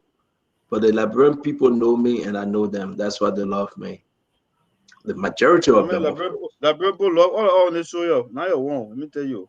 Let go close now. You can't let him close. I finished. Oh, let me close quickly now. You know, I have to close my window. You want to target my man, Mandela, I read the story we're talking about on the news. Okay. Thank you. In Des Moines, Iowa. Are you closing, Jackie? Jackie, are you closing? Jackie, are you closing? No, Mandela, just talking. No, so okay. Lorena, can you come on? Lorena? I really gotta go. My eyes running water, please. Let me do my closing quickly. You know, I have to close my window. Senna, bring the phone. Yeah, you. Maybe do it 1 minute now, man. So let me go. My man, you live in AC, man. The AC behind you made my window open. Now and then when you spray the mosquito, they can use nose. Vivi, why are you complaining? The country is better, Vivi. Vivi, why are you complaining? Liberia is better. You just said Liberia is better. You cannot trade. You just said the country is fine, VP. Don't complain about mosquito coming in. Don't complain about. I agree. Don't complain that things are hard. No, listen. Don't use this previous. You have your right to stay in this country. You decide to go back to Liberia. Thank God for you. Like so many of us will take trip to Liberia. You rip up your green card. The people gave you green card. You rip it off. Thank God for you. You want born here, die here. It's okay. We applaud you. Don't complain. So let me close. All I think talking. Let me close. Forget that my life. So it was a good show. Whether I went Europe or now, at least I'm happy to be home. Liberians, both home and abroad. There's no country free of problems. There's no country free of criminality. Problems exist all over the world. In the United States, they have all the sophisticated anti-corruption institutions. People still do them. Liberia is of no exception. It is regrettable. Where did I go again? Where did he go? Is he in the back, Lorena? I think his system bad. The system bad. It's raining. It's raining Liberia. So let's move on. Is it raining, Lorena? Lorena, would I hear you, Lorena? Is it raining? Maybe the roof bottom. Maybe the roof bottom fell down. It's raining. Guys, allow me to close that. Let everybody 1 minute. let Tama close real quick. Tama, please. Vandana Yeah, Patrick. thank you, CEO. If you can hear me, I hope you come back, my man, please. If you can hear me. And I'm gonna close. I'm gonna get off screen. I'm just gonna touch on the 3 topics we discussed tonight. It was a good show. But just that I lose interest when there's too much back and forth between the panelists. And I think our viewers and followers also lose interest a bit. But it's always No. Our followers don't lose interest. Only you. Only you. Okay. Our followers will never lose interest. This is all right. Okay. You say they lose interest. Oh, Kev, come on, Kev, don't interrupt me. In fact, I'm gonna speak a little bit, Kev. I think you should watch the language when you come to contribute. We don't have to be insulting one another or leaders. No. I think I have to tell you that. And also, when we talk about, I mean, I'm sorry that Gray is not on tonight. I don't want to always come in the show and put a comparison between the CDC and the Unity Party. It is not the Unity Party government of President Joseph Numa Boakai, and we should hold them accountable for the mission and the goals that they have set for this government and for the people of Liberia. And they should be evaluated based on their performance and their merit. And then 4 years from now, we'll be deciding who's going to lead Liberia for another 6 years. With that said, are we where we want to be as a country? No. Is everything rosy across Liberia? No. Do we have paved roads going through to Lofa County, through Medicoma, and connecting us with Guinea and Sierra Leone? No. Those are all still work in progress. We've made some inroads. Is the drug issue still a challenge across this country? Yes, it is. And it is a serious problem for the next generation.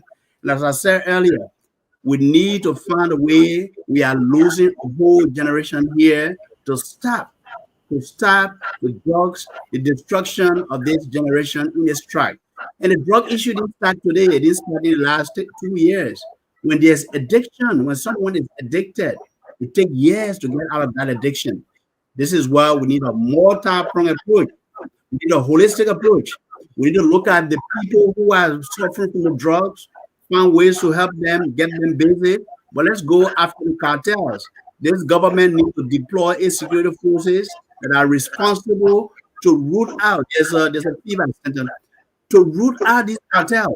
And these cartels are within our government system, they are within our legal system, they are within our commercial system, and they are exploiting the loopholes to continue to profit off of the backs of our young people. And this is why there's a serious fight. This is something that we acknowledge and will continue to encourage this government to take seriously. If there are people that the president has put in charge of some of these initiatives and they are not delivering, the president should remove them. He should remove them. He should find people who can do the work and who can help him accomplish the arrest agenda and move this country forward. And finally, I'm going to talk about the investor. Look, what are in an advanced country, and it's Des Moines, Iowa, and I read a story. Bankruptcy is not a crime. In fact, when you do business, when you bring investors together, sometimes you lose money. You know, when you're when you're doing a startup, sometimes you lose money by the time the business kick off ground, or 2 years, 3 years, you know, in operations. And I read a full story. I didn't see a crime there. I didn't see anywhere to say he defrauded his investors. He declared bankruptcy and people wanted their money back, the investors. With that said, but even if this Daniel Petit guy had committed a crime, for you to come in our country through the legal channels, to be working through an ambassador at large, a very respectable counselor texted me while I was on the show, Stanton. And he said, oh, some of these people who are being accused, excuse me, my life. Some of these people who are being accused don't work for the National Investment Commission. It doesn't matter whether they are working for the National Investment Commission. As long as you carry a title of government, an ambassador at large, you represent the country, you represent the administration. And it is unbecoming of you, if these allegations are true, that Mr. Aliu Kebe was involved. Not only his ambassador position should be taken from him, but he should be prosecuted to the fullest of the law, under our law. I saw the other letter where another person is asking for a consular position. Tama, let me ask you a question. Do you understand that 2 different issues you're talking about? The Ali Kebe is different from this Daniel Petit. Yes. I'm talking about investment issue. Ali Kebe is Yeah, I understand. Yeah. Aliu Kibe is the houseman to Mandela Cooper. We talked about his story yesterday, and he's carrying that ambassador a large passport, with him, even though despite the fact that this allegation has come up. But whether they have been proven as Stanton, what I'm saying is a reputational risk to Liberia. It's a reputational damage to the country, especially with the president agenda wherein he's trying to rebrand, Liberia, where he speaks beautiful English in Washington, D.C. And they are looking at us as maybe we're going to get that $500 million compact. Look, we have been dragged through the mud after our civil war, Ebola, COVID, and all of that, and 6 years, of nothingness under the previous government. We need to move this country somewhere. And those people who the president have brought on board, if they're not helping him, he should remove them. As the orator said, he should fire more, less suspension, more firing, more prosecution. Look, it's been a good show, Stanton. I'm gonna digress for now. Thank you, Tomas. I'm going to run in the back very quick because we still get Vandela, Patrick, Kev Hassan, and Darius Doe. They need to speak, and then Jackie will come in because she got to speak about the program schedule for tomorrow. And then we want to ask you guys, it was a good show from my end. Thank you. Join us again tomorrow. Every Friday is kind of like a hungry Friday. But again, I want to say, let's go to our brother Vandela, Patrick, Lorena. I'll be right back.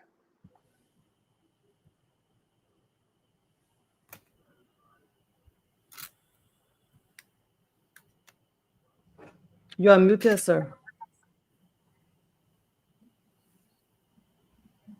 Vandela, you are muted.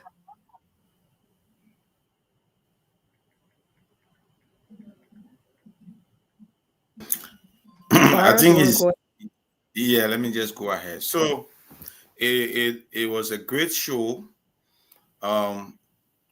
We want the government to seize this matter of the sport ambassador at large, Kibi, and that of the allegation from Daniel Petit. It is serious, and government should prompt into that because it is damaging to our country's reputation. Already, we are struggling for foreign direct investment. We are crying on Liberians out there, other nationals to come and invest. It is so sad that people will want to scam and rob potential investors. The allegation is huge, and the government, LACC, or those with legal authorities should intervene and see how we can investigate and dig further into this. But it is scary. It is scary. The evidences, the paper trails that are coming out from Daniel and those government officials of the rescue government that are being linked. And it is worrisome. It is damaging to the country's reputation. On the issue of drugs, as I said, President Bouaka, the rescue government, needs to prove to the Liberian people that they were not just criticizing Kush Onowia yesterday. Mind you, under this rescue government, there are a lot of different drugs that have entered the country. Zombie, they came in 2024. The former LDA commanders, Ebi Kroma and Fadika, announced that right after the president declared drugs a national health emergency. Today, we have another drugs that we just watched this video. It's called tension. It's happening right under this government who criticized Kush yesterday. No effort is being made to put in place a national rehabilitation and reintegration program. Money is just in the budget. People just squandering it. People just misusing the funds allotted to fight drugs, and we're not seeing real effort from this government. Lastly, to conclude, we listen to the WAEC result or the WACS result. That shows that this government has failed in the area of education, proven by the MCC 2025 scorecard. This government failed in 9 areas, though they passed 11 out of 20. But some of the 9 categories include education and health. Today is being manifested in the WAS result. Out of 51,719 students, you got only 822 that passed straight in 5 subjects. what it tells you as a country. Honor this government. Education, you have failed. So thank you very much. That's my parting comment. Okay. Thank you, guys. Lorena, I think Ilimo is in the back. Ilimo Ganjuchu. Do you see him?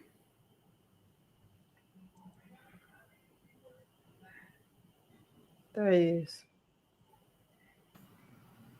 Okay, thank you so much. And also, do you have the flyer? Nope. Okay. Ilimo, how are you doing?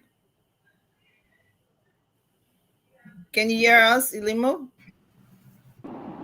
Yep, yes, I can. Okay. Can you hear me? Yes, we can hear you very, very well. And then Memenzi also is on, and we are going to use this segment of the Spoon Show to talk about the immigration webinar that Ladies Liberian Diaspora Immigration Services Group, or diaspora group, Jackie, can is you hear me? hosting tomorrow. Yes, we can hear you. Can you hear us? Yes. Okay. So we are having an immigration webinar tomorrow at 12 o'clock New York time and 4 o'clock Liberian time. So I'll go ahead and turn it over to Memenzi and Ilimo so that they can talk about the webinar tomorrow. We need everybody to please come on board. The flyer is on the Spoon Web Facebook page, and I'll let the two of them talk about it more tomorrow and then I'll come back in. So go ahead, Memezin, and then Okay. Ilimo. Thank you, Jackie. Thanks, Spoon, for having us on here. My name is Memezi Peabody Kieti. I do not represent any organization in the U.S. I am here as a volunteer. So this is a group of Liberians and friends of Liberia getting together to provide some free information as it relates to immigration services, because you know that everybody is concerned. We have known some individuals, some personal, some friends that are facing some challenges. We thought that this was important to put this together. I want to state again that this is strictly voluntary. Ilimo, we've known Ilimo. Ilimo is a lawyer, and he actually volunteering his services to us. So we're gonna have this webinar tomorrow. It's gonna be on Saturday, 12 o'clock p.m. Eastern Time, New York time, and 4 o'clock Liberian time. So we have a lawyer on to answer any questions you will have. It's going to be on Zoom. The flyer, if you look at that flyer and just click it, will bring you directly into the Zoom meeting. There is a phone number that you can actually engage with us right now on WhatsApp, and we'll be able to answer your questions. We will direct you to some free services, some services that are available that you can access. So if you know anyone that having immigration challenges or know a friend, share the flyers, share the flyer far and wide. So thank you for the time, and Ilimo, I'll pass that on to you. Yes, thank you. I'm Alimu Kajunju. I'm a lawyer. Just want to just do a quick disclaimer. I'm speaking here on my own behalf, not on behalf of any of my employers or any organizations that I'm a part of. Yeah, so as Memezi said, we are really here to serve. We're here to serve our community, and many of us know immigration has been a hot topic, not just for citizens and residents and people on various students and TPS and other various statuses. The current administration has changed its practices and it's impacting our people. And our webinar tomorrow to educate and empower the members of our community so that they can take the right action and not necessarily follow. There's a lot of rumors about what's happening.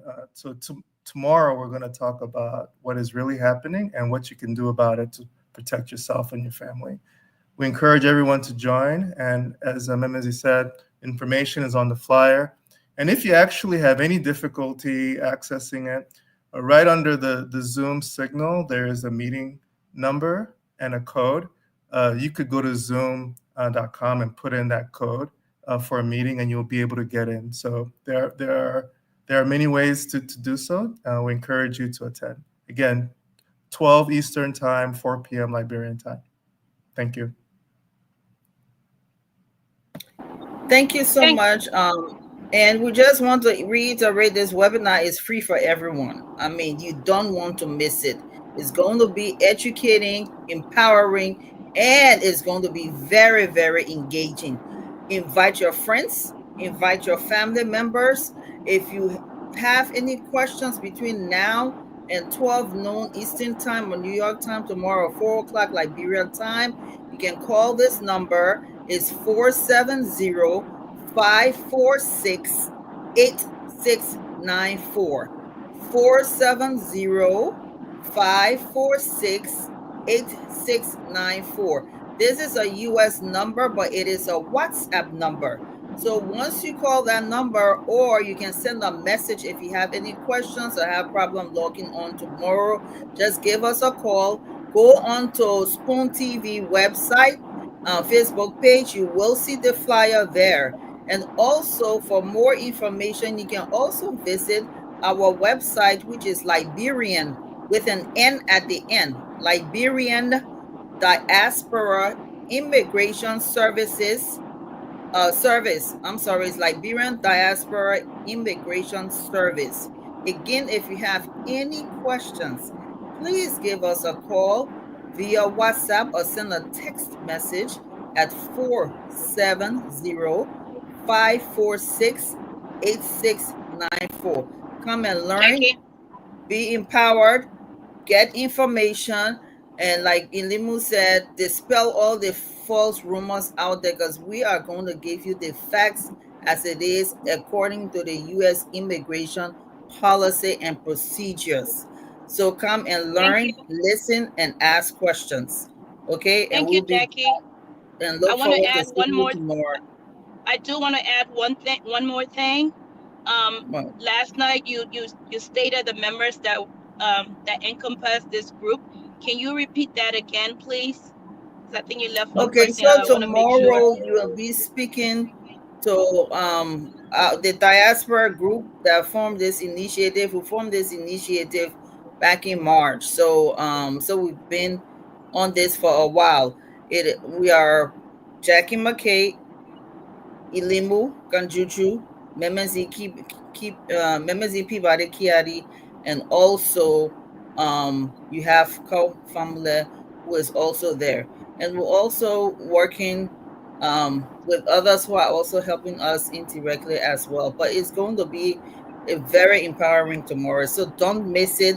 Mark your calendar, save the date for tomorrow, 12 noon Eastern Time and 4 p.m. Liberian time.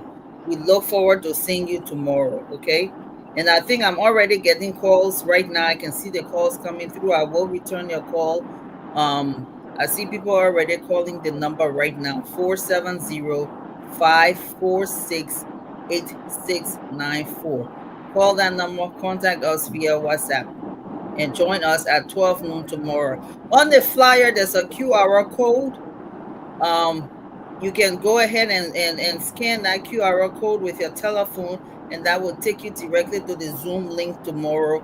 Or as Ilimu said, the Zoom member ID and passcode is on the flyer.